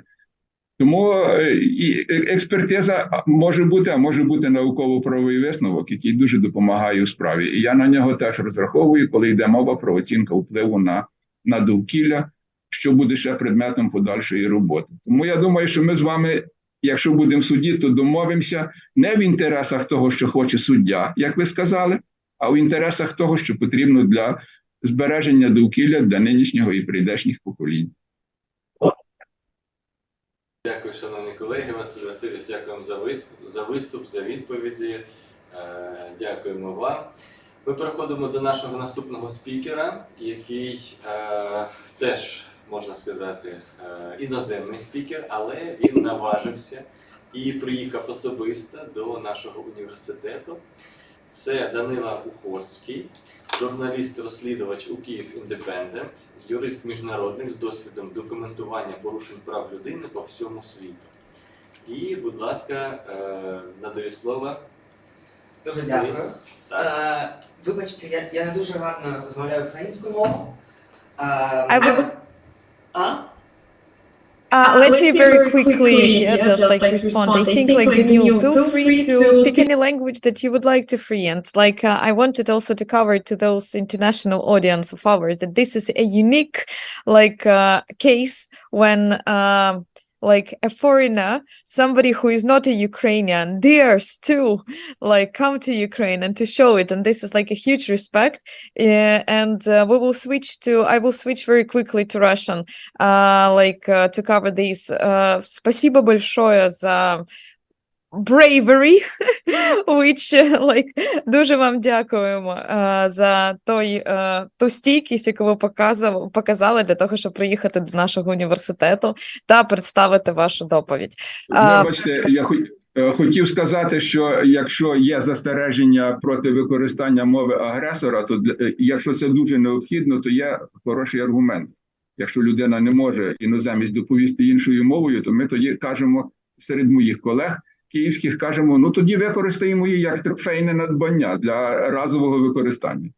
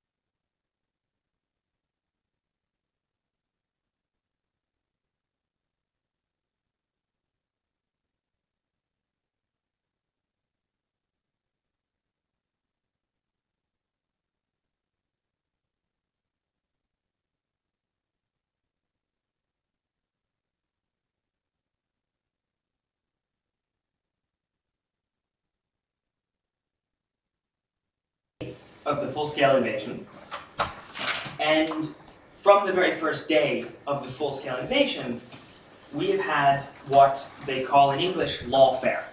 So using law as a method of warfare. And of course Russia is very famous for doing this, but I think Ukraine has been a great example of shown the world how to defend itself against a state which is engaging in such lawfare. And so, Vasil Vasilyevich, you suggested 6 ways to conceptualize human rights, and I think in this context, there's a 7th way, and that is, as you sort of suggested as well, a tool, a weapon to fight back against aggression.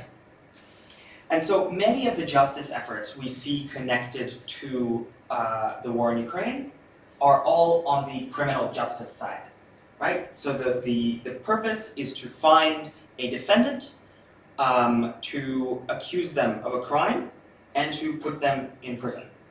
And my main argument, connected to ecocide, but also connected to a general theory of criminal law, is that human rights law, especially in the context of the environment, offers a more transformative opportunity. And what does it mean to be transformative? Well, the first thing is that it causes long-term changes to both Ukraine and the country and the justice system of this country, but also to international law as a whole. And one of our earlier speakers, I think it was the Supreme Court Justice, referred to the Iraq-Kuwait Claims Commission, where the environmental damage caused by the invasion of Kuwait by Iraq was really neatly considered, and there ended up being a substantial reparations process which helped restore the countries.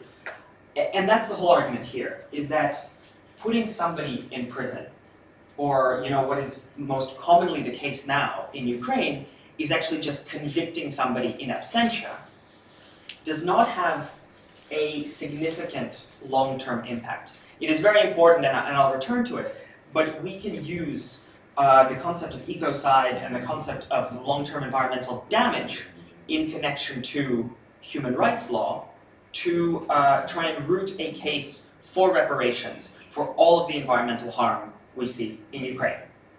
And so just a quick point of theory, and for those of you who are not lawyers, I apologize in advance, it's technical.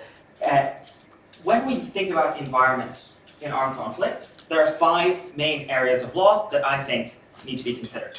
The first is the jus ad bellum, unfortunately only has a Latin name. It's the law governing the use of force. When we say that Russia commits an unlawful use of force against Ukraine, commits an act of aggression, this is the jus ad bellum.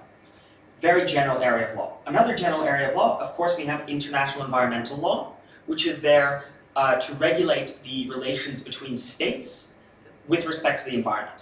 So one of the key examples in international environmental law, if somebody pollutes a river and one country is upstream, another country is downstream, well, the country that's upstream has to pay for the damage. Then we have international humanitarian law, which governs the conduct of hostilities. I'm sure everyone listening has an idea of that. We have international criminal law, which takes international humanitarian law and applies it to individual defendants. Individual people says that, well, a IHL violation can also be a crime. And then we have the area of law that I will talk about the most is international human rights law, which is, Vasil Vasilyevich gave a great presentation on it, and for those who may not be Ukrainian speakers, but I think there are very few left, essentially regulates the relationship between an individual and a state. And one other thing that came out between the very interesting discussion between Vasil Vasilyevich is that law is inherently indeterminate.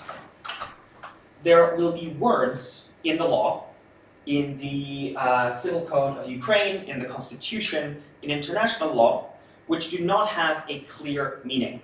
And in English law, the most famous example of this is the example that legal philosopher H.L.A. Hart writes in his most famous book, where he comes to a park, and in the park there's a sign that says, "No vehicles in the park." And what does this mean? What is a vehicle in this context? Does it include a skateboard or roller skates? Or are they talking about cars and motorcycles? Does it include a bicycle? Right? But this question is so clearly pertinent to something like ecocide, which does not have a clear definition. The way we do it in England, the way it works in the United States, is that definitions are worked out through precedent, through courts interpreting them. And so let's turn to the definitions of ecocide. I will start with the internationally, the international proposal, and then I'll talk a little bit about the Ukrainian law. So there is no accepted definition of ecocide in international law. There's a panel of experts that was convened that suggested an amendment to the Rome Statute of the International Criminal Court to make ecocide a crime. But this has not been successful yet. And so it says, for the purpose of this statute, so the Rome Statute, ecocide means unlawful or wanton acts committed with knowledge that there's a substantial likelihood of severe and either widespread or long-term damage to the environment being caused by those acts. We don't have to go and break down all of the elements, but just to illustrate some of the indeterminate words there that will be subject to interpretation. Wanton, right? Wanton, generally speaking, means reckless, but it's unclear exactly how, so it's unlawful, that's quite clear. A violation of the law that leads to widespread damage would be sufficient, but what is a wanton act that leads to that leads to environmental damage? In Ukraine, we can think of, okay, the destruction of the Kakhovka Dam would clearly meet this definition. It is a wanton act, it is reckless, it leads to widespread damage. But what about the mining of a field? So placing mines in a field that then explode, does that meet this definition of recklessness, or is it defensible because of the ongoing military conflict? And I'm talking about, placing mines into a field. Of course, we immediately think of Russia, but this is something that Ukraine does as well. So we need to think about this from both sides of what we want this definition to capture when we prosecute it internationally, but in Ukraine as well. And there's also widespread and long-term, but I'll try to keep things moving.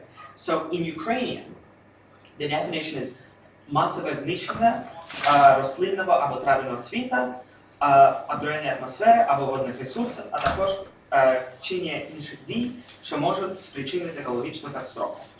Again, we've already had questions about what some of those terms mean, but I would like to consider two things. One, масове. What does that mean? Same example. We can probably agree that the destruction of the Kakhovka Dam is mass enough, but what about placing mines into a field? And then there are a lot of things from the general part of Ukrainian law, and I'm by no means a Ukrainian law expert, so I hope that people will pitch in and give their opinions.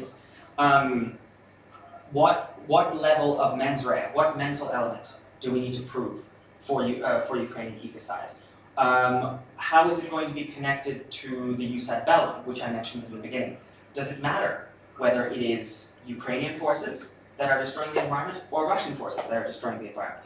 And these are a lot of questions that remain unanswered.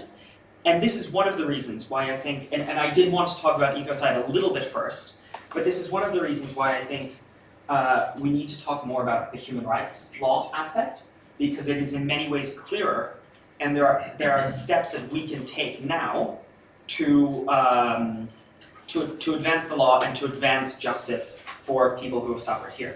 And so just to sort of sum up that part before I get to my main and last section, is the main question in criminal law, international and domestic criminal law, is who is the defendant?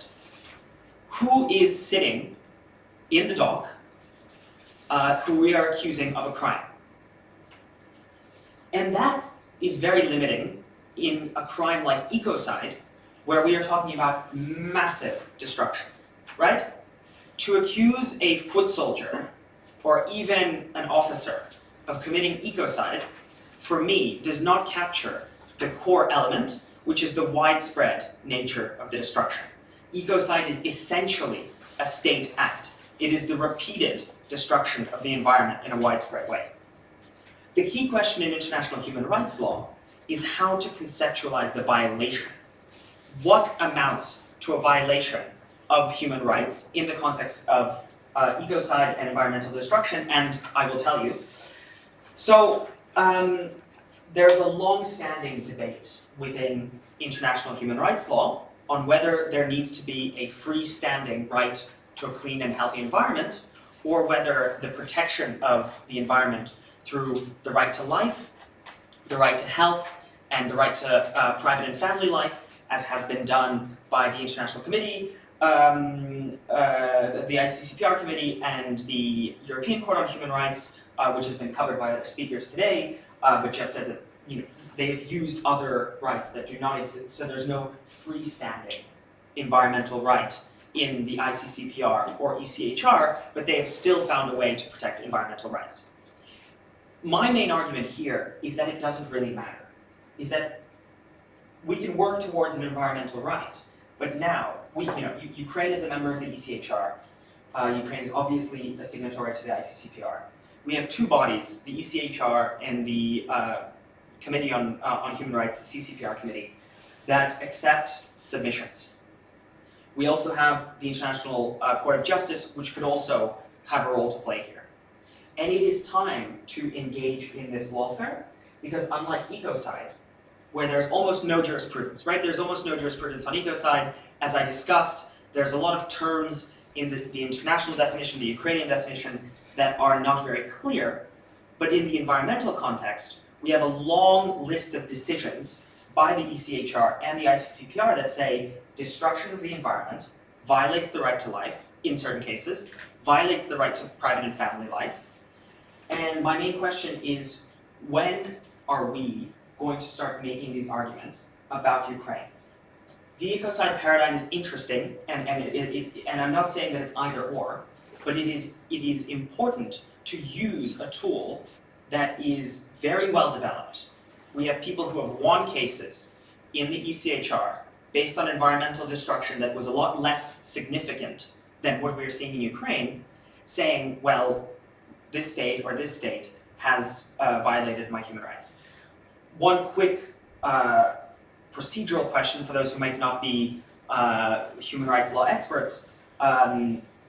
What a person has to prove to get to the ECHR or the ICCPR committee is that they've exhausted all domestic remedies, right? They've sued their state or another state, and nothing happened.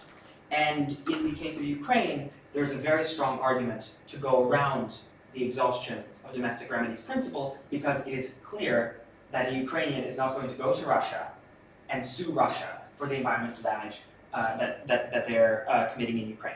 So we have this tool.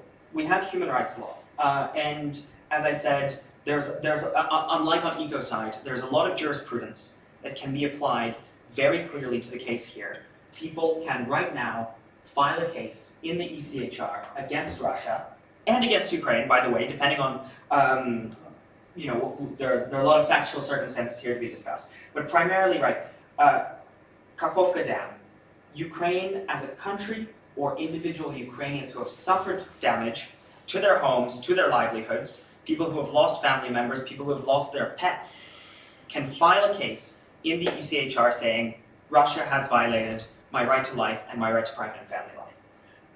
Why this hasn't happened yet? Well, there are many different theories, but I hope that following our discussion here, we can get a case together and get things moving. And just a final point. Why do this, right?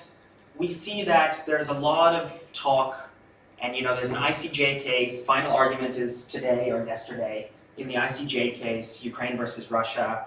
There are a lot of statements. There are many people who have been convicted in absentia in Ukraine, in Ukrainian courts, and all of this lawfare, as I called it, what is it doing? Is lawfare having any impact? And I'll give you two reasons why I think that such an initiative would have an impact. The first one connected only to Ukraine, and the second one to the international community as a whole. So one day, Ukraine will win this war, and there will be a reparations commission. But even before then, there are billions of assets, Russian assets, that have been frozen as a result of sanctions. And through an international decision, through arbitration, we can start trying to confiscate those assets and use them today for Ukrainian reconstruction. And so the idea being here that in the future, but also today, a claim that says Russia destroyed this many whatever forests, fields, destroyed destroyed the environment for this many people, can be translated into financial terms that will be seized, confiscated, again, either today or in the future, but to start rebuilding all of these areas. And to compare this quickly to criminal law, which is what I started with, right? Why not necessarily use criminal law? Well, the answer is, even if you find somebody who you believe is guilty of ecocide, you take them to court and put them in jail. There are many reasons why this is an important step, but one thing that it will not do is clean up these fields and rebuild these areas that have been destroyed. And the second thing, and this is an opportunity for Ukraine to be a leader on progressive international law development, is to say that in the context of armed conflict, we still care about the destruction of the environment. We are not forgetting that the environment is being destroyed, and that as a result, people's human rights are being affected. So getting this precedent, setting it as an international precedent that says, in the context of armed conflict, the protection of the environment is a human rights issue, and a country that destroys the environment, the invading country that destroys the environment, is violating international human rights law, is very important and could achieve justice for a lot of people in the future. That is all from me. Thank you very much for listening. I hope, despite the English, it was understandable to everybody. Yeah, thank you very much, Neil. Thank you. Thanks a lot for your presentation. I say expressive presentation. Thank you very much, and interesting, of course. Шановні колеги, в кого є питання до нашого спікера, до Даніла, який нам повідав дуже цікавий свій погляд на питання екоциду і взагалі можливості притягнення за цей злочин Російської Федерації. Будь ласка, чи є питання?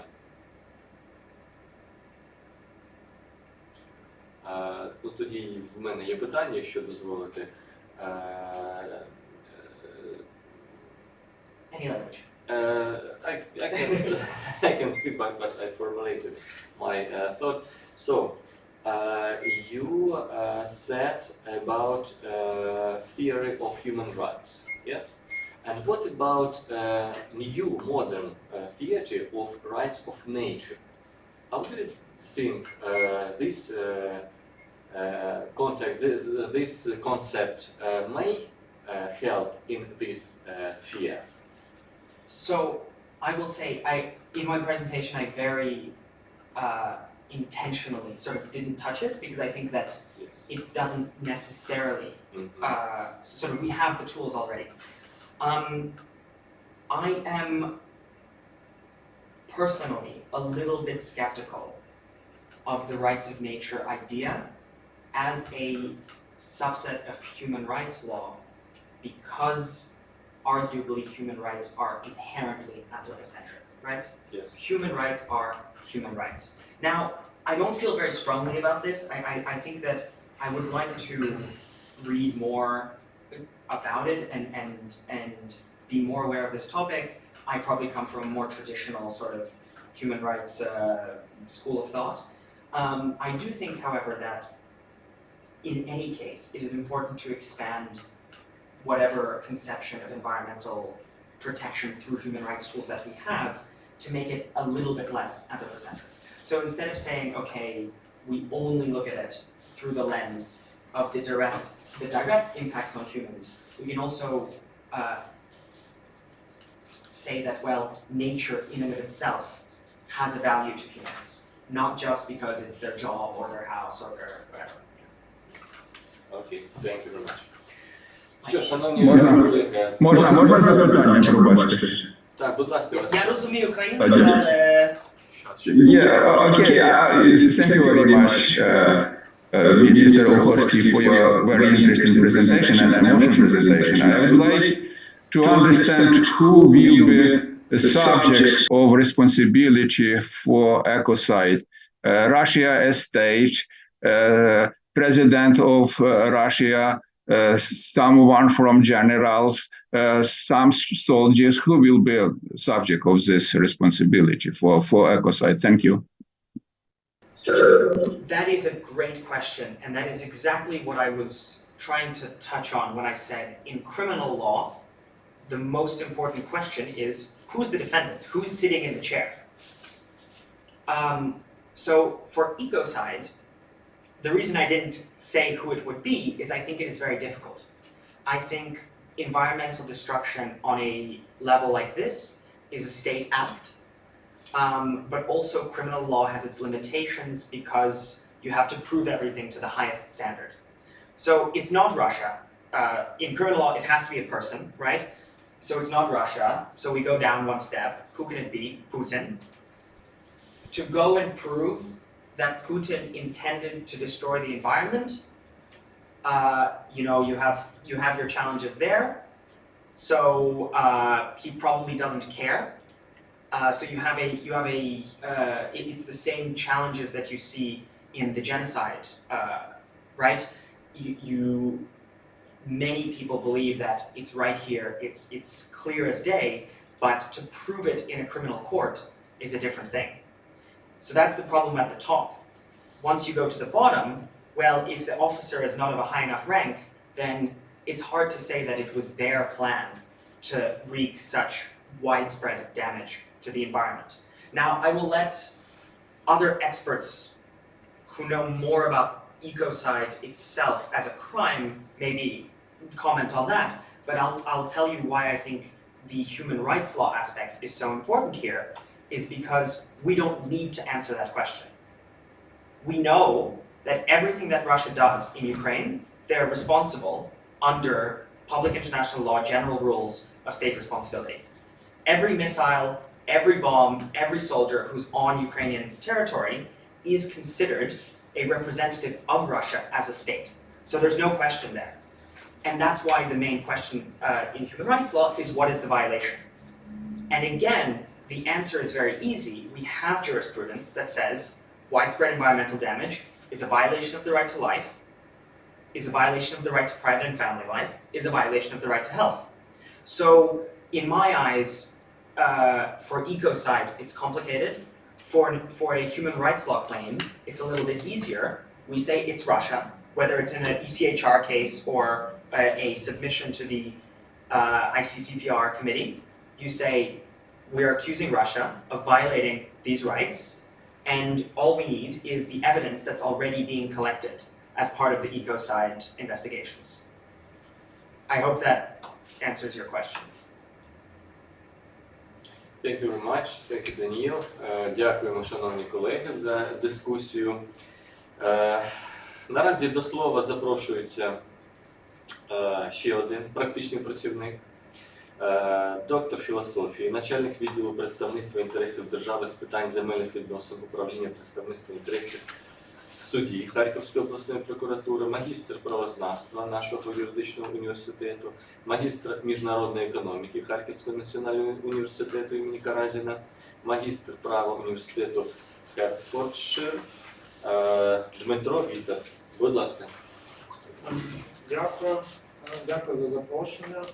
Всім доброго дня. Моя тема буде захист культурної спадщини України крізь призму недосконалості земельного законодавства. З урахуванням того, що я є начальником земельного відділу обласної прокуратури, я досить часто стикаюся з цією проблематикою в своїй практичній діяльності, тому я і обрав таку тему. Можна, будь ласка, слайд?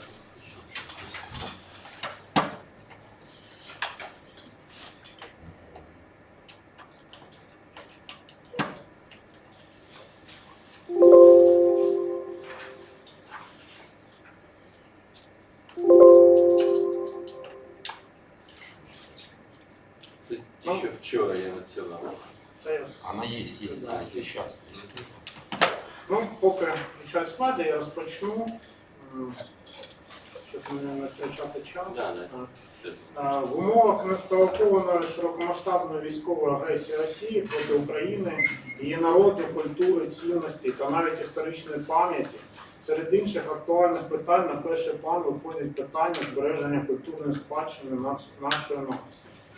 Слід зауважити, що агресія по відношенню до України та її народу була розпочата країною-терористом не у 22-му році, і навіть не у 2014 році, а вона триває століттями, як би не називалася ця країна – Російська Федерація, СРСР, Російська імперія, Московське царство тощо.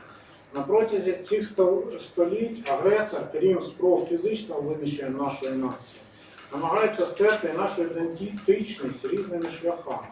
Такими шляхами є і зросійщення українців, і фальсифікація історії, і намагання розколу українського суспільства, зокрема через перекручування спільного минулого нації і нав'язування російських наративів щодо його тлумачення. З метою протидії таким намаганням в умовах сьогодення постає питання забезпечення збереження матеріальних об'єктів культурної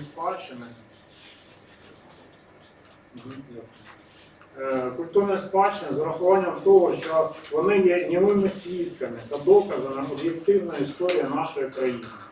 Особливе місце серед таких матеріальних об'єктів займають пам'ятки археології, які зберігають матеріальні об'єкти стародавньої історії з урахуванням того, що з таких давніх часів збереглась дуже обмежена кількість джерел інформації. Відповідно до відомості сайту комунального закладу Харківський науково-методичний центр охорони культурної спадщини на території Харківської області на державному обліку перебуває десь 9,5 тисяч пам'яток культурної спадщини, з них 8895 пам'яток археології, 553 комплекси, в які входять 6500, майже 500 пам'яток та 428 окремих пам'яток. Здебільшого це кургани, селища, городища, поселення, стоянки та могильники, які розташовані за межами населених пунктів в сільській місцевості, часто густо посеред поля. На превеликий жаль, через відсутність належного фінансування майже всі вказані пам'ятки не досліджені, відповідні археологічні розкопки не проведені. Відповідно, з пам'яток не вилучені установлений законом спосіб із додержанням всіх процедур матеріальні об'єкти, які належним чином не досліджені та не передані до музейних фондів.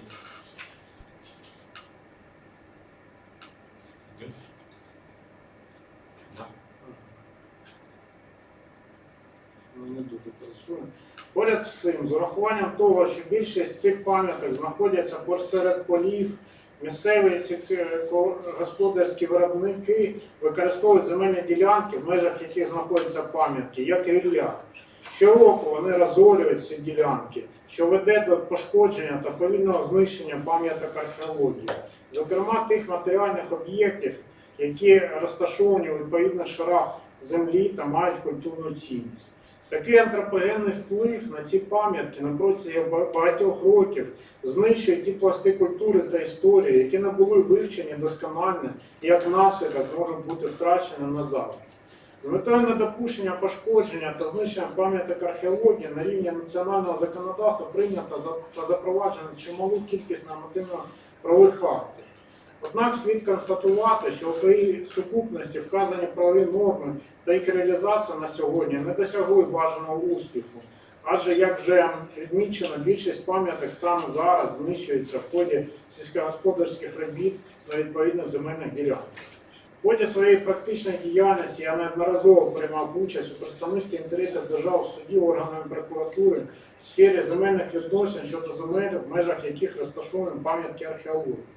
З урахуванням практичного досвіду та актуальної практики Верховного суду у цій категорії судових справ вважаю, що слід виділити ряд недосконалостей національного законодавства, а також практики його застосування, усунення яких суттєво підвищить ефективність захисту об'єктів культурної спадщини, пам'яток археології на території держави, в тому числі у Харківському регіоні.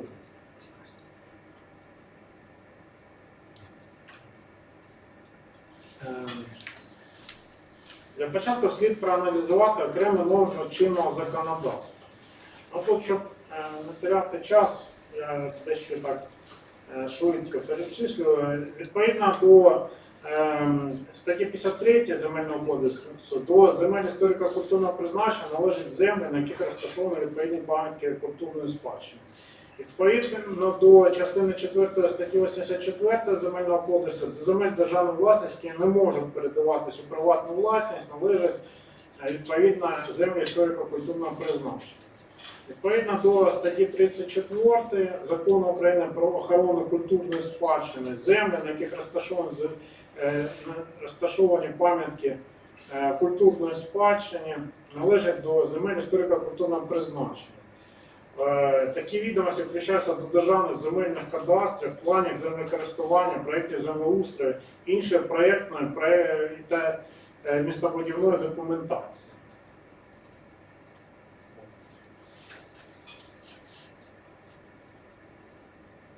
Що спутало, не запрацює. Чому не працює? Може батарейки. Чому? Все ж працює. Ну, надо. Вперед это назад.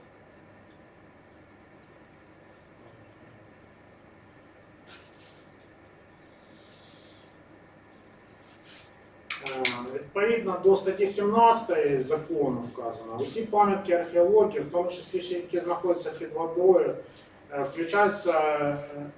включаючи пов'язані з ними рухомі об'єкти, є державною власністю. Землі, на яких розташовані пам'ятки археології, перебувають у державній власності або вилучаються, викуповуються у державну власність, установлену законом порядку.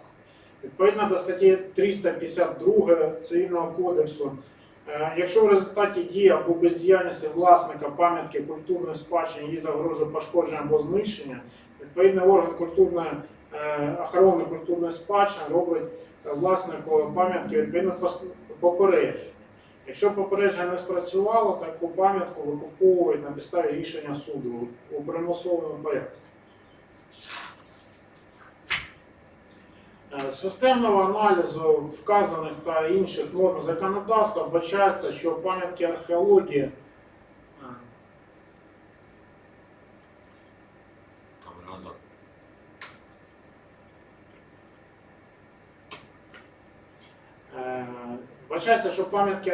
перебувають виключно в державній власності. Земельні ділянки, на яких вони розташовані, відносяться до земель історико-культурного призначення і також повинні перебувати виключно в державній власності. Передача таких ділянок у приватну власність заборонена. Навіть якщо відповідна земельна ділянка опинилася у приватній власності, то вона вилучається, викуповується у державну власність, установлену законом порядку. А за умови, якщо в результаті дії або бездіяльності власника пам'ятки культурної спадщини її загрожує пошкодження або знищення, то орган охорони культурної спадщини викуповують у примусовому порядку цю пам'ятку на підставі рішення суду.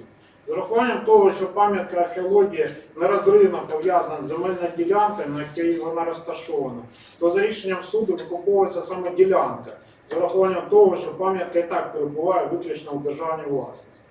До проведення процедури вилучення викупу земельної ділянки його власник зобов'язаний вкласти та дотримуватися охоронного договору щодо відповідної пам'ятки археології, а також у будь-якому разі обмежити господарську діяльність на території пам'ятки та дотримуватися спеціального охоронного режиму і використання з метою збереження цілісності пам'ятки. Одночасно відомості про межі, обмеження і режим використання території пам'ятки підлягають внесенню до Державного земельного кадастру, містобудівного кадастру, як відомості про обмеження використання земель. А безпосередньо на місцевості повинні бути встановлені відповідні охоронні дощечки та знаки. Разом з тим, як засвідчила практика, вказані вимоги законодавства не виконуються майже щодо всіх пам'яток археології та земельних ділянок, на яких вони розташовані. Через відсутність фінансування, технічна документація землеустрою та науково-проєктна науково-дослідна документація з визначенням меж та режимів використання території пам'ятки щодо майже всіх вказаних пам'яток так і не була розроблена, через що відповідні відомості до ДЗК щодо наявності та на відповідних земельних ділянках пам'яток археології, обмеження щодо їх використання у зв'язку з цим внесення не було. За таких умов розпорядники земельних ділянок у різний час з урахуванням вимог чинного на момент відведення земель законодавств, державні районні адміністрації, Головне управління Держземагентства, Держгеокадастру в області, органи місцевого самоврядування, а також органи державного контролю та приватні державні землевпорядні організації під час відведення земельних ділянок у приватну власність не мали будь-яких відомостей про те, що в їх межах розташовані пам'ятки археології. Поряд з цим більшості відповідних об'єктів культурної спадщини було присвоєно статус пам'ятки археології наказами Міністерства культури лише після відповідних досліджень і інвентаризації, які відбулись у 2011-2014 роках та у 2019-2020 роках. У переважній більшості відповідних об'єктів, розташованих на територіях саме Харківської області, однак це по всіх областях така ж ситуація, до цих років не було статусу пам'ятки культурної спадщини. Слід врахувати, що здебільшого відповідні об'єкти розташовані серед полів, які перебували у користуванні колишніх колективних сільськогосподарських підприємств, колхозів. На початку 2000-х років відбулася земельна реформа, в ході яких землі КСП були передані в приватну власність їх членам у вигляді земельних ділянок паїв. Таким чином, більшість земельних ділянок, в межах яких розташовані вказані пам'ятки археології, опинились у приватній власності до 2010 року, тобто ще до присвоєння їм статусу пам'ятки. А інша частина земельних ділянок вказаної категорії безоплатно була передана у різні роки розпорядниками земель із державної або комунальної власності у приватну власність фізичних осіб для ведення ОСГ, особистого селянського господарства. Вибірковим аналізом встановлено, що більшість пам'яток археології Харківської області знаходяться в межах земельних ділянок, які перебувають у приватній власності. Більшість з них паї, передані в приватну власність до присвоєння статусу пам'ятки. Меншість ОСГ, деякі передані до присвоєння статусу, деякі після. Всі земельні ділянки, які вдалося ідентифікувати у ДЗК та Державному реєстрі речових прав на нерухоме майно, мають категорію земель сільськогосподарського призначення, а не землі історико-культурного призначення. Також у цих державних реєстрах відсутні відомості щодо будь-яких обмежень та або режимів використання цих земель. Будь-які охоронні дощечки та знаки також відсутні на місцевості. Більшість із цих земельних ділянок передані їх власниками, фізичними особами в оренду, юридичним особам, місцевим приватним підприємствам для ведення сільськогосподарського виробництва без будь-яких обмежень. Охоронні договори жодним власником таких земельних ділянок з органом культурної спадщини не укладені. Стає питання, чому чинне законодавство щодо охорони цих пам'яток археології фактично не працює. І які заходи можливо та необхідно оперативно вжити, щоб покращити ситуацію з метою збереження тих пам'яток, які ще можливо врятувати та зберегти. Перше і найголовніше – це необхідно вжити невідкладних заходів щодо можливості ідентифікувати відповідні об'єкти культурної спадщини на місцевості і на кадастровій карті, в тому числі з метою встановлення хоча б орієнтовно, в межах якої земельних ділянок перебувають відповідна пам'ятка. У Державному реєстрі нерухомих пам'яток України по Харківській області щодо частини пам'яток археології зазначені їх координати, що хоч якось надає можливість встановити місцезнаходження пам'ятки. Однак ці координати зазначені далеко не щодо всіх пам'яток, а лише по декільком територіальним громадам. Також вони зазначені в незручному форматі, і для того, щоб перенести їх на кадастрову карту, необхідне спеціальне знання. Тобто наявність цих координат не дає в повній мірі можливості встановити місцезнаходження пам'ятки археології по відношенню до сформованих земельних ділянок на кадастровій карті. Більш того, такі координати зазначені не більше, ніж у 25% відсотків пам'яток.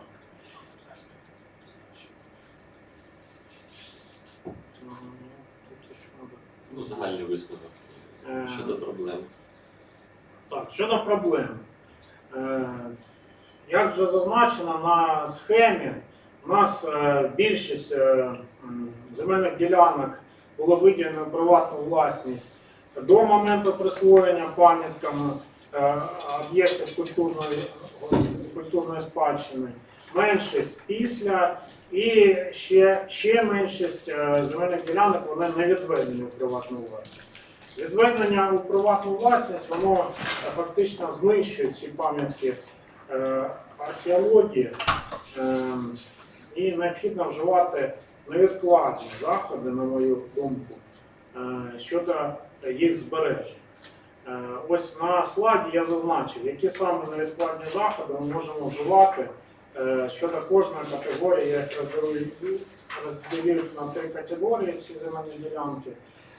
Щодо земель, які були відчужені в приватну власність до присвоєння статусу пам'ятки, необхідно ідентифікувати цю земельну ділянку, зобов'язати власника укласти охоронний договір і здійснювати контроль щодо виконання охоронного договору. Тому що вилучити у власника цю земельну ділянку ми не можемо з урахуванням статті 1 додаткового протоколу до конвенції, а саме через те, що право приватної власності не може бути порушено в будь-який спосіб державою.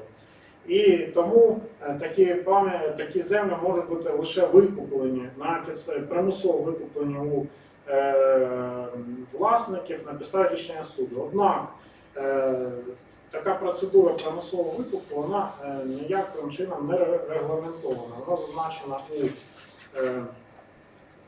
статті 17 Закону про охорону культурної спадщини та статті 352 Цивільного кодексу України, однак відсутній якийсь механізм, як це треба робити, ні на рівні Кабінету міністрів України, ні на рівні Міністерства культури та інформаційної політики України. Такі документи не розроблені та не затверджені. Щодо земель, які були відчужені у приватну власність після присвоєння пам'ятці такого статусу, ці землі можуть бути повернуті у державну власність на підставі рішення суду. Органи прокуратури цим питанням зараз опікуються, займаються. Наприклад, по Харківській області у 2023 році пред'явлено 12 позовів вказаної категорії щодо 28 земельних ділянок площею 35 гектар та вартістю 560 мільйонів гривень. По всій країні у 2023 році пред'явлено 61 позов такої категорії щодо 332 гектар вартістю 5 мільярдів 566 мільйонів гривень. Ось, тому ця робота триває, однак її необхідно пожвавити на рівні держави. Ну, а щодо земель, які не були відчужені у власність, то такі землі необхідно просто ідентифікувати і внести відповідний шар аналітичний до публічної кадастрової карти з метою того, щоб вони подальшому не були відчужені. І коротко підсумок щодо кінцевої метою всіх заходів повинні бути збереження відповідних пам'яток археології, їх повне дослідження, вилучення і збереження відповідних предметів і передача їх до музейних фондів. Пропоную розробити план заходів з метою досягнення цієї мети та включити його реалізацію та фінансування в рамках післявоєнної відбудови України. При цьому серед інших до першочергових заходів до плану післявоєнного відновлення України з метою збереження пам'яток до їх дослідження пропонується включити та профінансувати наступні заходи. Щодо всіх пам'яток археології, включення до реєстру, розробити відповідно землевпорядну та науково-дослідну документацію, винести межі пам'яток в натурі на місцевості, включити координати поворотних точок таких меж та внести такі відомості до ДЗК. Щодо земельних ділянок, в межах яких розташовані пам'ятки, яким було присвоєно відповідний статус після відведення земельної ділянки у приватну власність, провести обстеження та оцінку земельних ділянок, провести їх викуп, примусовий викуп у власника. Крім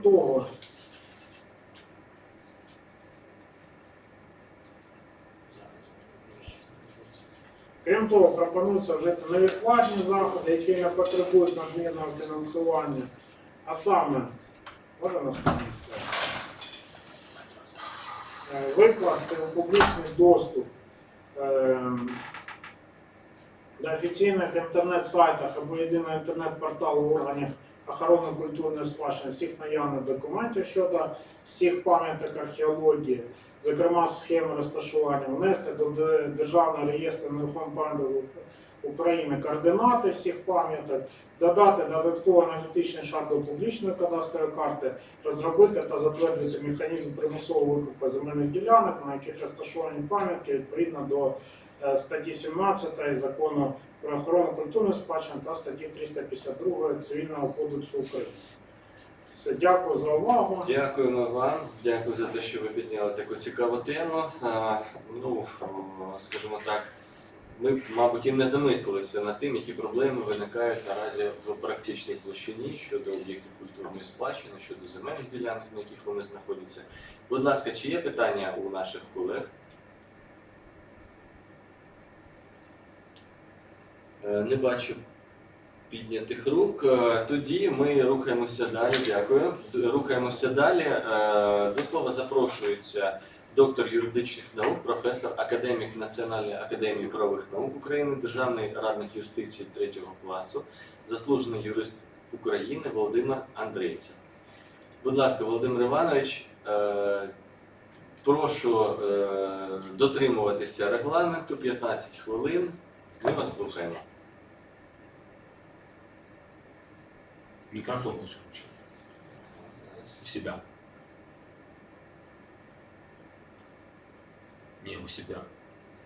Не мы, а он. Можно рассказать. Мікрофон, будь ласка, Володимир Іванович. У себе мікрофон. Ну вот где-то вот. Еще.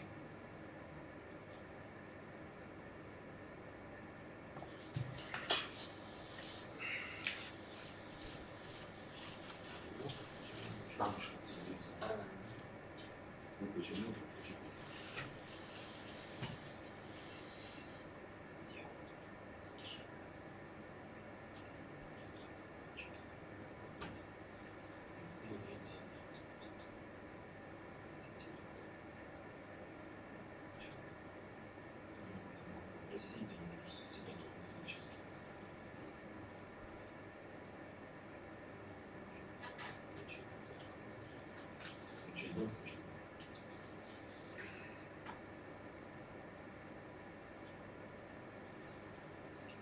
Володимир Іванович, ми вас не чуємо, на жаль. Включіть, будь ласка, мікрофон.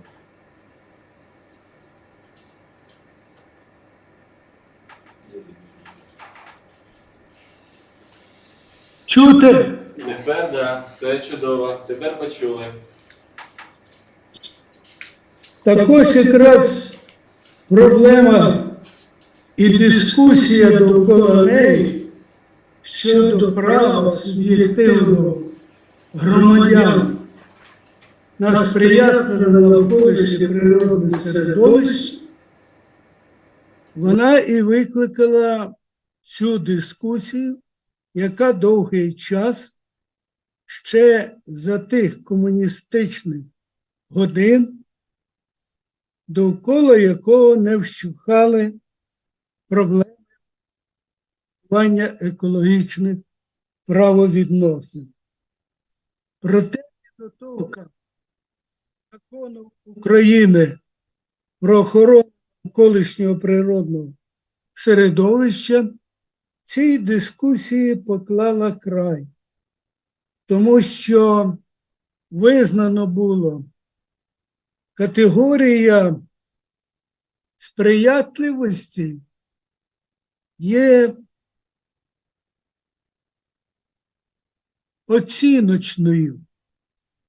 І відтак в кожному конкретному випадку треба доказувати, чи ця ситуація із середовищем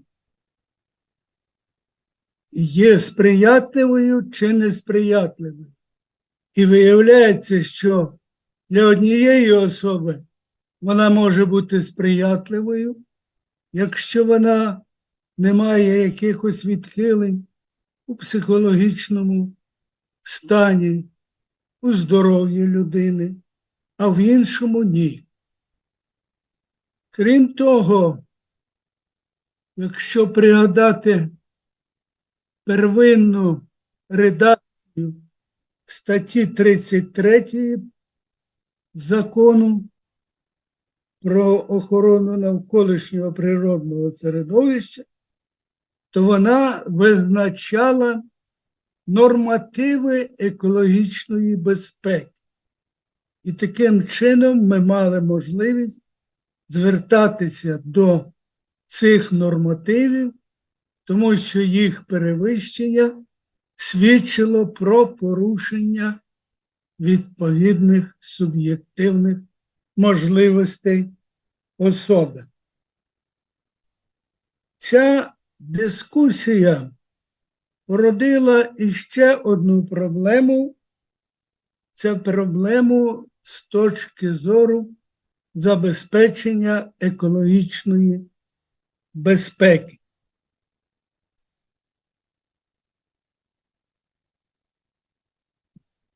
Пригадую той час, коли ми опрацьовували буквально з чистого листка підходи щодо принципів регулювання екологічної безпеки,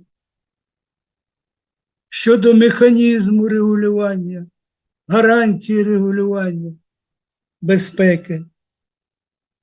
На жаль, тоді належних наукових чи нормативно-правових засад ми не мали, і тому, звісно, ця проблема затягувалася. У мене зберігся примірник заключного звіту першої наукової теми «Правові аспекти забезпечення екологічної безпеки».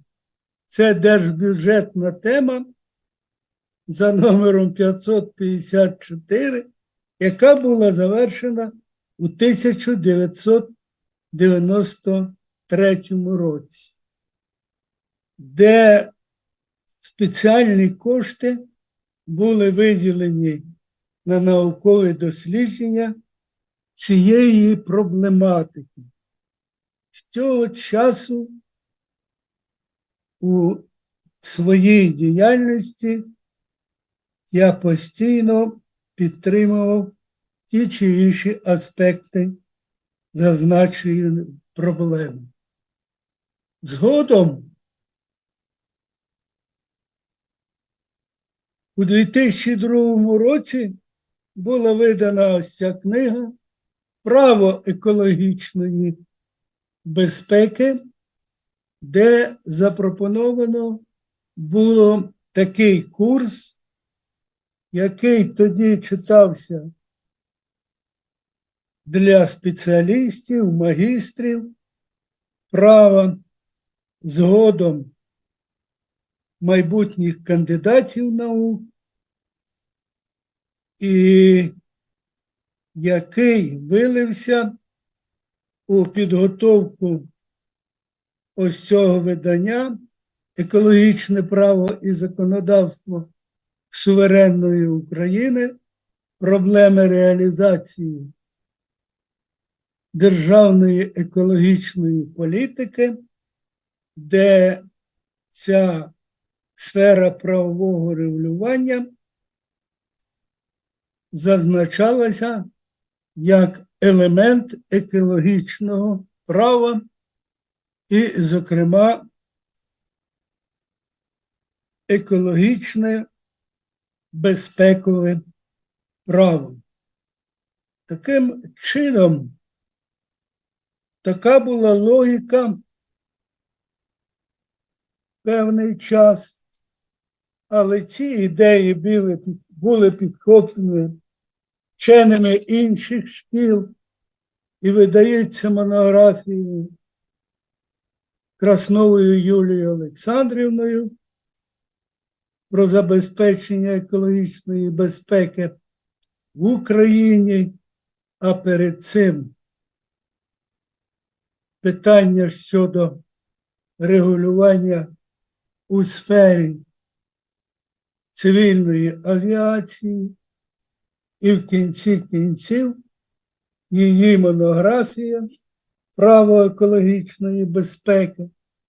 Теоретичні аспекти», яку вона захистила докторську дисертацію, епогеєм розвитку стала оця фундаментальна праця «Проблеми права екологічної безпеки», де взяли участь у розробці окремих складових частин вчені різних наукових шкіл. Крім того, активну участь у розробці такої проблематики займали вчені саме Харківської правової школи, як вони себе іменують в деяких публікаціях, написавши посібник «Правове регулювання екологічної безпеки в Україні». Таким чином, на сьогодні ми маємо різноманітні підходи стосовно цієї проблематики. На жаль, повинен сказати, що за останній час активність щодо розробки проблем права екологічної безпеки знизилась, і в цьому не проявляється особливого ентузіазму у вищих навчальних закладах України. Окрім названих Київського університету імені Тараса Шевченка, Інституту держави і права, юридичної академії, що у Харкові, частково займаються цією проблематикою у університеті біоресурсів, і таким чином виникає питання, яка ж доля у подальшому. Справа в тому, що ентузіазми цієї проблеми займалися не тільки науковою діяльністю, а свого часу був створений творчий колектив по підготовці закону про екологічну безпеку, який, на мій погляд, міг би стати складовою частиною екологічного законодавства, і від цього виграла б не тільки наука, а насамперед практика правового регулювання безпекових відносин. Це, на мій погляд, важливо з цієї точки зору, що безпекові аспекти сьогодні є визначальними у політиці держави, і, зокрема, в екологічній політиці. І, звісно, що це питання не зникає із наших наукових дискусій, а навпаки, ми зупиняємось завжди на тих проблемах, які сьогодні не дозволяють вирішувати кваліфіковано конкретні завдання, пов'язані із реалізацією суб'єктивного права громадян на безпечне для життя і здоров'я навколишнього природного середовища. Якщо говорити про ті проблеми, які сьогодні архіважливі, то це, звичайно, йдеться про створення належних гарантій, зокрема, правових гарантій національного законодавства і гарантій міжнародно-правового характеру. І на мій погляд, досить важливим джерелом, яке обумовлює доцільність розробки системи гарантування права на безпечне середовище, є директива Організації Об'єднаних Націй про трансграничний вплив промислових аварій. І що, на мій погляд, важливо у цьому документі, що він вирішує питання, яке верніше довгий час було дискусійним і не виключалося багатьма фахівцями, що проблеми, пов'язані із захистом суб'єктивного права, належать до категорії саме права на безпечне для життя і довкілля навколишнє природне середовище.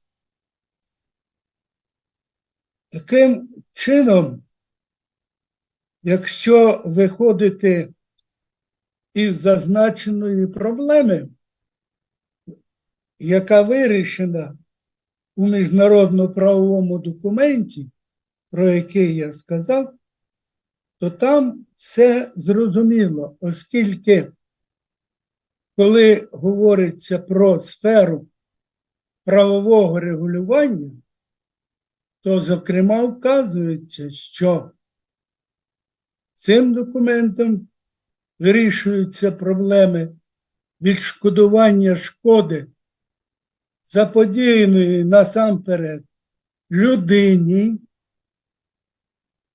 а потім перераховуються інші елементи довкілля, водні ресурси, атмосферне повітря, лісові ресурси і так далі.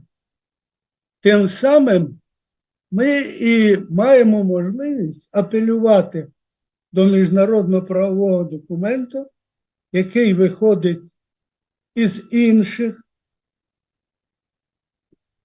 міжнародних документів, які включають у сферу регулювання екологічних відносин і забезпечення суб'єктивного права на здоров'я, на його життя, пов'язуючи це із іншими суб'єктивними правами, які стають об'єктом підвищеної, мало того, якраз законодавчої охорони, що підтверджено на конституційному рівні України та інших актах законодавства. Не менше значення, на мій погляд, мають деякі директиви і Європейського Союзу, скажімо, директива 2012/18 ЄС Європейського парламенту від 4 липня 2012 року про контроль великих аварій, пов'язаних з небезпечними речовинами, внесенням змін та в подальшою відміною директиви 96/82 ЄС. Ця директива більше сфокусована на питання відшкодування заподіяних збитків, і знову пріоритетним є людина, її здоров'я і життя від різного роду факторів негативного впливу на природу і в цілому на навколишнє природне середовище. Тому і вирішене питання, яке було зафіксоване у статті 5 Закону України про охорону навколишнього середовища, де в якості об'єкта охорони визнається життя і здоров'я людини. Притому, з точки зору прийнятих за останній час документів, особливо документів директивного характеру, які уточнюють концептуальні засади екологічної безпеки. І так постало питання, що це є пріоритетний напрямок державної політики, зокрема екологічної політики, гуманітарної політики в цілому.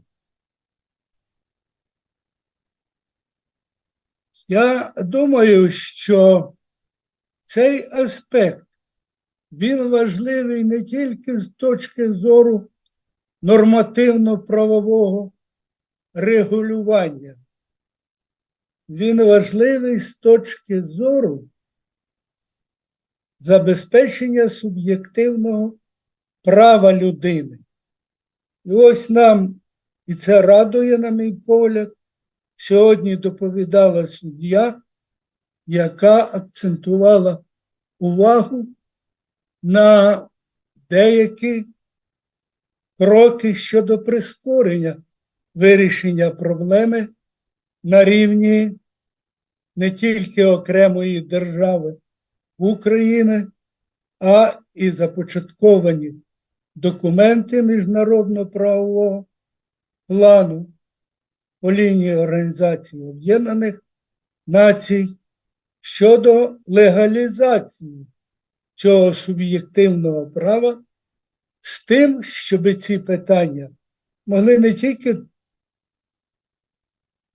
дискутуватись на наукових конференціях, але й вирішуватись у судовому порядку. Тому що проблема практики, і особливо тут важливо би започаткувати відповідний судовий прецедент для вирішення цих питань, конкретно пов'язано із особою, права якої порушено. Я думаю, що тут сидять фахівці, і вони розуміють, наскільки важливо це право має значення для всієї правової системи, для держави, яка прагне стати в рівень із тими, що є суб'єктами правової держави. І, на мій погляд, сьогодні якраз відкриваються можливості для молодих вчених, які обіймають різні теми, прагнуть захиститись і в пошуку проблемної теми. Це тема одна із невичерпаних, яка відноситься до фундаментальних, і, на мій погляд, цим треба займатися. Володимир Іванович, у нас є питання. Так. Будь ласка. Володимир, задає питання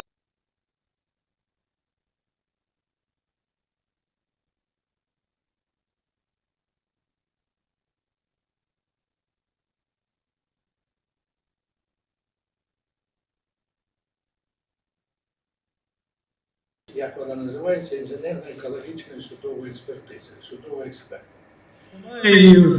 І в мене таке питання вам, чисто практичне. Значить, законодавець, коли писав Кримінальний кодекс України, він в 8 розділі, який називається, значить, правопорушення проти довкілля, записав першу статтю, вона йде за номером 226, так, це порушення правил екологічної безпеки. Правила екологічної безпеки – це фактично норми безпеки людини в середовищі, в якому вона знаходиться. Ну, чи... Це умови життя, а довкілля – це середовище.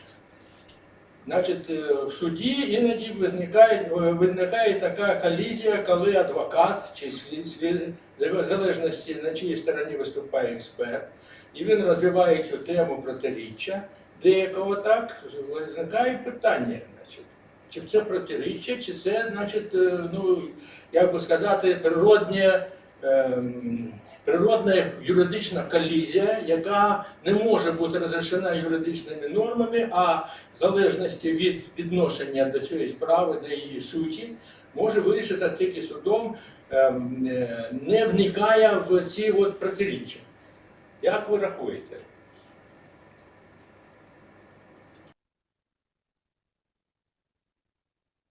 Звісно, що питання тут не тільки в тому, що ми сьогодні не маємо досконалого нормативно-правового, зокрема законодавчого механізму. Це одне із питань, але це питання пов'язано із іншими, зокрема із навчальним процесом підготовки юристів.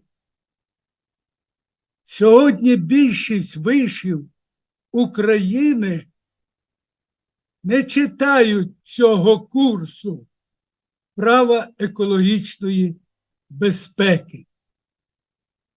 Коли я працював у Київському університеті і очолював факультет, ми читали 3 дисципліни. Для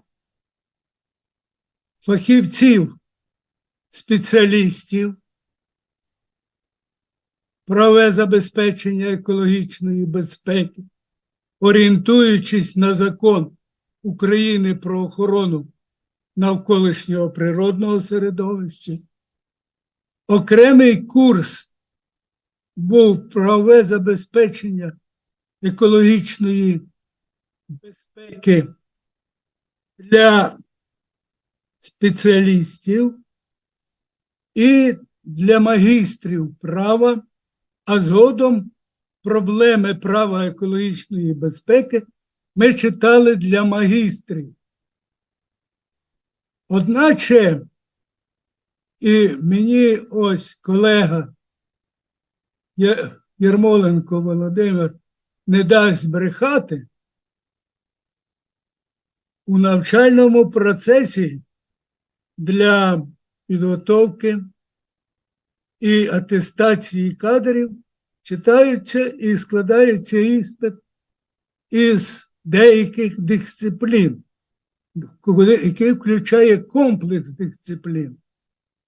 І, на превеликий жаль, місця у такому комплексному інституті не знайшли громадська рада, яка займається проблемами методології. А тоді і виникає питання, а як вони знайдуть, хто їм розкаже про це, коли от за моєї пам'яті на читання еколого-правових дисциплін в Київському університеті відводилось 1800 годин. який включав 33 навчальних дисципліни еколого-правового спрямування. Та вони просто не знають. Я коли приходжу на лекцію, я насамперед запитую, а хто вам читав таку дисципліну? А виявляється, що вони і не знають, хто їм навіть читав. А тоді виникає питання, а звідки ж суддя буде знати? Чи він читає монографії, чи він читає підручники з цього приводу, щоб мати хоча б елементарні питання і відповідь на них досконало, яка відповідає сьогоднішньому дню. І тому завжди приходиться займатися агітацією, посилатися на ті документи, які афішують і які вказують на те, що це пріоритетний напрям. Так, стратегія національної безпеки так і записала, що безпека людини – безпека держави. І попробуй доказати зворотне. Чи навпаки, безпека держави забезпечить безпеку суб'єктів цієї держави. І мені так видається, що оті інституції, які постворювані при Міністерстві вищої освіти, вони трішечки не віддають належного, що стосується підготовки фахівців в галузі екологічного права. Тому це сфера гуманітарна, і ця сфера має надзвичайне значення для людини, для молоді, для сучасного покоління молодих людей, яким жити, і, надіюсь, прийдеться жити при такому режимі, де право на безпечне довкілля буде гарантоване судовими органами. Але, звичайно, для цього повинен бути створений судовий прецедент, допоки ми його не бачимо.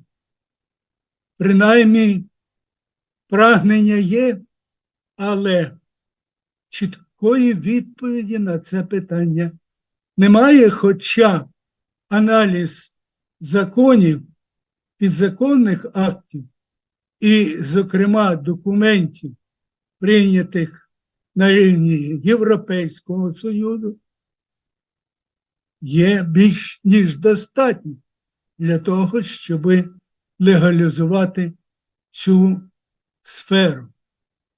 І я думаю, що тут навіть питання не в політикуму, бо всі звикли посилатися, що для цього потрібна воля політики. Я думаю, що певну інертність проявляють і самі вчені, які цю проблему відкидають на задній план, а вирішувати нам, тому що ми її започаткували, і ми її мали б довести. Але тоді вона стане красномовною, зрозумілою і незаперечною, коли кожен суддя, коли кожна людина буде знати, що це її суб'єктивне право, яке вона має по законодавству захищати у юрисдикційних органах, включаючи і ті, що вирішуються у судах, і, зокрема, в Європейському суді.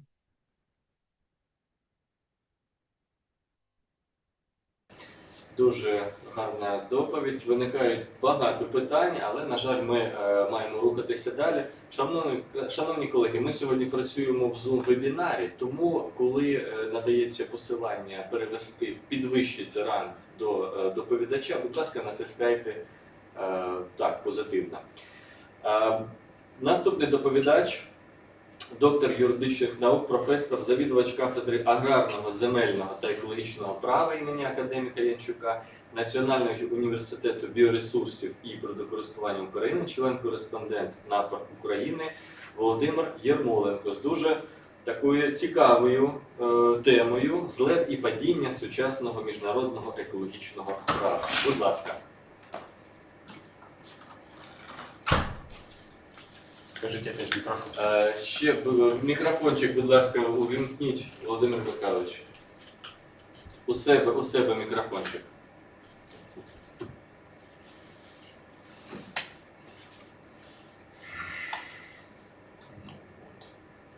Доброго дня всім присутнім. Я радий всіх бачити живими, здоровими, бадьорими, веселими відносно і налаштованим на плідну конструктивну співпрацю. Я вислухав сьогодні, чесно кажучи, багатьох доповідачів і зрозумів, що сьогодні нашій молоді надана унікальна можливість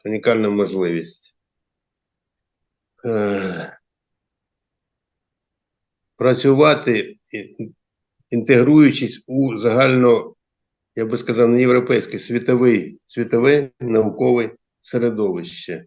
Подивіться, як прекрасно ваш представник сьогодні інтегрувався до Оксфордської наукової спільноти. Це прекрасно, і я думаю, що це тільки буде посилювати позиції Харківської школи Національного юридичного університету імені Ярослава Мудрого. Ну, а від себе хочу додати, що я дякую в черговий раз керівництву, організаторам цього прекрасного заходу. Це 7-й щорічний міжнародний захід, в якому я брав, в кожному з яких я брав участь. Не завжди в екологічному праву, іноді я чередував екологічно-аграрну платформу, але тим не менше щорічна участь моя є обов'язковою, вважаю. Цього заходу просто не можна полишати увагою, бо він нас об'єднує, він нас налаштовує, націлює і ставить перед нами певні завдання, певні цілі, яких ми маємо досягати спільно. У мене сьогодні така доповідь, як сказав Євген Павлович, «Злет і падіння сучасного міжнародного екологічного права». Насамперед, не можна обійти сьогодення, сьогоднішні реалії воєнних, скажімо так, воєнної агресії. І про це практично, про це прямо або побічно сьогодні говорилося практично у всіх доповідях. Я хочу навести слова Верховного представника ЄС з іноземних справ Жозепа Борелля, яке він сказав ось декілька днів тому в інтерв'ю по телебаченню. Він сказав, що ми не можемо повернутися у світ, де сила дає право. Гарні слова. Але, на мою думку, це лише красива декларація, яку легко спростовують сучасні реалії, адже саме такий момент і настав. Одна держава-агресор через право сили диктує всьому світу свою волю, розвалюючи всю ретельно вибудовувану десятками років систему світової безпеки і співжиття, включаючи і сферу міжнародного екологічного права. Останнє ж, тобто міжнародне екологічне право, будучи основоположною галуззю міжнародного права, покликаною комплексно забезпечити природні права на життя, здоров'я і належне навколишнє природне середовище всього населення нашої планети, потерпає сьогодні від системної кризи, що охопила всі її структурні ланки. Ну, насамперед, я хотів би пару слів сказати про те, що сьогодні вже згадувалося я не пам'ятаю, хтось в виступі, мені здається, в залі хтось доповідав, що в будь-якому, особливо в судових рішеннях, важлива єдність термінології. Так от, я хотів би сьогодні звернути увагу на відсутність універсальної термінології. Для характеристики в назві галузі застосовується 4 практично назви. Це міжнародне екологічне право, міжнародне право навколишнього середовища, міжнародне природоохоронне та міжнародне енвайронментальне право, про що сьогодні теж згадувалося. 4 назви. Так, вони відтіняють різні аспекти цієї проблеми, але я думаю все-таки, що треба нам уніфікувати термінологію і прийти до єдиної назви. Я звернувся до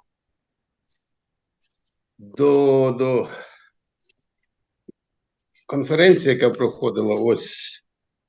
проходила в 2010 році в Інституті держави і права, називалась «Міжнародне право навколишнього середовища, стан та перспективи розвитку». Там один з авторів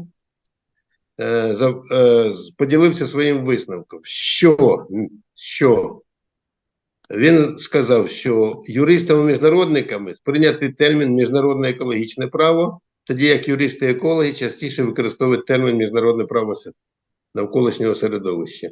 Мене зацікавив цей висновок, він нібито простий, розставляє акценти, але коли я зацікавився проблемою і проаналізував всі доступні мені існуючі підручники і посібники з міжнародного права, зокрема міжнародного публічного права, галузі якого є наша досліджувана галузь, то там виявилося навпаки, більшість джерел міжнародного права оперують саме міжнародним правом навколишнього середовища. І лише декілька міжнародне екологічне право. Ну, хотів би звернути на примирливу таку, примиряючу всередину позицію, яку запропонував Юрій Сергійович Шемшученко. Він ототожнює ці два поняття. В принципі, можливо. Але ж все одно, кожен раз, якщо застосовувати два поняття, це абсолютно не дає нічого гарного у правозастосуванні. Тому я прийшов до висновку, що все-таки треба зупинитися на такій назві, як міжнародне екологічне право. Щодо триваючої війни, маю констатувати, що країна-агресор на території України порушила практично всі галузеві принципи міжнародного екологічного права. Я їх взяв з виступу на конференції на оці 2010 року. Я їх зараз назову. Перше – це забезпечення дотримання конституційних екологічних прав людини. Друге – неприпустимості нанесення транскордонної шкоди. Третє – екологічно обґрунтованого раціонального використання природних ресурсів. Четверте – захисту екологічних систем Світового океану. П'ятий – заборони воєнного або будь-якого іншого ворожого використання засобів впливу на природне середовище. Гарний принцип. Є така конвенція. Шостий – забезпечення екологічної безпеки, про що говорив сьогодні Володимир Іванович. Сьомий – міжнародно-правової відповідальності держав за шкоду, нанесену навколишньому середовищі. Восьмий – це обережності чи обережного підходу. І нарешті останній, дев'ятий – це основоположний комплексний принцип сталого розвитку. Незачепленим залишився один з 10 принципів. Це принцип неприпустимості радіоактивного зараження навколишнього середовища. Та й то, він сьогодні перебуває під повсякчасно, я би сказав, загрозою порушення через мінування ЗАЕС і постійно це бряцання ядерною зброєю. Найцікавіше, виявляється, що ці принципи, 10 принципів, виокремила саме російська еколого-правова доктрина. І це чітко вказує, на мою думку, на не просто свідоме ігнорування, а активне відкидання і заперечення усталеної міжнародної моделі навколишнього середовища. Все вони знають, все вони розуміють, все вони пропонують, і водночас свідомо йдуть на ігнорування і на правопорушення. Ну, я би... Оце саме нігілістичне відношення сусідньої держави в кінцевому рахунку засвідчує абсолютну недієвість міжнародного екологічного права, тим як міжнародного права в цілому, яке виникло і розвивалося у післявоєнний період, тому, незважаючи на те, що сьогодні міжнародне право вважається, навколишнього середовища вважається одне з найрозвинутіших галузей міжнародного права, на думку Наталії Рафаїлівни Малишевої, критерієм його розвитку рахується наявність розгалуженої системи формальних джерел. Тоді як справжнім критерієм, я думаю, є можливість ефективного забезпечення реалізації задекларованих у цих же джерелах положень. Таке становище вимагає невідкладного перегляду існуючої міжнародно-правової моделі світового співіснування та побудови нової моделі з врахуванням негативних уроків сьогодення. Справа в тому, що наявні принципи міжнародно-правового регулювання і як наслідок міжнародне право в цілому виходять із загальноусталених морально-етичних імперативів провідної ролі і сталості взятих на себе кожною країною зобов'язань, не враховуючи історичних уроків щодо існування країн, для яких взяті зобов'язання вартують не дорожче вартості їх паперового носія. На це вказував колись перший рейхканцлер Німецької імперії Отто Бісмарк. Це загальновідомі слова. І загальновідоме поняття морально-етичних імперативів, яке пішло від так званих категоричних імперативів Еммануїла Канта, або інша його назва моральних імперативів. Справа в тому, що вся наша сьогоднішня модель міжнародного регулювання спрямована на цивілізаційне сприйняття оцих певних морально-етичних імперативів. Вся їхня, я би сказав умовно, правосвідомість всіх держав цивілізованих будується саме на цих морально-етичних імперативах. І лише одна, як її назвати, варварсько-дикунська країна, яка відкидає все, своїми діями просто порушила оцей баланс. Крім того, для абсолютної більшості формальних джерел міжнародного права, я вважаю, характерною особливістю є відсутність реальних гарантій їх дотримання і механізму їх забезпечення. Семантичне значення терміну «гарантувати» з французького розкривається як забезпечувати, давати гарантію, захищати. Але, мабуть, найвідповіднішою за функціональним значенням є саме захисна функція, тобто здійснення особою гарантом захисту усіх гарантованих інтересів. При цьому гарантійні заходи мають бути щонайменше адекватними за своїм обсягом і значенням діям порушника, а в оптимальному варіанті багатократно перевищуючи їх. І чим більше буде таке перевищення, тим швидше відбудеться нівелювання глобальної загрози інтересам людства через нічим не спровоковану загарбницьку війну щодо сусідньої держави. Але це дає поштовх для подальшого розширення на території інших держав. Крім того, це слугує негативним, я вважаю, прикладом для інших агресорів. Підтвердженням сьогодні є загострення обстановки на Корейському півострові. Подивіться, як дві Кореї, дивлячись на сьогодні протистояння України і Росії, починає загострювати, накалювати обстановку на Корейському півострові. Висновок про відсутність дієвого механізму захисту прав та інтересів суб'єктів міжнародного права можна проілюструвати низкою прикладів. Наприклад, Конвенція про заборону військового або будь-якого іншого ворожого використання засобів впливу на природне середовище, до речі, ініціатором якої був СРСР, вже у статті 1 закріплює відповідний обов'язок кожної держави-учасниці не вдаватися до використання деструктивних засобів впливу на природне середовище. І це червоною ниткою проходить по всьому тексту Конвенції. Водночас, механізму забезпечення дотримання цього обов'язку виписано не було, що робить положення Конвенції, вважаю, декларативними. Попри те, що Конвенції за своєю природою не є індикативними, тобто рекомендаційними актами. Далі. можна відсутність жодних серйозних міжнародних еколого-правових гарантій можна розкрити на прикладі однієї з найважливіших сфер, якою є ядерна безпека. Конвенція про фізичний захист ядерного матеріалу та ядерних установок, зокрема це стаття 17 Конвенції, запроваджує механізм розв'язання спорів між державами-учасницями шляхом проведення спільних консультацій або інших мирних способів регулювання. Тоді як частина 2 статті 17 передбачає взагалі можливість уникнення судового розгляду справи на фоні добровільності волевиявлення сторін. Пише країна, що не бажає брати участі у судовому розгляді, і вона випадає з підсудності Міжнародного суду Організації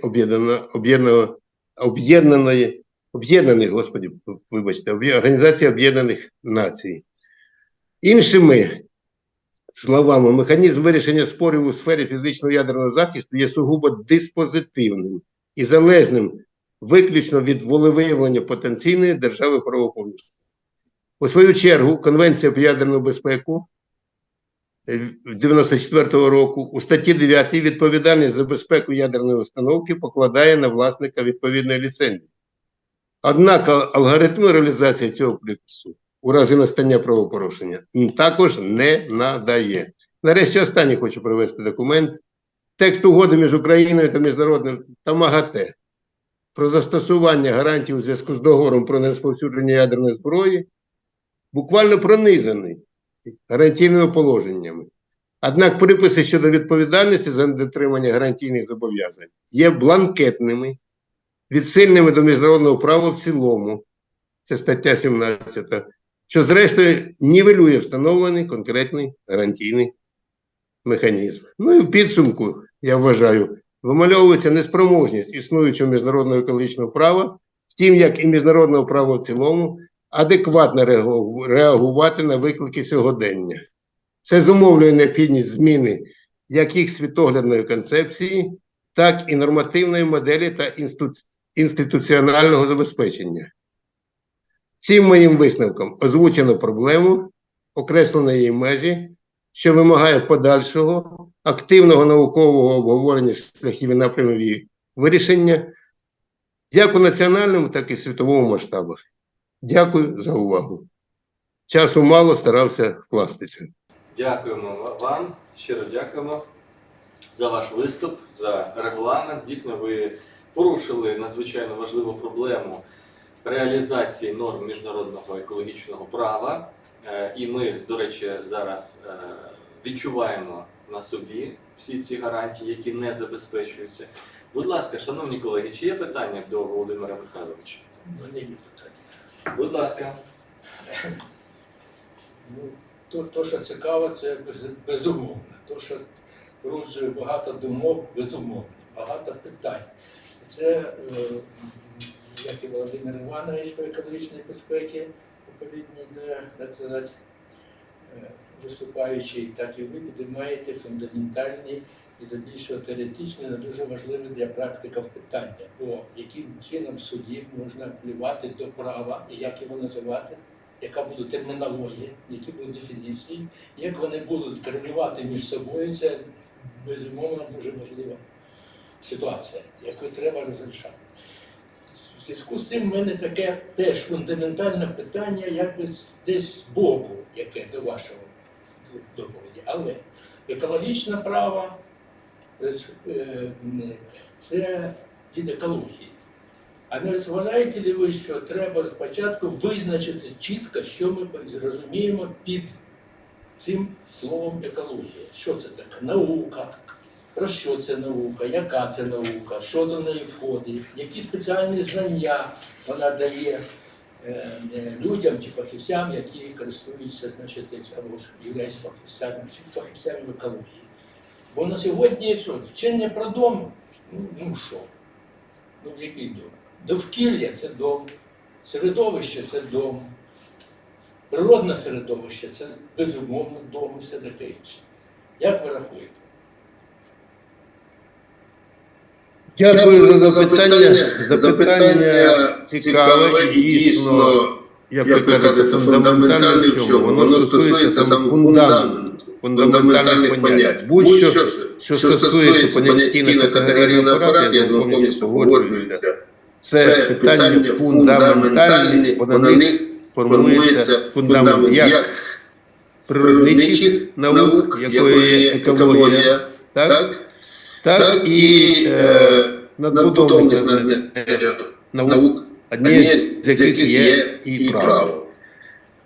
Повністю з вами погоджуюся, я слухав ваші запитання до Василя Васильовича, це вже так, щодо довкілля, навколишнього середовища. Справа в тому, що ми, якщо будемо залазити у визначення цих понять, то ми будемо порушувати певну, скажімо так, етичну взаємодію між науками. Я все-таки переконаний, що тут повинні дати слово саме еколога. Хай екологи визначать важливі поняття, а ми, як колись любив казати Віталій Васильович, попробуємо надягти на ці поняття юридичну сорочку. Іншого немає. Ви розумієте, якщо тільки юристи полізуть, це на превеликий жаль ліземо, бо там є програми, відчувається. Тоді ми ліземо в ці поняття. Але ж альфа повинні сказати саме галузеві фахівці. Я вважаю, що таке є. Міждисциплінарне співіснування різних, скажімо так. Згоден з вами повністю. Але, знаєте, завжди є але. Як би там не було все устаканено, є але. Але заключається в тому, в кінці кінців, я говорив попередні виступаючі, все повинно, любі суперечки повинні вирішувати практикою в суді. І суд повинен спиратися на щось. І він спирається в першу чергу на право.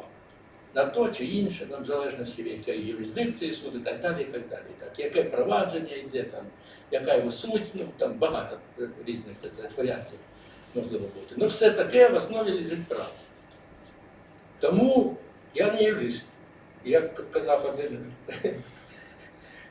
і папа в мене не був юристом. Тому мені юриспруденція дуже добре почав розбиратися, коли я 7 років працюю судовим експертом. І я рахую так, що юристи, які займаються питаннями, так сказати, взаємодії на юридичній основі між людьми, по суті, це ж люди, слідак люди, це все люди, так?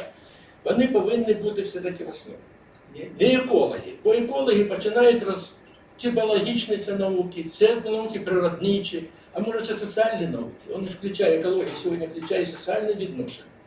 І сьогодні екологічна система, це ж не тільки екологічна, це соціо, еко, гео, техно система. Розумієте? І людина живе не просто в природному середовищі. Де це природне середовище? Де це естественне середовище? Де воно? Чи є воно, чи ні? Зовсім, навіть десь в заказниках чи в таких заповідниках. От розумієте? Тому я рахую, що, і це мені дуже просто рахувати, бо я сам не юрист. Я якби віддаю, я як еколог, професор екології. Розумієте? Я віддаю право це юриста. Бо вони спеціалісти по формалізації суспільних відношень, по написанню права. Дякую за запитання, якщо це за запитання. За зауваження я би хотів відповісти. Розумієте? Тому що в этой термінології вже, ну, як кажуть. Я би хотів відповісти. Ну, по-перше, ви декілька разів наголосили на тому, що ви не юрист. Ну це дозволяється виправити. Ви перебуваєте в стінах такого славетного закладу, скільки там, декілька років, і ви юрист. Я забирався поступати сюди в 60-му році. Тоді ще не був Ярослава Мудрого, а просто був інститут юридичний. Я теж в нього поступав колись 3 рази і не вступив. 3 рази туди, 2 рази Шевченка. І 5 разів, але на 6 разів все-таки вступив. Тому у вас все попереду. Я 6 разів, скільки ви? 2 рази чи 4. Це раз. По-друге, я не казав, що це тільки гуманітарна чи природнича наука. Я вам сказав, що це екологія взагалі дійсно. Екологічні питання – це міждисциплінарні питання. Тобто там дуже багато наук. І право – це теж за соціальну науку. Тому там клубок проблем. Але ж суді дійсно суд оперує виключно, ну не виключно, переважно, скажімо так. От сьогодні зазначала суддя, що там суддя, от хтось зазначав, що там уже наші сьогодні дійшли до такого, що вже там приймають рішення Верховний суд на підставі не закону, а принципів, правил, аналогії і таке інше. Хочеться вірити, але віриться з трудом. Хто стикався з судами, дійсно, я погоджуюся, там виключно, що? Там виключно норма права. Є норма закону. Прекрасно. Нема, суд відкидає всі ваші доводи, і всі ваше цитиронство і все інше. Тому дуже важливо є дійсно закріплення, оце формальне, нормативне закріплення термінів у законі. Але ж, якщо тільки воно буде неправильно закріплене, буде накульгувати вся правозастосовна судова практика. Тому дуже важливо, я вважаю, почати саме з галузевих фахівців. Вони, як ніхто, розбираються у всіх тонкощах оцих наук. І тому вони повинні починати формувати оцей понятійно-категорійний рівень. Я погоджуюся з вами, що суди, але ж все-таки все має йти, як то кажуть, від землі, тобто від основи. А основою є саме фахівці екології. Подавайте, а ми будемо закріплювати. Точніше, не ми, Верховна Рада. Дякуємо вам за запитання і за відповідь. У нас є ще одне питання від пана В'ячеслава. Чи запитання, чи коментар? В'ячеслав Іванович, будь ласка. Тільки мікрофон. Мікрофон. Увімкніть, будь ласка, мікрофон. Я вже кілька разів намагався стартанути і взяти участь в обговоренні, коли йшла мова про термінологічні речі, але все стримувався, щоб не заважати іншим, а тут таки вже не можу стриматися. А ще такий нюанс, що, як відомо, я прийшов вправо з географії, і тому дозволю собі відповісти на порушені питання і з одного, і з іншого боку. Звісно, кілька тез, щоб не переходити до доповіді вже. Кілька тез. Коли писався закон про охорону навколишнього природного середовища, ми виходили з тої термінології, яка була на той час. Причому наголошую, що в назві закону було введено поняття «природне середовище», оскільки ми таким чином відмежовувалися від санітарно-гігієнічного законодавства.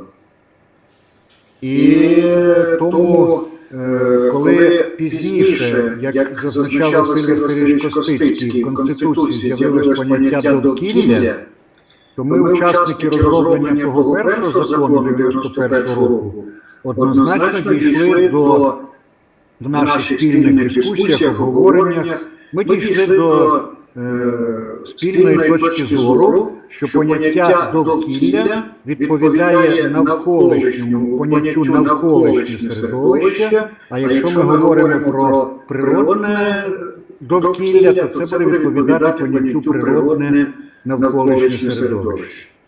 І тому, коли в судах, і це вам говорять люди, які закладали якісь свої думки в той закон. Тому коли в судах виникають питання, що ж таке довкілля, що таке навколишнє середовище, на цьому намагаються побудувати захист чи протилежно наступ на звинуваченого, то варто, мабуть, запитати у тих, хто розробляв норми закону, відповідно, то таке наукове обґрунтування, що саме закладалося в закон. Тепер з приводу поняття екологічне, не екологічне, чи ще якісь інші. От ми крутимося навколо екології, і з певного часу ця сфера законодавства, ця галузь права називається у нас екологічне право. Те, що так активно зараз почали ми сьогодні це обговорювати, на мій погляд, це говорить про те, що, мабуть, таки нам всім треба серйозно повернутися до цієї назви. Особисто мене ця назва вже давно, якщо я звично нею користувався, зараз вона мене все більше не влаштовує. І тому, щоб не розтікатися мислею по древу, скажу, що давайте ми подумаємо все ж таки над тим, що якщо подивитися трошки ширше, а не зводити лише до особливої науки, яка є екологія, а подивимося, Володимир Володимирович, я думаю, що це не тільки питання, щоб віддати пальму першості екологам, хай вони щось носять пропозиції, а юристи з цим погодяться. Все ж таки право регулює суспільні відносини. І назву галузі права, відповідної галузі законодавства, ми маємо визначитися залежно від того, які відносини ми регулюємо. І у зв'язку з цим дозволю собі, я закінчу тим, що думаю, що нам, на мій погляд, я все більше схиляюся до назви довкіллєве право, хоча воно важко вимовляється, але воно буде ближче до європейського світового уявлення environmental law. Я не наполягаю, готовий взяти участь в обговоренні, але думаю, що сфера регулювання нашого так званого сучасного екологічного права далеко виходить за межі того екологічного права, яке народжувалося значною мірою в напрямку збереження природного середовища. Коли ще Василь Лук'янович працював в цій темі, і так далі, і так далі. Не випадково ж ми від закону про охорону природи перейшли до закону про охорону навколишнього природного середовища. А тепер повернусь трошки ближче до свого первинного фаху, географічного, екологічного. Колеги, коли класики запроваджували поняття екологія, Гекслі і інші, Одум, класична книжка «Загальна екологія», то сутність – це, в принципі, достатньо універсальний підхід, коли якийсь об'єкт береться в центрі, а все інше оцінюється на предмет впливу на цей центровий об'єкт.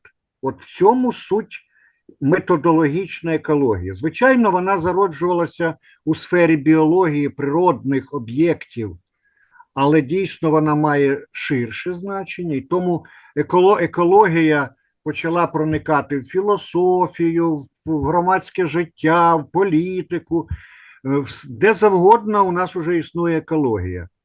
Але принципове питання для юристів полягає в тому, що екосистема не має просторових меж.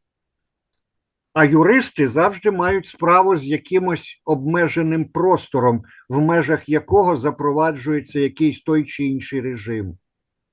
І тому при всій повазі до екологічного підходу, але ми маємо виважено підходити і розуміти, де він може бути застосований, а де все ж таки в нього є межі, які потребують для того, щоб ми вирішували свої задачі, регулювали відносини, то ми маємо виходити вже на якісь інші принципи, які сповідують, наприклад, географи, коли вони говорять не про екосистему, тобто центрову систему, а про геосистему, ті ж ландшафти. Вони передбачають, що там всі компоненти є рівноправними. Вони в різної мірі впливають один на одний, але вони рівноправні, там нема головного. А в екопідході завжди є хтось головний. І тому оці речі ми маємо враховувати з урахуванням того, що ми маємо специфічну сферу своєї діяльності як юристи. І тому оці не лише екологічні, а й інші підходи ми маємо враховувати, формуючи систему правового регулювання відповідних відносин. І завершуючи, я завжди був великим прибічником точності формулювань. І проблема нашого законодавства сьогодні полягає в тому, що численними точковими змінами у нас повносилося дуже багато змін до раніше діючого законодавства, або приймаються нові акти, які не враховують певну дію актів, які і вимоги актів, які були прийняті раніше. В цьому є проблема. Я також займаюся питаннями тільки не судової експертизи, а науково-правової експертизи. Зараз є дві такі великі, які є про що поговорити в частині термінології. Тому я дуже дякую шановній академії Ярослава Мудрого, провідному університету, всім колегам за організацію цього дуже представницького, дуже конкретного і дуже хорошого форуму. Нам частіше треба зустрічатися, і я думаю, що шукати порозуміння для того, щоб таке екологічне право чи довкіллєве, незалежно того, як ми назвемо, але це універсальна річ, яка потрібна людству назавжди.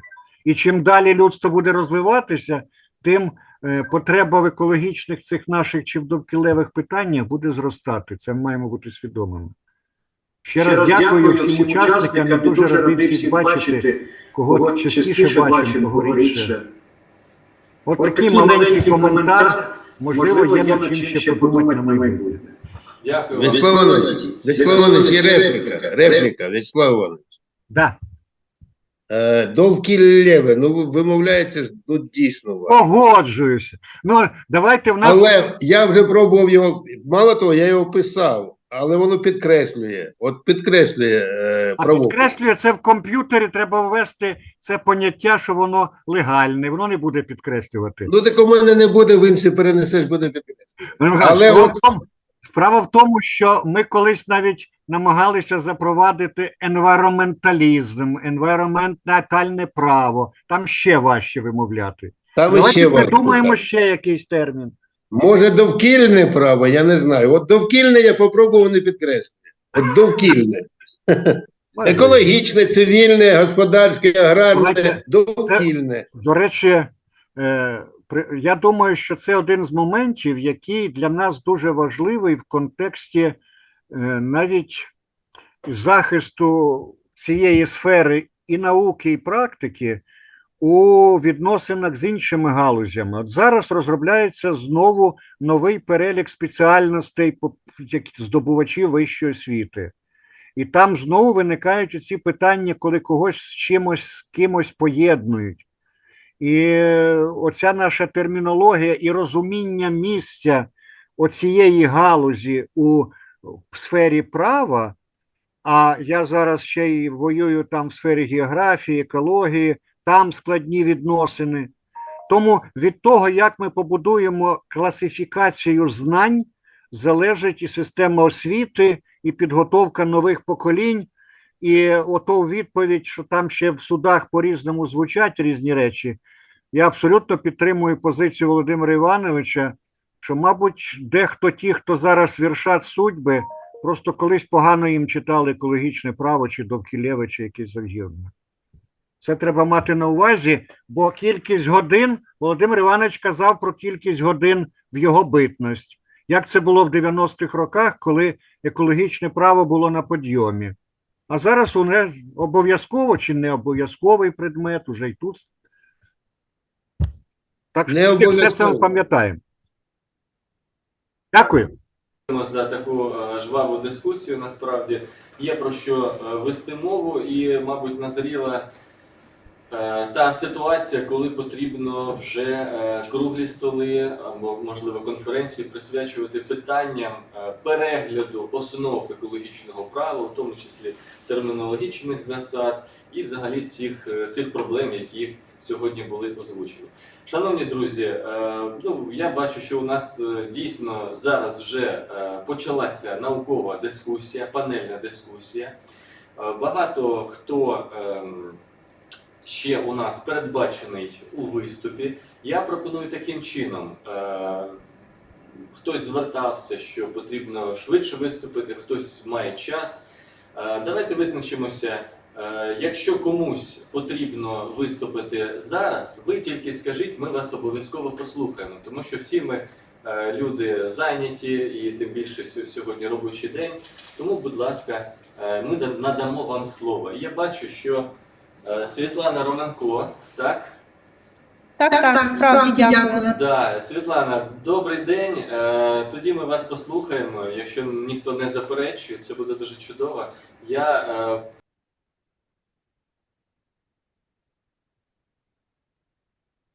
Стоїмо разом, відома українська компанейка та кліматична активістка, яка наразі займає активну позицію в питаннях протидії ворожому втручанню в нашу державу і кліматичної безпеки. Будь ласка, Світлана, вам слово. Так, дуже дякую. І рада бачити тут дуже багатьох колег, з якими ми, я 15 років була доценткою Прикарпатського національного університету імені Василя Стефаника і знаю дуже багатьох колег дуже близько. Ми були на багатьох заходах разом, обговорювали багато важливих питань, але так, справді сталося так, що особливо з початком російської війни, повномасштабної проти України, я каталізувала таку величезну глобальну політичну публічну кампанію по обмеженню фінансових прибутків Росії, Путіна, які він отримує від викопного палива. І хотіла ось поділитись результатом. Буквально минулого тижня Конгрес Сполучених Штатів затвердив нові санкції проти Росії, і також Євросоюз, який і говорити ще й думати не хотів про повну заборону на російський газ, зокрема скраплений газ, з який він платить шалені гроші Росії, яка й далі частково заробляє, так, щоб вести війну. Тобто, але йдуть розмови про те, що буде повна заборона, і ми працюємо над цим. Я зараз використовую право як інструмент, і ці знання, які я отримала, в тому числі завдяки своїм вчителям із цих наукових шкіл, які тут представлені, і мені завжди приємно з повагою згадати про них, Василь Васильович, всі інші. Я використовую їх для практики, для того, щоб змінювати політичні рішення і вести публічні політичні кампанії, які принесуть уже ось зараз результат. І хотіла поділитися з вами, безумовно, доктрина, як така еколого-правова доктрина, до якої ми всі дотичні в різній мірі, так, тому що дуже багато присутніх тут людей, хто розпочинав її, хто наповнював її новими так, пропозиціями та ідеями, але мені було дуже приємно сьогодні, переглядаючи ще в черговий раз програму форуму, побачити, що ми зараз говоримо про такі питання, як енергетична справедливість, коли ми говоримо про, зрештою, екологічну справедливість. Цього не було раніше. І це теж великі здобутки. І ми повертаємося до основ теорії держави і права, яка вчила нас, що право, особливо право, не природні, а право позитивне, так, яке є встановлене державою, має служити людині. І процес його імплементації має бути швидким. Тобто я бачу своє завдання як людини, яка є так, яка обізнана з екологічним правом, в тому, щоб максимально скоротити дистанцію між еколого-правовою доктриною і між її реалізацією. І якщо говорити про загальну проблематику, яка ось уже нагальна для того, щоб на неї вплинути, то в мене тема по зелених робочих місцях, так, це дуже важливо, це нова тема, я зараз поділюся даними з колегами, які є унікальними, ми зробили дослідження з партнерами, дослідили, скільки їх може бути, що для цього необхідно. Але на даний час, крім протидії російській агресії, яка триває, і ми розуміємо, що певні геополітичні процеси відбуваються, так, світ по-різному реагував на початку війни і зараз реагує, і є велика небезпека, яка усувається в тому числі і правом. З одного боку ми бачили, що право, зокрема і право екологічне, може змінити дуже мало, наприклад, у випадку знищення російськими окупантами Каховської ГЕС.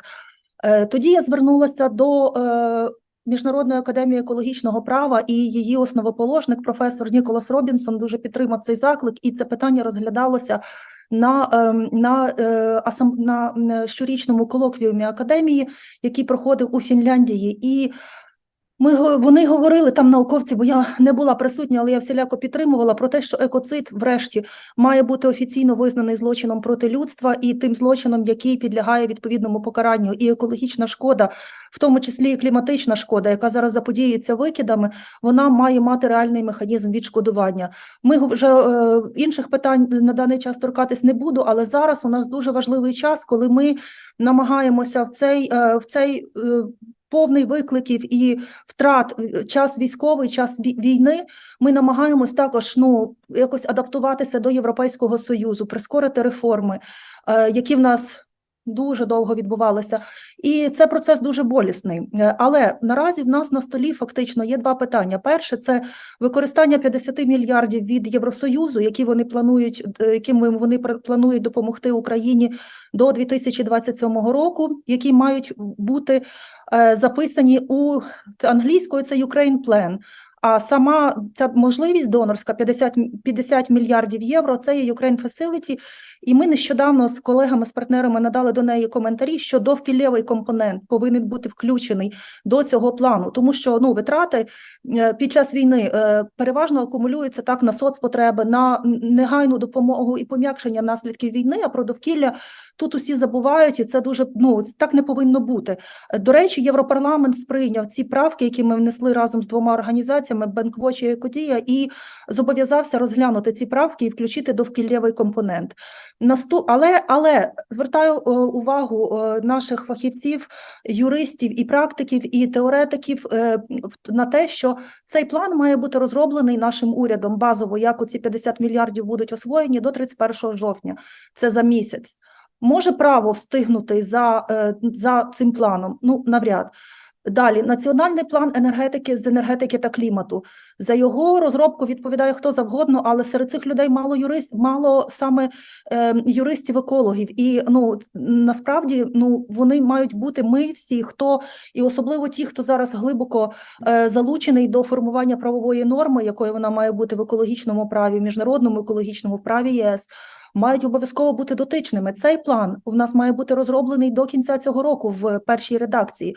І це надзвичайно швидкий темп, який не дає можливості для стратегічного маневру і для правильної розробки норми, яка потім ляже в основу якісних змін, які будуть відбуватися з нашою державою. Це також те, що треба мати на увазі. Ще одне, останнє по нормотворчості, бо ми працюємо над доктриною для того, щоб змінювати норму права. Кажуть, що та норма права, яка фактично добре працює, це коли сказав Уркевич, що її, якщо вона не поламана, змінювати її не треба, так? Але ми бачимо на даний час, є план нормативно-правової роботи у нас, парламенту нашого та Кабінету міністрів до 2025 року, і там планується шалений темп прийняття і розробки прийняття різного роду документів. І хотілося б бачити, яким у них буде наукова складова.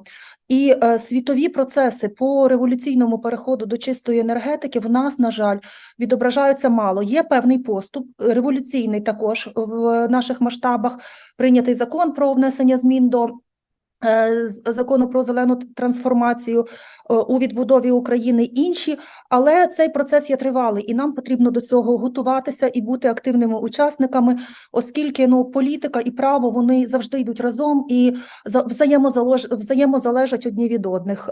Тепер буквально кілька слів, поважаючи час колег, кілька слів по зелених робочих місцях і повоєнній відбудові України. Перші речі спочатку, так? Спочатку нам потрібно виграти війну, нам потрібно повністю дефінансувати військову машину Путіна, і це зробити нелегко. Ця країна має дуже багато нафтогазовугільних резервів, але цей процес вже відбувається, бо країни світу відмовляються від їхніх нафти і газу, включаючи ЄС. Був важливий звіт, коли буквально місяць тому, який засвідчив, що під впливом якраз фактору те, що Росія є загарбницькою країною, окупантом, яка чинить терор і геноцид на наших територіях, ЄС скоротив споживання викопного палива на 17%.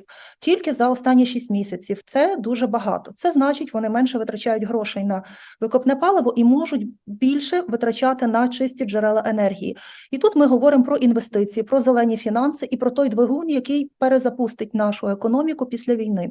Для нього відсутня нормативно-правова база і тема зелених фінансів і правильних інвестицій, які, очікується, що вони прийдуть в нашу країну, коли вона стане безпечною для інвестора, містить компонент також відповідності екологічним нормам. У нас наразі з різних причин цього не відбувається. І останнє, по зелених робочих місцях. Власне, впровадження цієї концепції зелених робочих місць може стати важливим чинником повоєнної відбудови і відновлення на засадах декарбонізації, кліматичної нейтральності і сталого розвитку. Коли говориш з людьми на місцях, вони не знають, що таке ці зелені робочі місця. Але ми всі знаємо, що таке екологічні товари та послуги, і ми всі знаємо, що таке викиди від викопного палива та кліматична криза. Насправді, зелені робочі місця, вони чітко пов'язані із двома площинами. Перша площина – це процес, перша – це процес, як вони формуються, друга – який результат вони дають. Ось, і залежно від галузі, в якій вони створюються, або від професії, завдань та навичок працівника. Нам потрібно буде думати, як якісно реформувати систему освіти, щоб вона відповідала орієнтирам Європейського Союзу, включно із екологічною освітою, еколого-правовою освітою та цією компонентою, оскільки в Євросоюзі, відповідно до Хартії навичок, до 2027 року люди будуть мати можливість і будуть фінансово підтримані перевчатися, перекваліфіковуватися протягом, не тільки коли вони є молоді студенти, але й протягом всього їхнього життя, якщо вони хочуть змінити місце роботи. Ну і безумовно в нас для того, щоб повернути людський капітал, потрібно буде створити такі робочі місця, а вони невід'ємні від енергетичного переходу. І буквально на сам кінець одна вражаюча цифра. Ми порахували з колегами з аналітичного центру «Суспільство і довкілля», що Україна загалом може створити 4,2 мільйони зелених робочих місць, що повністю замінить втрачені під час війни звичайні робочі місця.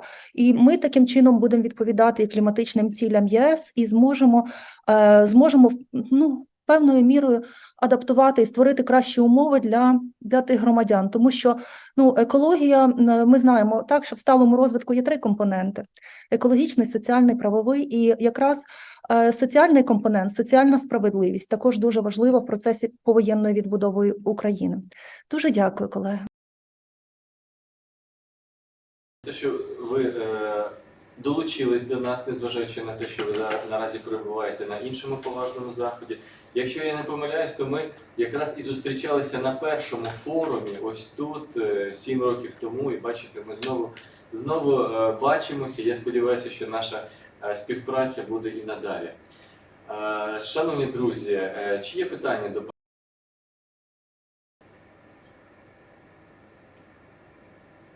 Я можу лише прокоментувати і подякувати вам за ту справу, яку ви робите. Ми, звісно, що підтримуємо. Ви тут сказали про екологічну освіту. Хочу сказати, що я, шановна Ганна Валеріївна, Зоряна Васильівна, ми наразі працюємо у групі під керівництвом Юлії Юріївни Овчинникової щодо розробки концепції екологічної освіти. Я сподіваюся, що ми теж можемо зробити певний внесок для покращення цієї ситуації.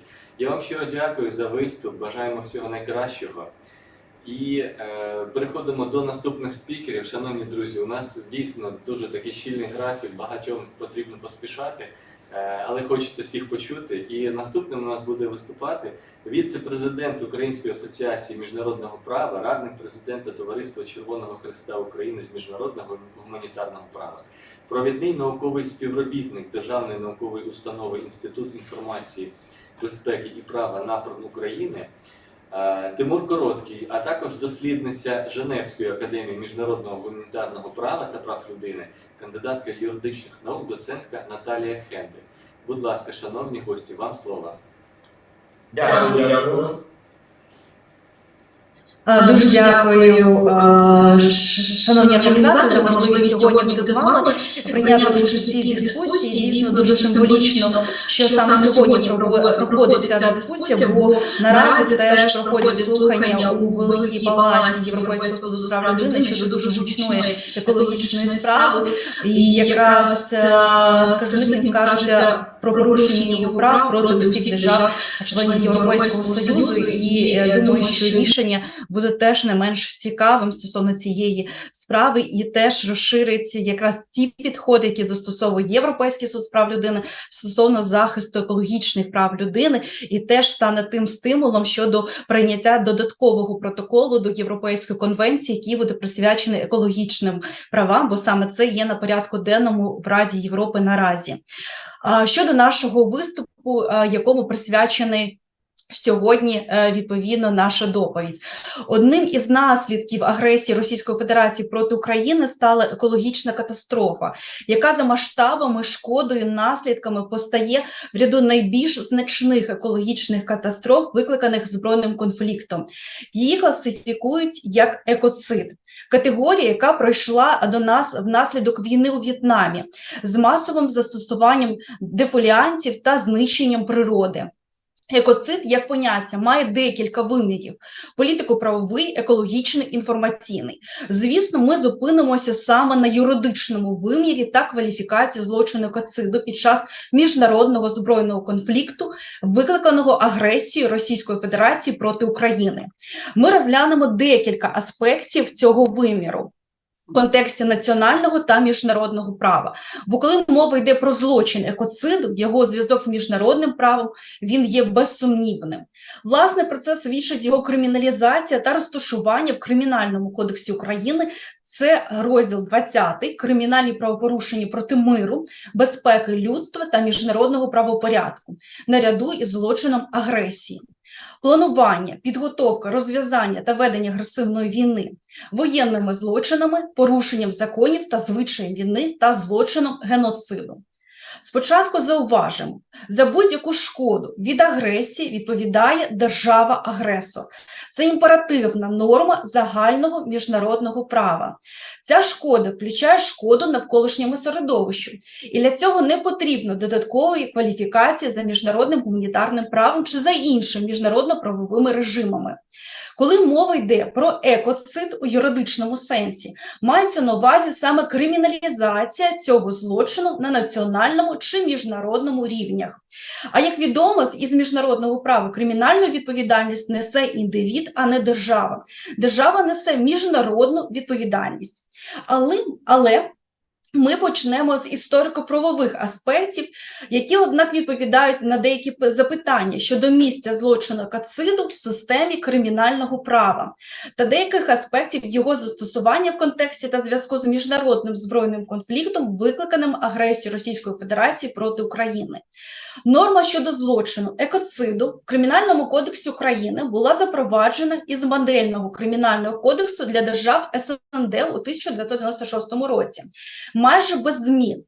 Поява в цьому кодексі екоциду пов'язана з двома подіями. Перше – це наслідки Чорнобильської катастрофи та проєктом Кодексу злочинів проти миру та безпеки людства, розробленого Комісією міжнародного права, де в одній з редакцій містився аналог злочину екоциду. Власне, в значній кількості держав на пострадянському просторі була запроваджена ця норма. Це Грузія, Казахстан, Молдова, Киргизстан, навіть вона є в Росії. У деяких державах ця норма дещо змінювалася, в деяких, як в Україні, залишалася без змін. Але підкреслимо, фактично прикладів її застосування не було. Це пов'язано не тільки з техніко-юридичною конструкцією норми, але й дуже високим порогом шкоди. На наш погляд, відрізняють цю норму від ординарних норм злочинів проти довкілля. Також це важливо. Ця норма не є поширеною в кримінальному законодавстві інших держав. Наприклад, вона є у законодавстві В'єтнама, бо саме події криміналізації цієї норми були пов'язані з збройним конфліктом, який відбувався на території В'єтнаму. І відтоді, відповідно, екоцид ми можемо знайти цей концепт в міжнародному праві. Тому далі безпосередньо зосередимося на екоциді і міжнародному праві. Зауважимо, в переліку міжнародних злочинів злочину екоциду немає. Якщо ми звернемося до сучасної кодифікації міжнародних злочинів, вона міститься у Римському статуті Міжнародного кримінального суду. Там є 4 міжнародні злочини, щодо яких має юрисдикцію Міжнародний кримінальний суд. Це саме злочин агресії, злочин геноциду, злочини проти людяності та воєнні злочини. Як ви бачите, екоциду ні в Римському статуті, ні в його попередниках, тобто статутах міжнародних кримінальних трибуналів, не було. Для усунення цієї прогалини була створена міжнародна група фахових юристів-міжнародників, яка просуває включення 5-го злочину в Римський статут, тобто злочину екоциду. Власне, ми з паном Тимуром входимо до складу цієї групи. Ця ініціатива виникла у 2017 році, і у 2021 році цією групою було підготовлено визначення екоциду. На жаль, перспективи внесення поправок в Римський статут на сьогоднішній день, вони малоймовірні. Але боротьба триває як і на політичному рівні, так і на міжнародно-правовому. Також підкреслимо, що мова йде саме про злочин екоциду поза збройним конфліктом. Тобто в умовах збройного конфлікту має застосовуватися стаття 8 Римського статуту Міжнародного кримінального суду, в якій вказано: умисне вчинення нападом з усвідомлення того, що такий напад призведе до випадкової загибелі чи поранення цивільних осіб або заподіє шкоди цивільним об'єктам, чи масштабної, довготривалої та серйозної шкоди навколишньому природному середовищу, яка буде явно надмірною в порівнянні з конкретною та безпосередньо очікуваною загальною військовою перевагою. Саме такою є пропозиція щодо впровадження злочину екоциду в Римському статуті Міжнародного кримінального суду, та так вирішується можлива конкуренція між воєнним злочином та потенційним злочином екоциду в Римському статуті Міжнародного кримінального суду. Воєнні злочини, як порушення міжнародного гуманітарного права під час збройного конфлікту, та злочин екоцид поза збройним конфліктом. Чи вплине кваліфікація злочину екоциду відповідно Кримінального кодексу України на зміну такої позиції, поки що невідомо. Але ми вважаємо, що доцільно просувати такий підхід. Тобто, зараз у Міжнародного кримінального суду є юрисдикція у випадку масштабної, довготривалої та серйозної шкоди навколишньому природному середовищу. Як щодо воєнного злочину, тобто серйозного порушення міжнародного гуманітарного права. Дійсно, у додатковому протоколі до Женевської конвенції від 12 серпня 1949 року, що стосується захисту жертв міжнародних збройних конфліктів від 8 червня 1977 року, в 3 статтях є відповідні заборони.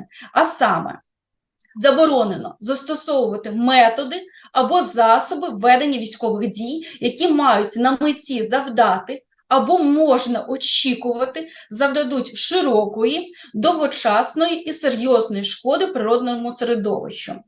Стаття 35 фактично один з принципів міжнародного гуманітарного права та стаття 55 першого додаткового протоколу. В переліку серйозних порушень першого протоколу такі дії не криміналізовані, але ми можемо віднести їх до так званих інших серйозних порушень міжнародного гуманітарного права, які дорівнюються воєнним злочинам. І ми використовуємо ці норми при кваліфікації кримінальних правопорушень за статтею 438 Кримінального кодексу України «Порушення законів та звичаїв війни».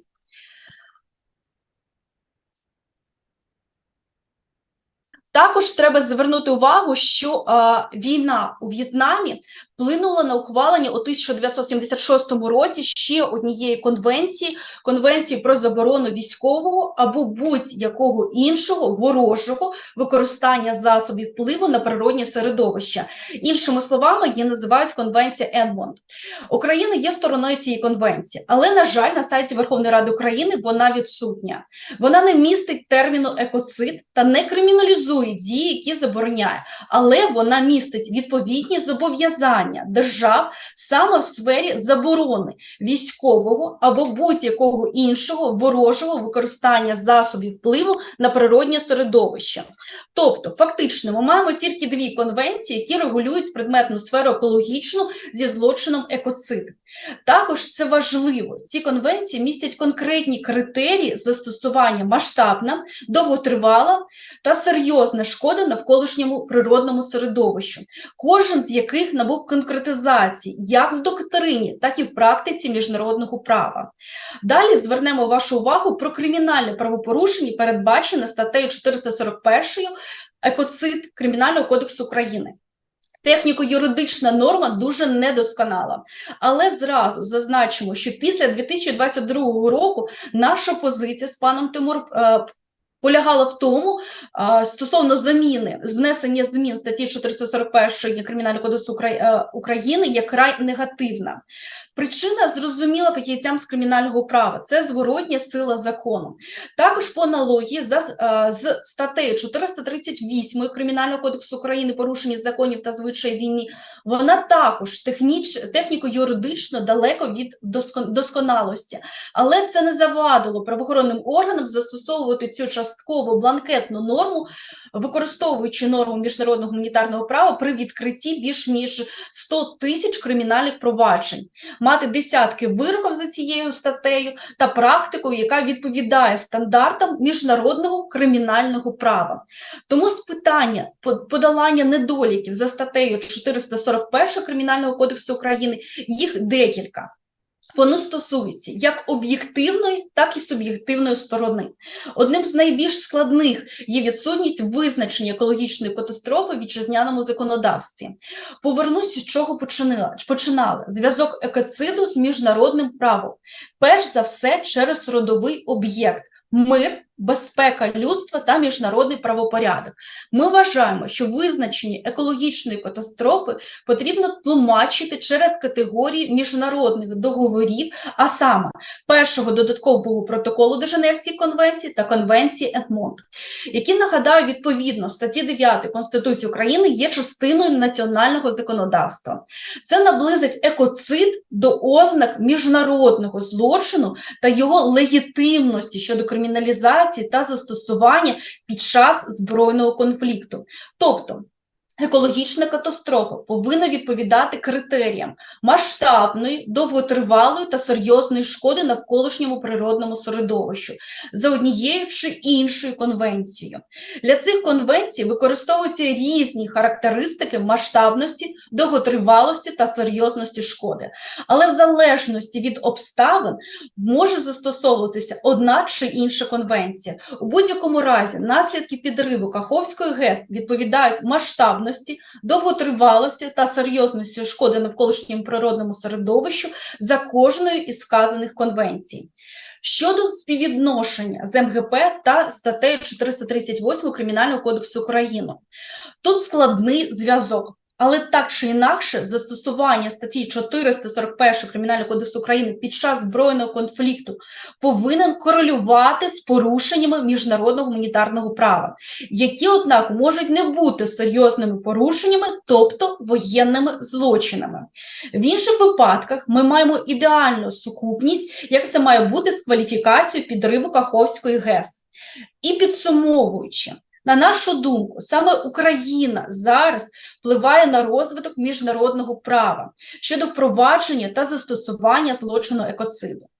І цей злочин не може зводитися ні до ординарних екологічних злочинів, це зводить на нівець саму концепцію злочину екоциду, ні до загальної шкоди довкіллю. Для цього є міжнародна правова кваліфікація агресії та присвоєння Росії всієї шкоди від агресії, включаючи шкоду довкіллю.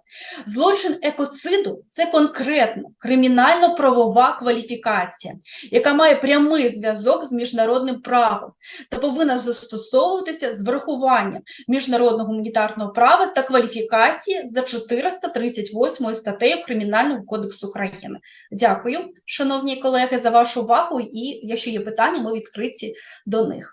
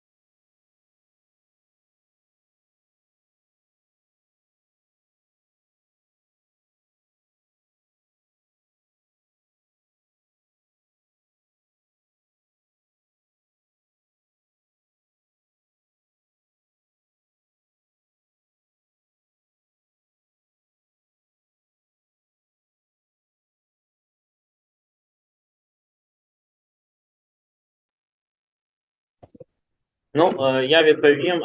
Це ми враховуємо інші норми міжнародного гуманітарного права. На жаль, не завжди можна оцінити так звану конкретну військову перевагу, тобто це принцип пропорційності, і він застосовується в міжнародному гуманітарному праві, але він не має кількісного виміру. В кожній ситуації він застосовується окремо.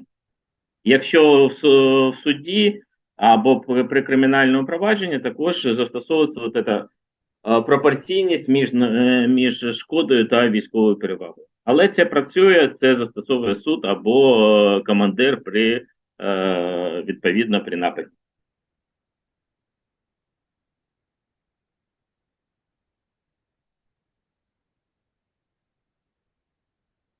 Зрозуміло. Катастрофа. Ну, більше ж катастрофи не наступає зразу екологічно. Вони ж відкладені. Наслідки через рік можуть проявитися, через декілька років. Усі бойові дії впливають негативно на довкілля безумовно. 1 кілограм бойових вибухових речовин дає 1000 літрів продуктів згорання цього бойового речовини. 1000 літрів. 1000. А 5000 снарядів використовують в день тільки Росія. 5000 снарядів, які там 2-3 кілограми, все таке, скільки мільйонів тонн. А справа в тому, що вони утворюють так звані аерозолі, дуже стійкі, в які включаються рухомі та нерухомі небезпечні речовини. І інгаляційним путем в 1000 разів їх токсичні властивості повишаються. А на примері Чорнобильської катастрофи ми бачимо, що перший почали де? Не в Чорнобилі. А завдяки утворенню радіоактивних аерозолів почали десь в Северній Європі, в Північній Європі. Що це відбулося. І тому дуже складно зразу виявити і встановити, що це іменно катастрофа по сукупності. Розумієте? Може, треба якось підійти в визначенні, в цих, так сказати, кримінальних ознаках цього екоциду, інші якісь, так сказати, терміни використовувати, якісь інші підходи, уйти від катастрофи, бо у більшості там судді і так далі, катастрофа це як? Автомобіль дерево влив. А це катастрофа. Автомобіль катастрофа. Розумієте, про що я? Я відповім, так. Розумію, відповім, ну, по-перше, це не наша концепція, це наявна стаття в кримінальному кодексі. Ми сказали, що вона не дуже техніко-юридична вдала, але ми противники зараз її змін. Чому? Тому що це тоді наступає зворотня сила закону. Але якщо ми беремо, оцінюємо зміст екологічної катастрофи через критерії цих двох конвенцій, там також враховуються перспективні наслідки для довкілля. Там питань в цьому немає. Я це розумію. Но справа в тому, що коли наш слідчий чи прокуратура починає кримінальне провадження, вона ж починає провадження по статтям нашого кримінального кодексу, а не по міжнародному праву. По міжнародному праву потім, коли вже закінчиться слідство, коли, значить, будуть матеріали, висновки, експертизи, все таке інше, тоді можна нашому національному слідчому якось підготувати документи і організувати позов до там Гаазького кримінального суду. Розумієте? І от ми якийсь певний час ми користуємося нашим законом, нашими, так сказати, гараздами, негараздами відповідних статей. І от це зв'язати 438 статтю з 441, а зараз полюбили 442 статтю, геноцид. Так сказати, через екоцид підходять до геноциду. Ось такі ж питання задаються, коли постанова приймається про судову експертизу. Розумієте? Так от як би не міняючи її, щось додатково зробити, щоб якось її купірувати. Ну, будь-які зміни вони приведуть до зворотньої сили закону. Тому ми вважаємо, що змінювати статтю зараз не на часі, але тлумачити категорію екологічна катастрофа через поняття, які існують в нашому законодавстві, Бо конвенції, про які йшла мова, це частина нашого законодавства відповідно 9 статті Конституції України. Дякую. Дякуємо за запитання і за відповіді. Та, насправді на практиці виникають дуже серйозні проблеми. Те, про що казав Ігор Павлович, стосовно того, що через екоцид намагаються притягнути до геноциду. Дійсно, це важливі питання, які потребують наукової дискусії. Ми вам щиро вдячні за ваш час, за те, що ви приєдналися і висвітлили надзвичайно цікаву і складну проблематику. А зараз я запрошую до слова нашу представницю Південного регіону. Це докторка юридичних наук, професорка, доцентка кафедри аграрного, земельного та екологічного права Національного університету Одеська юридична академія. Вона є відповідальним виконавцем проєкту «Альтернативна енергетика в Україні. Шляхи системного законодавчого стимулювання», що реалізується за підтримки Національного фонду досліджень України. Це Христина Григор'єва, яка підготувала свою доповідь разом з Тетяною Харитоновою. Але я так думаю, що ви будете самостійно виступати, так? Добрий день всім. Так, оскільки у нас так мало часу, я намагатимуся якомога швидше донести нашу доповідь. Основні тезові моменти. На сьогодні основне те, що я представляю не тільки себе, а колектив, нашу команду, колектив кафедри аграрного, земельного та екологічного права Національного університету Одеська юридична академія, який під керівництвом Тетяни Євгенівни Харитонової вже кілька років веде дослідження правового забезпечення альтернативної енергетики. Ми дійшли дуже багатьох цікавих висновків, які ми опублікували вже, опублікуємо ще і запрошуємо всіх вас, всіх своїх колег до обговорення дискусій, долучення до вивчення цього надзвичайно цікавого права. І сьогодні ми обрали для виступу один невеликий, але дуже важливий аспект. Ми обрали питання майбутнього, питання розвитку становлення в Україні водневого законодавства. Ви знаєте, що бувають різні види альтернативних джерел енергії. Один з них – це води. Чому він такий, ну саме він, чому ми його обрали? Тому що весь світ, великі, особливо розвинені країни, роблять акцент на розвитку у себе водневої енергетики. Зараз поки це ще дорогий вид, ще економічно нерентабельний, але це не заважає, наприклад, Європейському Союзу ще в 2020 році прийняти водневу стратегію з дуже амбітними планами. Суть водневої енергетики в тому, що використовується водень як результат електролізу води. За допомогою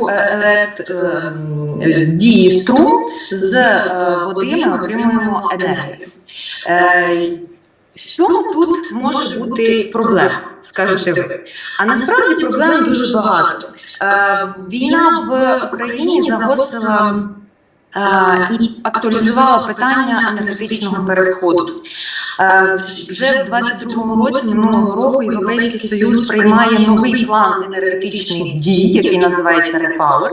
І він нам цікавий тим, що він підкреслює пріоритет водневої енергетики.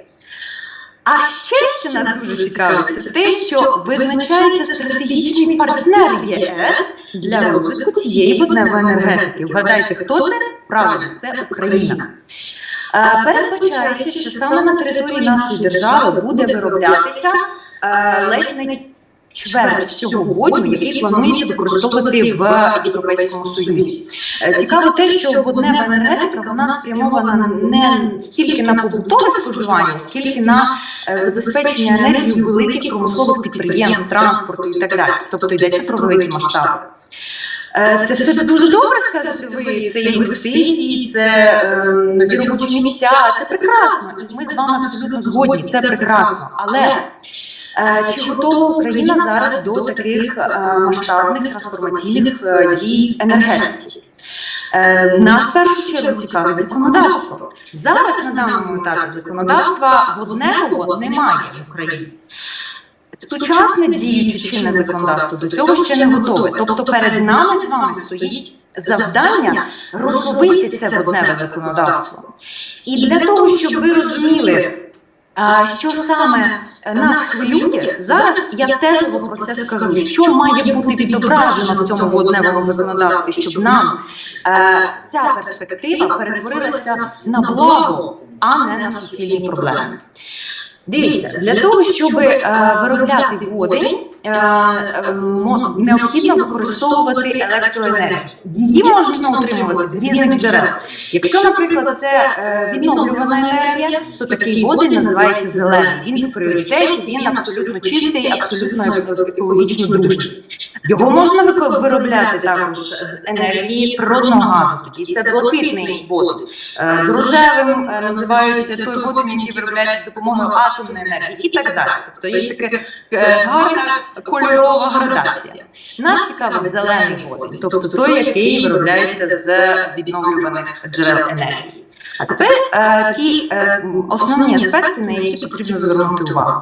Якщо ми будемо реалізовувати на території України водневу стратегію, яка планується, то у нас зросте попит на енергію з відновлюваних джерел. Тобто нам потрібно в Україні виробляти більше енергії з сонячного промінення, більше вітрової енергії, енергії з біомаси і так далі. Цікаво, що у нас такими стратегічно важливими областями для розвитку водневої енергетики є, бачить, Одеську область, Херсонську, Запорізьку та Дніпропетровську. Чому? А тому, що ці області мають великий потенціал для встановлення додаткових вітроелектростанцій, причому офшорних, тобто в морі. За наше законодавство до цього ще не готове до такого стресу, але ми маємо ці механізми ще передбачити.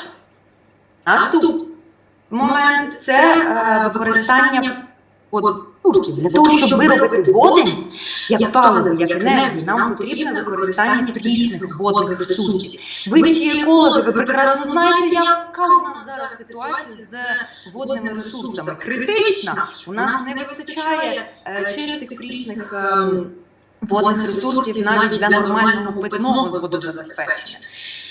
До речі, можу сказати вам, як людина, яка безпосередньо досліджувала питання стосовно малої гідроенергетики. Тобто використання малої ГЕС на невеликих річках. Це для Карпатського регіону дуже актуально.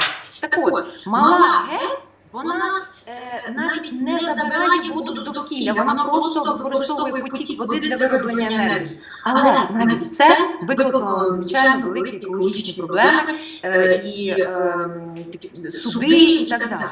А тут йде мова про вилучення водних ресурсів для того, щоб виробляти необхідні енергетичні ресурси. Тому це надзвичайно проблемно. Це мають бути необхідні механізми еколого-правові в водневому законодавстві, які можуть стати запобіжником серйозних водних проблем для нашої держави.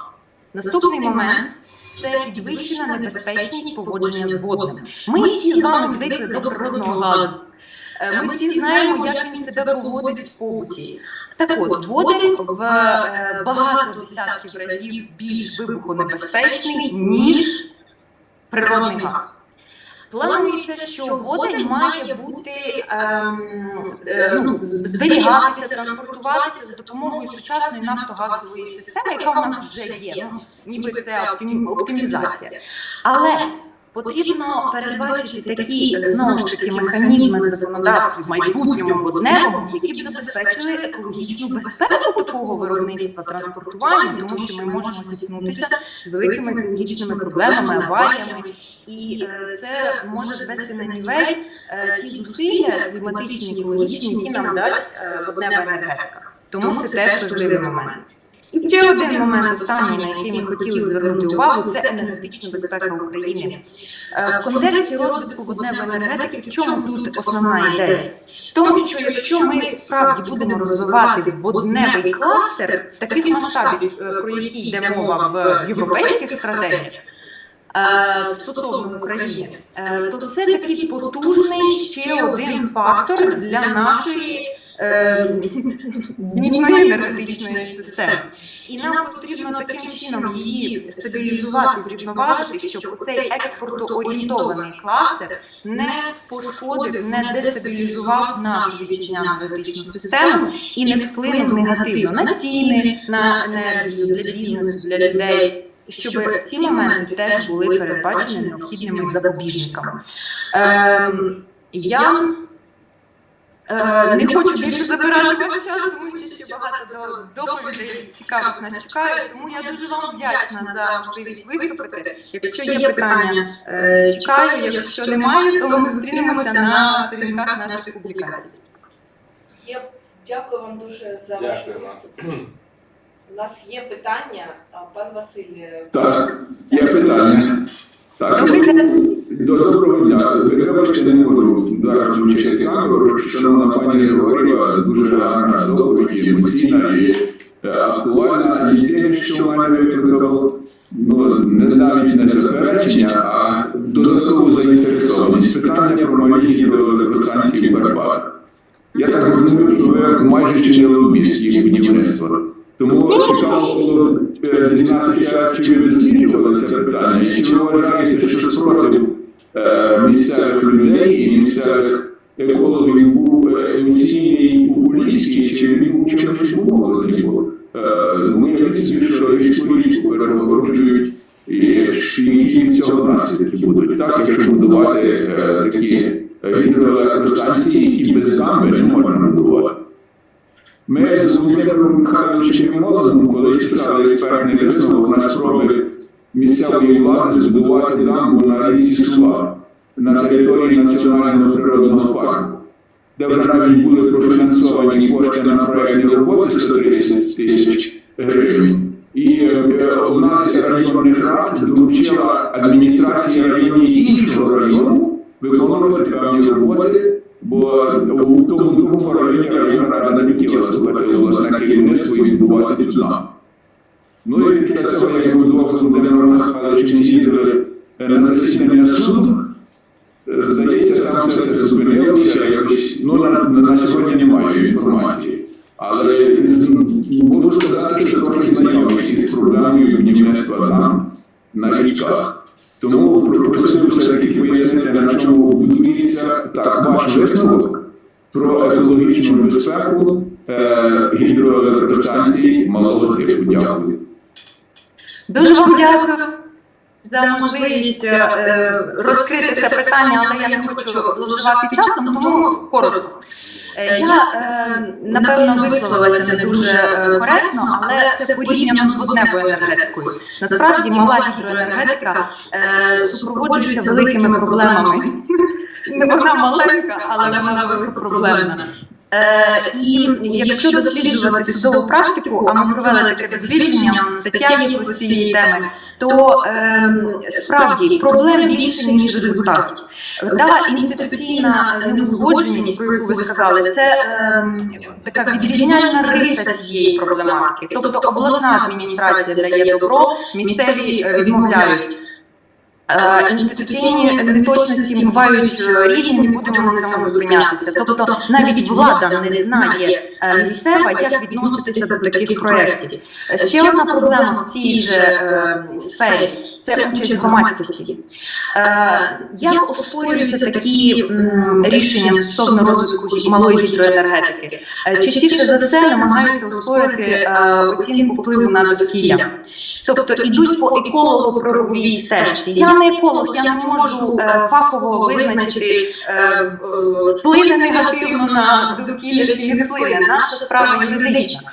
Я вважаю, що тут треба бути дуже обережним, тому що у нас є приклад Західних Балкан. Ви не знайдете такої поширеної інформації стосовно цього, але зарубіжні джерела про це пишуть. Справа в тому, що стрімкий розвиток малої гідроенергетики в Західних Балканах після вступу до ЄС призвели до того, необдуманий розвиток, до того, що поставили під загрозу зникнення кожного 10-го виду риби в Європейському Союзі.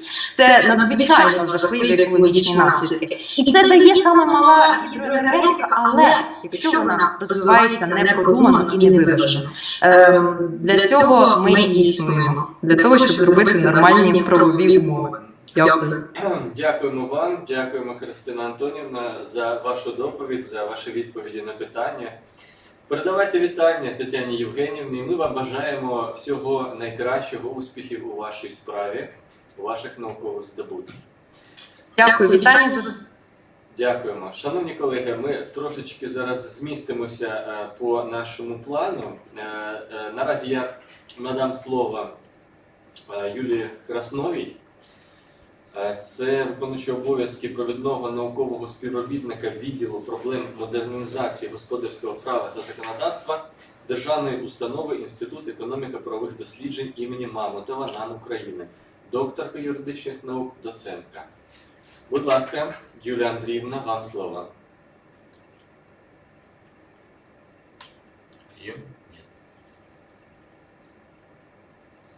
Зараз. Ні. Зараз. Она в участниках? Да. Підключаємо. Была.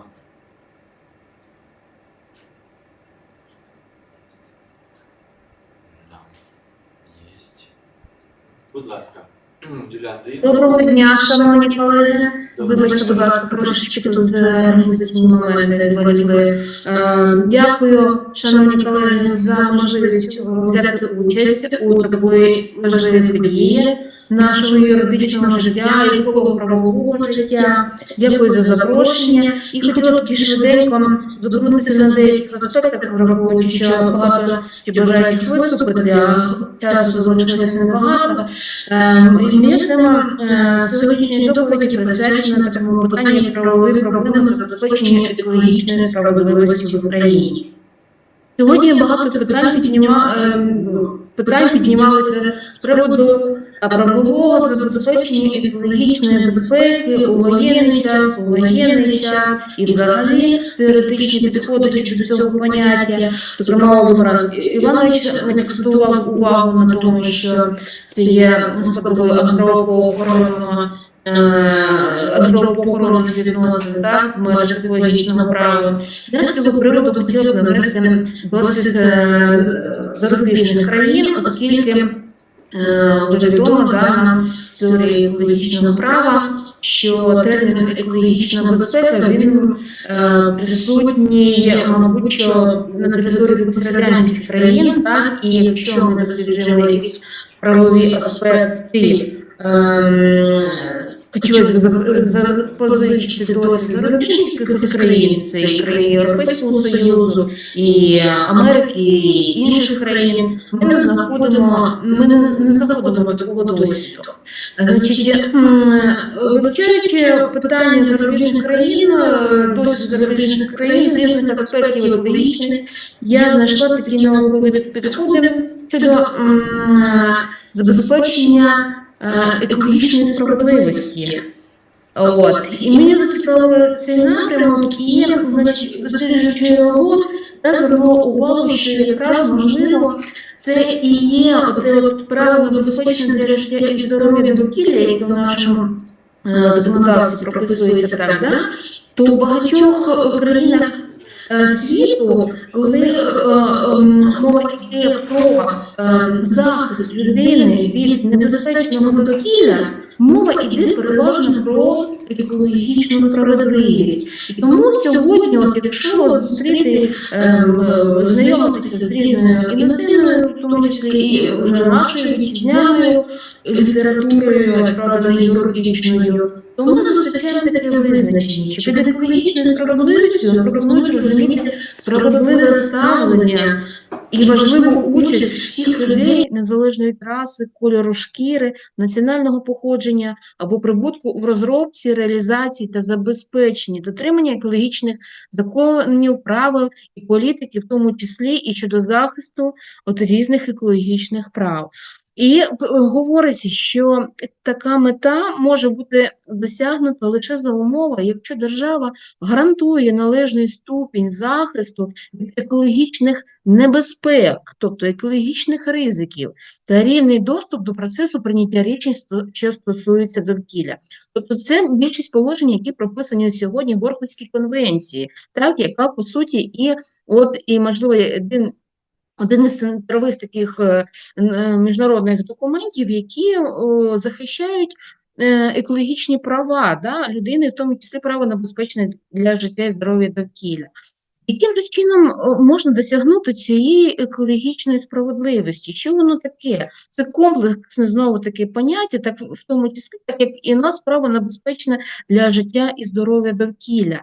І яким чином воно може реалізуватися? Реалізується шляхом вжиття комплексу відповідних заходів правового забезпечення, так, досягнення цієї екологічної безпеки.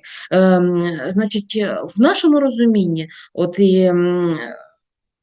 можливо, навіть це дотично і до права екологічної безпеки, і до так званої такої течії, про яку неодноразово говорив і Василь Васильович Костицький, і Марія Васильівна свого часу наголошувала на ній, про побудову екологічної держави. Так? І що цікаво в цьому аспекті, важливо, значить, зарубіжні науковці, визначаючи цю таку, скажімо так, філософську концепцію, бо це не право на екологічну справедливість, що вони в неї закладають? В першу чергу, так як я знайшла багато різних матеріалів, але основний акцент робиться на чому? На боротьбі або подоланні екологічно небезпечних видів діяльності. І тут виникає така собі дилема.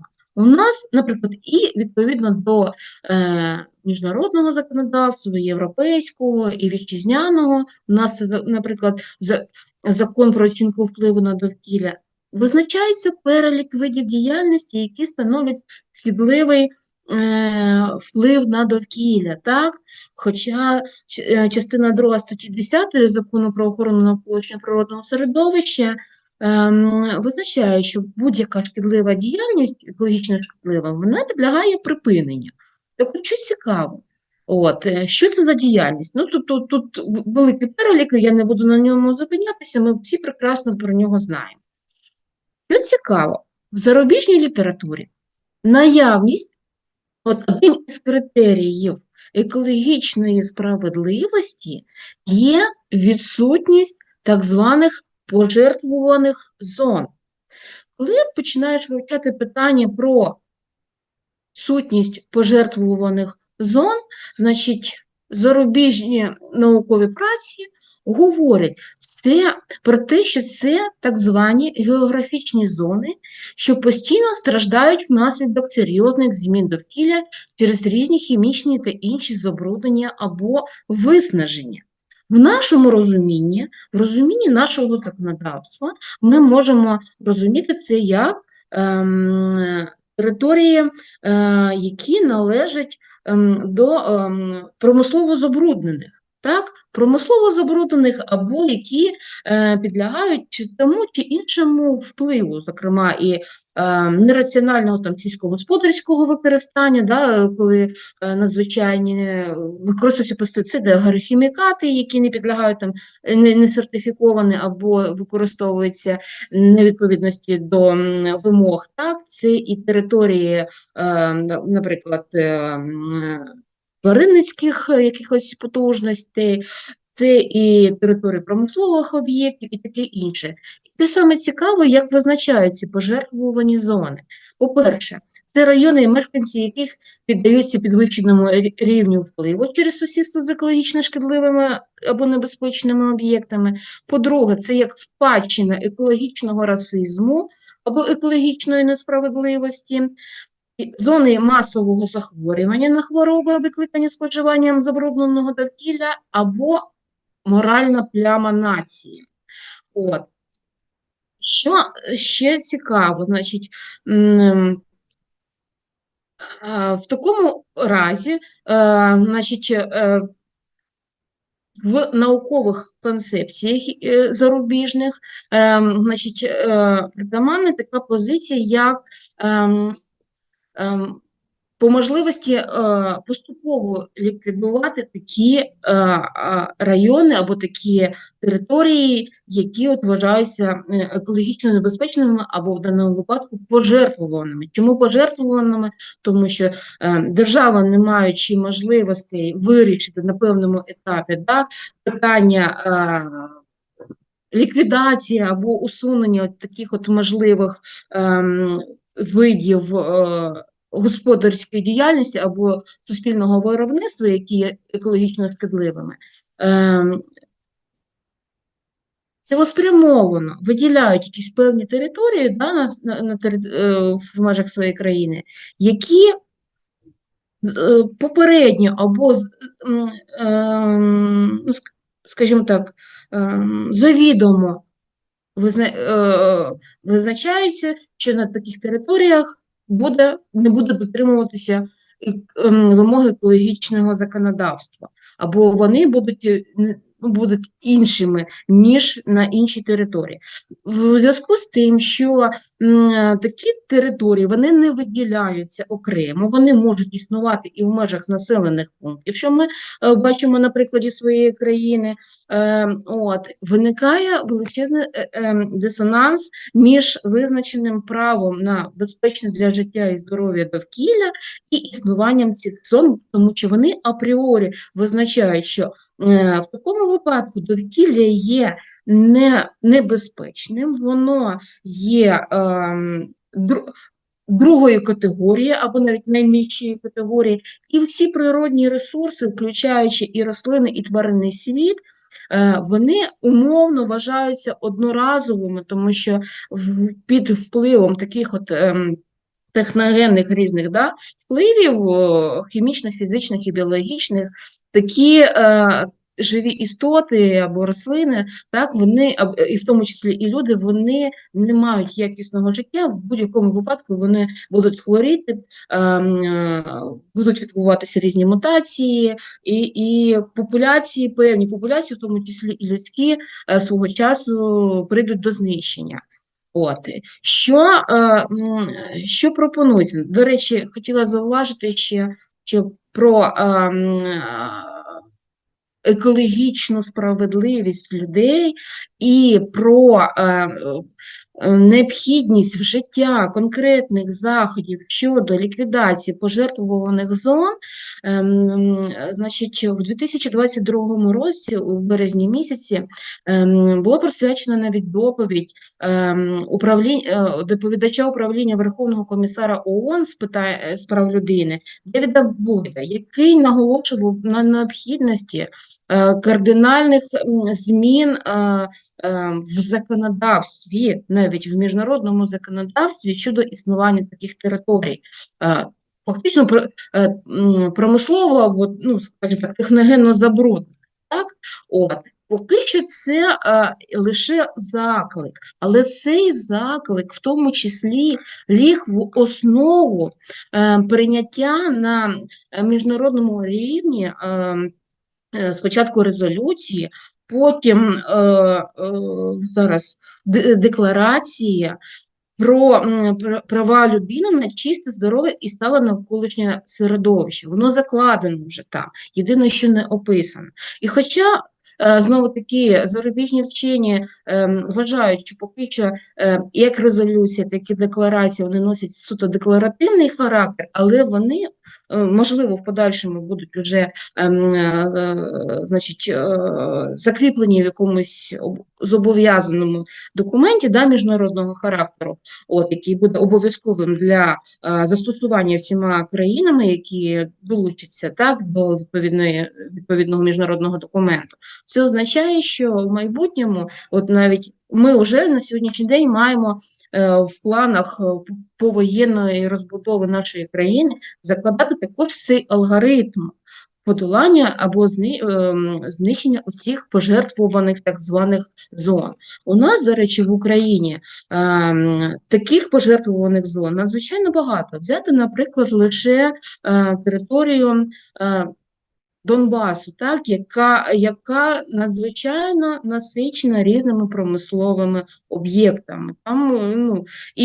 І в такому випадку ставиться питання про можливість забезпечення тої екологічної безпеки, про яку ми говоримо, так, про яку ми прописали в Конституції України в статті 50, в статті 50 і в статті 9 Закону України про охорону навколишнього природного середовища. Чи можливо нам забезпечити це право, зокрема, лише через те, що більша частина України знаходиться в, скажімо так, будемо умовно визначати, тому що правового визначення або законодавчого визначення цьому терміну немає.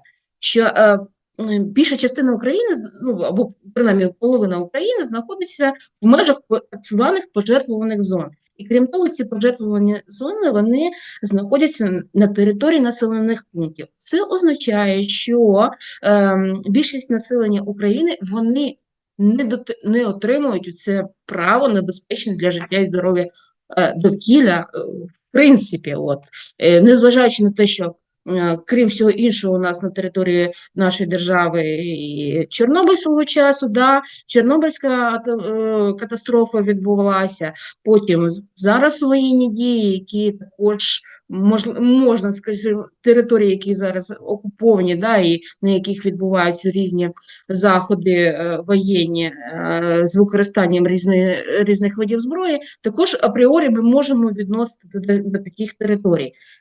Які ж дії необхідно вжити? Наприклад, тут можна навести приклади, яким чином можна ліквідувати ці території. По-перше, це повна екологізація виробництва, що, я думаю, що на сьогоднішній день і навіть в повоєнний час це буде досить таки складно, і для цього необхідний тривалий час, для того, щоб повністю модернізувати це виробництво. Так?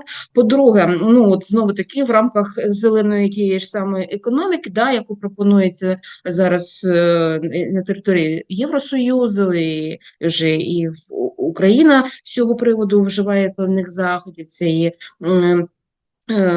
заборона використання викопного палива, таке інше, це невеличкі кроки, які передують тому, щоб ми могли уникнути цих так званих пожертвуваних зон. Але на проміжному етапі який варіант у нас можливий? Для того, щоб уникнути оцих всіх моментів, або, принаймні, задекларувати якісь заходи. Я вважаю, що тут можна розглянути такий приклад, мені здається, він в багатьох країнах світу застосовується, і у нас також, до речі. Це щодо запровадження обов'язкових соціальних виплат для мешканців, які проживають в найбільш забруднених регіонах або територіях певних населених пунктів. Таких прикладів досить таки багато, і вони пов'язані, наприклад, у нас в Україні є чорнобильські виплати, або інші різні соціальні виплати, пов'язані з, наприклад, вибачте, що посилаюся, наприклад, Російської Федерації, але тому що знаю цей приклад, через проживання у північній частині Російської Федерації, тобто це Північний полюс, або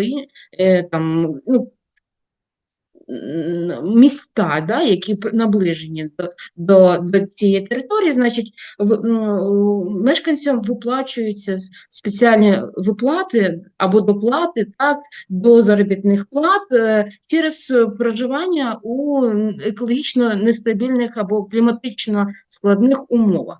До такого плану пропонується і я не перше, звичайно, але підтримую ідею про необхідність запровадження таких от соціальних виплат і для мешканців, які проживають в таких екологічно нестабільних, забруднених територіях. Це, принаймні, буде одним із механізмів можливого вирівняння так, цієї екологічної справедливості між населенням різних куточків України, по-перше, так, і, по-друге, скажімо так, це буде показником того, що на сьогоднішній день Україна, ну, як держава, так, гарантує своїм громадянам, хоча б як може, да, право на це безпечне для життя і здоров'я довкілля. Ці кошти можуть бути спрямовані в подальшому людьми для того, щоб можна було переїхати в інший населений пункт або в інше місто для проживання на території України, так, бо тому що забезпечення соціальним житлом для громадян держава безкоштовно так не зможе виконати це в повній мірі, або принаймні для придбання якихось препаратів, які можуть там, наприклад, підвищувати якість того життя людини, медичних мається на увазі. Хоча це таке, знову-таки, риторичне і спірне питання, да, щодо забезпечення екологічної безпеки через придбання різних медичних препаратів. Однак право на екологічну справедливість, право на рівний доступ, рівні можливості щодо забезпечення права на безпечне для життя і здоров'я довкілля, воно має бути якимось чином реалізовано. Допоки що отака от дилема існує. Дякую за увагу. Рада відповісти на будь-які питання. Є питання, якщо можна. Так, слухаю. Вибачте надмірну активність, але не можу втриматись, бо згадав, що Володимир Іванович в своєму дуже такому системному і хорошому виступі говорив про те, що проблемам екологічної безпеки молоде покоління не приділяє достатньо уваги. Мені здається, що сьогоднішні виступи і дисертація пані Краснової, хороша дисертація, змістовна, так, потужна дисертація з питань екологічної безпеки є позитивною відповіддю на це зауваження. Тобто проблема екологічної безпеки не пропадає. А моє питання пов'язано із парадоксом.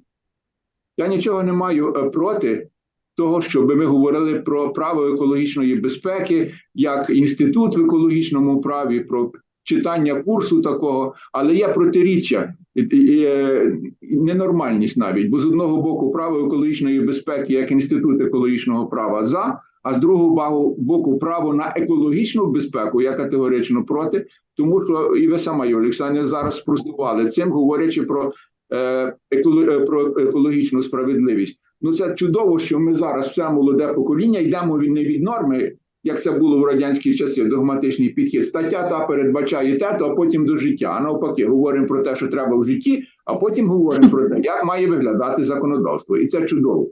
Але дивіться, що виходить.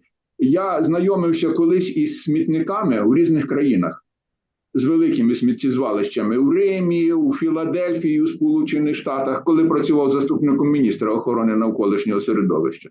Мені тоді не вдалося збудувати жоден смітник. І там теж власники сміттєзвалищ доплачують людям, і вони не ходять скаржитися на те, що в них там запах є або вода погана. Ви привели той самий приклад. Тільки ви його оцінили позитивно. А я якраз кажу, що це ще один аргумент на користь того, що право на екологічну безпеку – це фікція. Тому що держава на сьогоднішній день, візьміть, подивіться, будь ласка, постанову про нормативи плати за забруднення довкілля, там за викиди і скиди. Там на всі хімічні речовини передбачено? Ні. Значить, там нормативи встановлені з врахуванням чого? Фінансових можливостей підприємств, щоб їх не завалити, і спроможностей уряду. Я сам мав скандал з цим, коли був заступником міністра, коли члени комітету екологічного з Верховної Ради сперечалися з міністерством, а фактично з Кабінетом міністрів з приводу цих нормативів. І виходить, що держава їх затверджує не з врахуванням того, що було якісне довкілля, а з врахуванням того, як підприємства можуть сплатити їх, так, і як держава може яку частину з бюджету відірвати на те, щоб ці проекти вирішувати. Тому виходить, що право на екологічну безпеку безнадійне. І я тоді хотів би вас запитатися, а якщо проаналізувати з такої точки зору, то тоді виходить право екологічної безпеки – це супер, а право на екологічну безпеку нереальне. Треба говорити про право на сприятливе довкілля як основу права екологічної безпеки. Маєте аргументи проти, будь ласка. Василь Васильович, значить, із термінологією право на екологічну безпеку, право на сприятливе довкілля, я вважаю, що це, скажімо так, категорії, які дійсно треба досліджувати, тому що коли я свою дисертацію писала, я також виходила з того, що дуже багато різних протиріч існує, тому що екологічна безпека, це стан довкілля, до якого прагнуть в сучасному, скажімо так, розвитку суспільних відносин, його неможливо забезпечити, того стану довкілля, в якому фактично відсутні будь-які загрози, не лише техногенні, а й природні. Це ж апріорі неможливо. І я особисто з цим погоджуюся. Але у зв'язку з тим, що у нас законодавство, вітчизняне законодавство незалежної України, починаючи з 91-го року, використовує цей термін, так, і по сьогоднішній день в будь-яких нормативних актів, в тому числі стратегічного або концептуального характеру, постійно використовує цей термін, ми від нього нікуди не дінемося. Тому що, а в зв'язку з тим, що чи це сприятливе довкілля, знову таки, це сьогодні вже говорили про це оцінювальне таке поняття. Так важко сказати, мені тут важко сказати, чи це безпечне довкілля, чи це сприятливе довкілля, тому що і те оціночні поняття, як не крути. З приводу цих виплат, я розумію, що воно десь трошки фактично цей захід він не забезпечує, він не гарантує екологічну безпеку, ні. Але він, якщо його будуть, фактично, за рахунок чого він буде сплачуватися? За рахунок тих самих екологічного податку, так? Можливо, це як варіант я пропоную. Але це захід, він має бути перехідного періоду, допоки ми повністю не екологізуємо це, скажімо так, суспільне виробництво, промислові підприємства і інші види суспільної діяльності. Тому що без цього ніяк. Або ми повністю екологізуємо все, або ми апріорі говоримо, що вибачайте, але ми не можемо забезпечити цю екологічну безпеку. І ця стаття Конституції України, вона є бланкетною, погодьтеся, так? Це як такий проміжний захід для того, щоб допоки держава не зможе дійсно гарантувати. Наскільки на 100%, чи зможе держава колись, або будь-яка держава світу, гарантувати на 100% це таке право, тому що зараз воно вже і на міжнародному рівні, хоча там трошки по-іншому називається, неважливо. Я вважаю, що ні. Я з вами погоджуюся, що це право, в принципі, не можна гарантувати 100%, але принаймні ми ж можемо рухатися вперед. І для цього і екологічні інновації, і наука екологічна, вона ж не лише екологічна, а взагалі і наука, і інновації мають використовувати цей принцип екологізації, так, у всіх напрямках. Але, по-іншому неможливо, інакше ми те, що ми зникнемо свого часу, це і так зрозуміло. Але ми маємо ж прагнути до якоїсь мети. Це скоріше дійсно як мета. А гарантувати 100%, я з вами погоджуюся, що це нереально. І тут питання про те, чи існує ця екологічна безпека чи ні, таке філософське, насправді.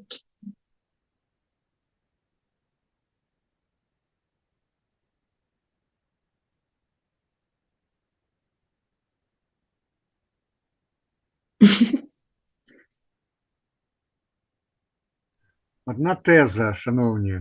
Коли запроваджуються якісь певні механізми компенсації комусь за щось, то думаю, що варто розмежовувати об'єктивно існуючі, стабільні, незалежні від людини фактори, кліматичні. Ну, то там далека північ, вона там буде завжди така, і, відповідно, держава стимулює рух трудових ресурсів для освоєння того краю. А коли вже йде мова про екологічні аспекти, спричинені господарську діяльність, я пропоную нам, коли ми розробляємо і пропонуємо якісь певні дії, згадувати дещо історію.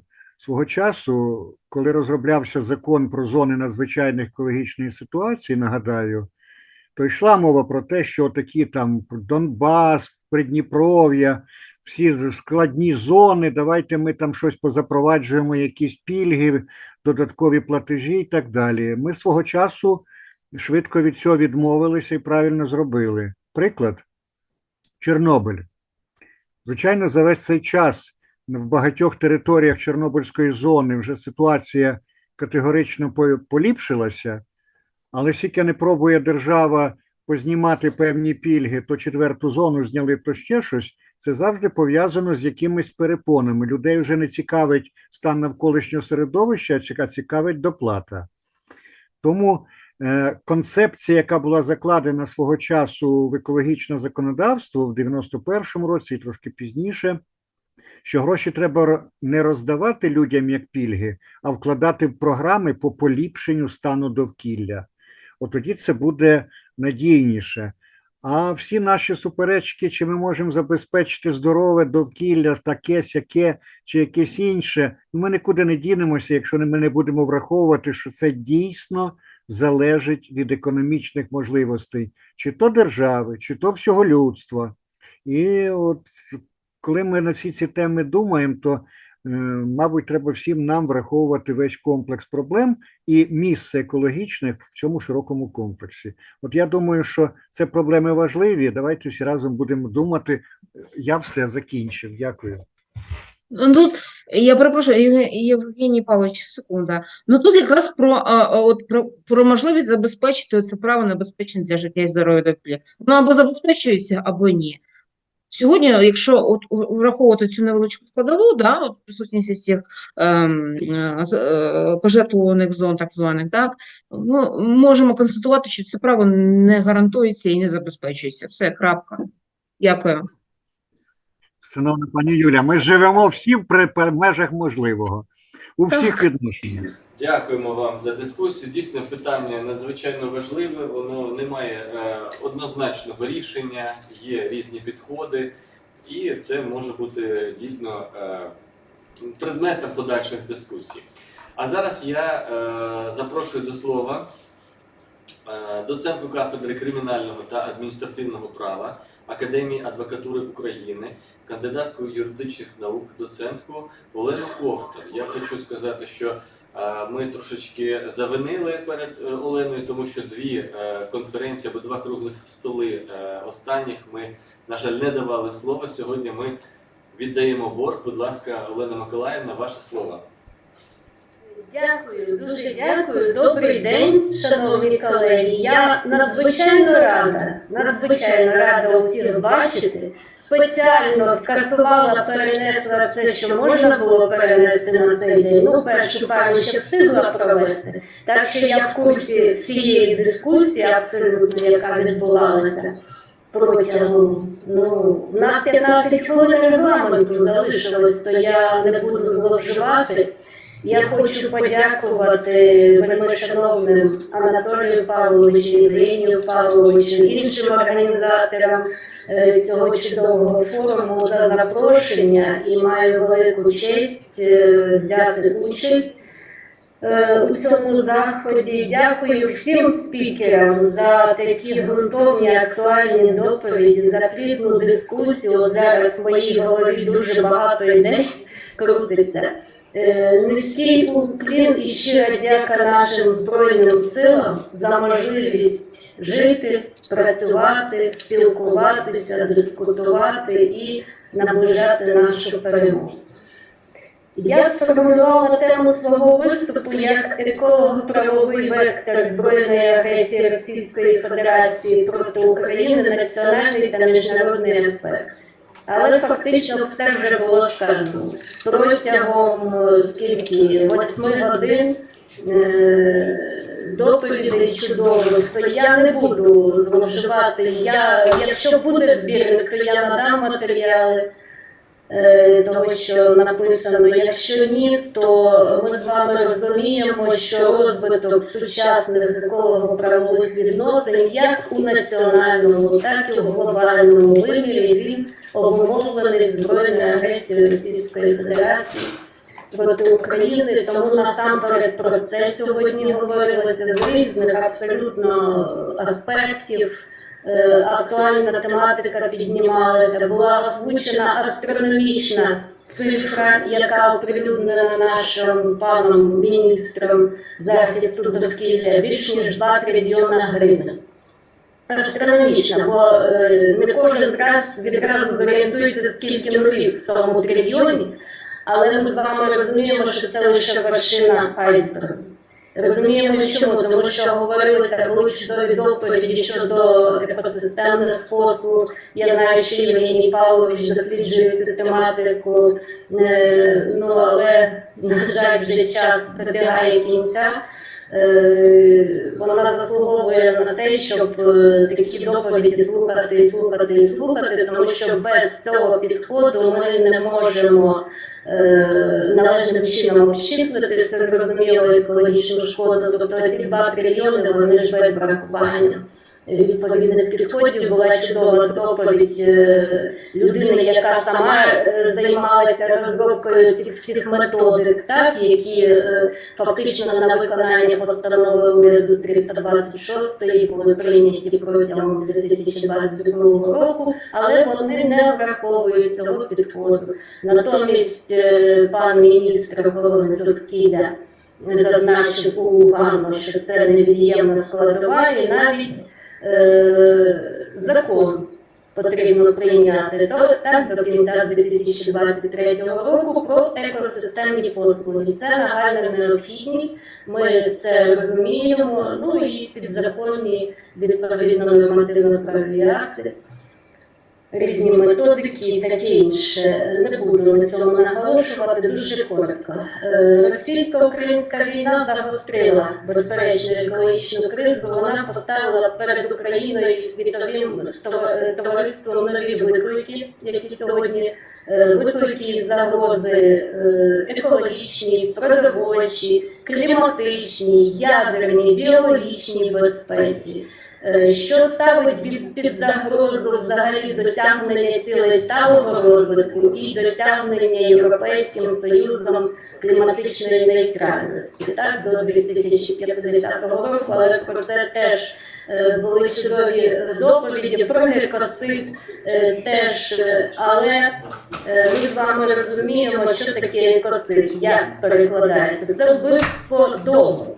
Вбивство середовища існування. Тут піднімалися питання щодо взаємозв'язку і чому не випадково ж ці склади, вони поруч розташовані в чинному кримінальному законі. Я маю на увазі екоцид і геноцид. Дійсно, 441 стаття містить оціночні поняття, я в цьому згодна абсолютно, просто я стримувалась, не задавала питання, як казав В'ячеслав Іванович. Наприклад, масове знищення рослинного або тваринного світу, отруєння атмосфери, екологічна катастрофа. Про це вже говорилося. Пані Наталя сказала, що навряд чи в найближчому майбутньому, я уважно слухала, вона таке сказала, Римський статут буде доповнено 5-м злочином. Проте я вважаю, що треба рухатися, і ми вже бачимо серію певних дій в цьому напрямі. Так і лише так. Тобто обов'язково Римський статут має бути доповнений. Говорили про трагедію на Каховській ГЕС, як жахливий прояв екоциду, безперечно. Але зараз перед українською державою постало інше важливе питання. Можливо, я прослухала, а можливо, не звертали на це увагу. А чи варто відновлювати Каховську гідроелектростанцію? Так, є постанова уряду, ви знаєте, вона дуже швиденько була прийнята, номер 730, вона має довгу назву, але зміст зводиться до того, щоб відновити Каховську ГЕС, і я задумуюсь, а якщо це буде така непродумана реалізація цієї постанови, то чи не може це стати своєрідним повторенням злочинних дій радянської влади 1950-х років? Звісно, не в такій жахливій формі, це зрозуміло, але наслідки для довкілля в умовах війни будуть катастрофічні. Мені дуже подобаються публікації, які є щодо цього питання. Юристи вони ж не можуть дослідити, це роблять екологи, фахівці, щодо можливостей відновлення екосистеми. Як швидко це станеться? Чи правдиві оці апокаліпсиси, що там буде пустеля і все рівно нічого не буде? Ні. Як стверджують науковці, через 8 років там вже будуть дерева, рослинний покрив, вже ми помічаємо, що екосистема відновлюється. Так ось, є така ідея, я не знаю, як ви, мені здається, що треба прислухатися до цього, щодо відновлення так званого великого лугу. Бо В'ячеслав Іванович справедливо зазначив про історичний аспект.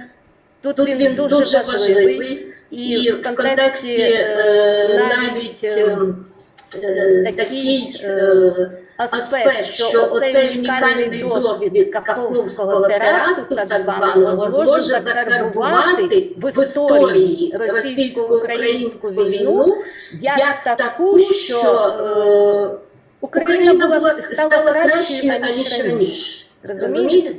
Тобто цей аспект також. Але з точки зору правової, з точки зору екологічної, там духовної, історичної і так далі. Але з точки зору розвитку природоохоронного права, це може стати наймасштабнішим екологічним проєктом. Це все в площині так званої стратегії відомої збереження біорізноманіття ЄС до 2030 року. Так, 30% суходолу, 30% акваторії мають отримати заповідний статус. У липні 2023 року, як відомо, Європарламент також ухвалив закон про відновлення природи, де передбачено, що до того самого 2030 року, тобто через 7 років 20% площі європейських ландшафтів, з тих, які не є природними, повинні перейти у природні ландшафти. І ось території, які постраждали внаслідок підриву, відповідно цього злочину екоциду, також можуть стати ось частиною цього природоохоронного проєкту. Причому економічний аспект відновлення Каховської ГЕС є незначним. Про це також пишуть фахівці, економісти. Вони наголошують, що вона виробляла всього 1% загальної кількості електроенергії України. Так що, якщо нам говорять про цей аспект, то порівняно з тими затратами, які будуть на цей проєкт щодо відбудови, і виробляти 1%, але зрозуміло, що потрібно частково затопити водосховище, щоб наповнити водоканал, щоб зробити судноплавну Дніпрові, щоб забезпечити водоохолоджуючий басейн Запорізької атомної електростанції. Може, це загроза в контексті права екологічної безпеки, про що сьогодні говорилося. А електроенергія – це вже таке другорядне, тому що 1% – це не показник. І надважливими завданнями сьогодні є, звісно, фіксація, документування, обчислення розміру екологічної шкоди, яка заподіяна внаслідок збройної агресії, створення компенсаційного механізму. І тут теж потрібно враховувати історичний досвід.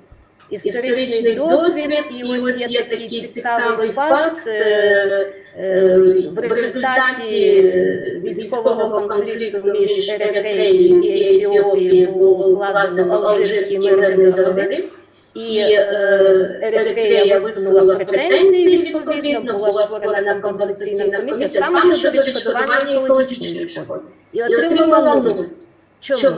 Тому що ці претензії не були достатньою мірою обґрунтовані. Тобто те, про що сьогодні дуже докладно, дуже гарно говорили, і щоб Україна, не приведи Боже, не повторила цей досвід.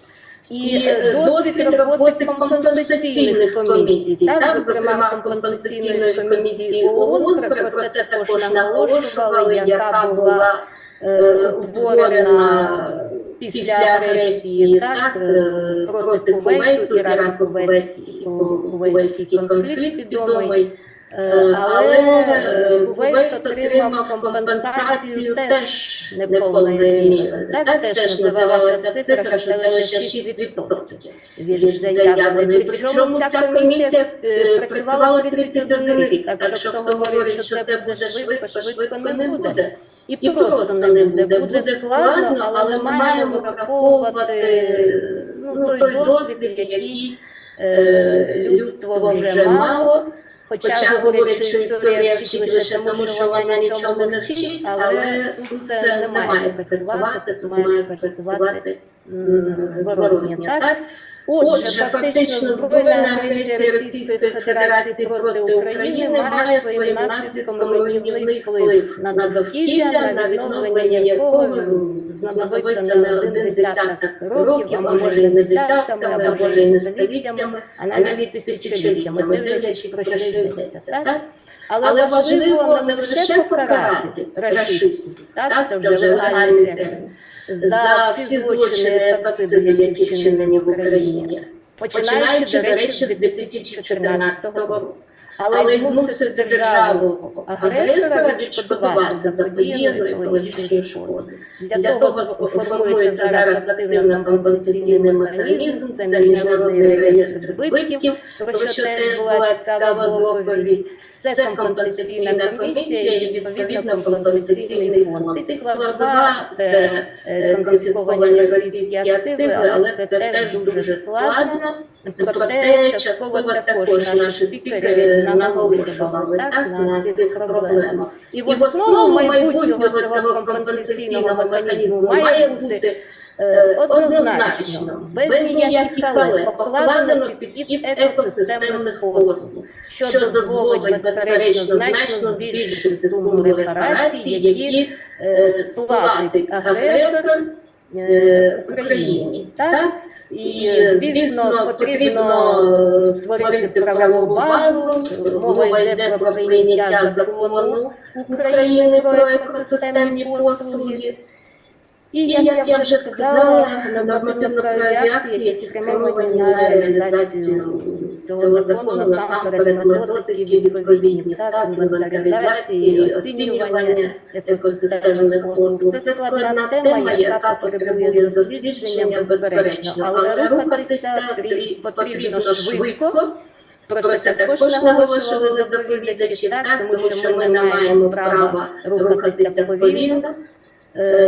Швидко, навіть якщо це неможливо, навіть якщо не було прецедентів в історії, то ми створимо такі прецеденти і обов'язково ми переможемо ворога і обов'язково відновимо нашу державу і наше довкілля. Хоча це буде не так швидко, як здається.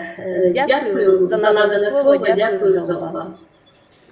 Дякуємо вам за доповідь. Надзвичайно цікава, надзвичайно актуальна, проблемна доповідь, яка, я думаю, що надасть можливість і науковцям, і практичним працівникам звернути увагу на цю проблему, хоча сьогодні вже піднімалося питання, казали про важливість і складність, як ви наголосили її, але треба це робити. Від цього ми нікуди не подінемося для того, щоб ми дійсно відновили наші екосистеми і відшкодували ту шкоду, яку завдано внаслідок повномасштабного вторгнення. Тут питання виживання, тому що дійсно співвідношення геноциду і екоциду, вони не можуть знищити нас як народ, і ніколи їм це не вдасться. То вони знищать середовище нашого існування, довкілля, в якому ми живемо.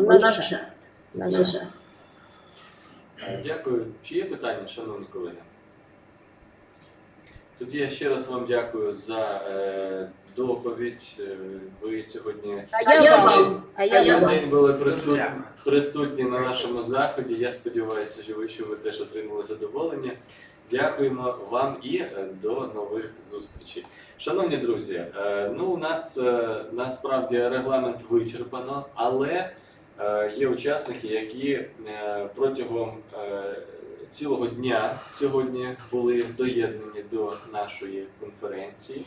І серед них, звісно, Олександр Бондар, це доктор юридичних наук, професор, перший проректор Запорізького національного університету. Олександр Григорович, вам слово. Давайте ви будете вже так завершувати нашу сьогоднішню зустріч.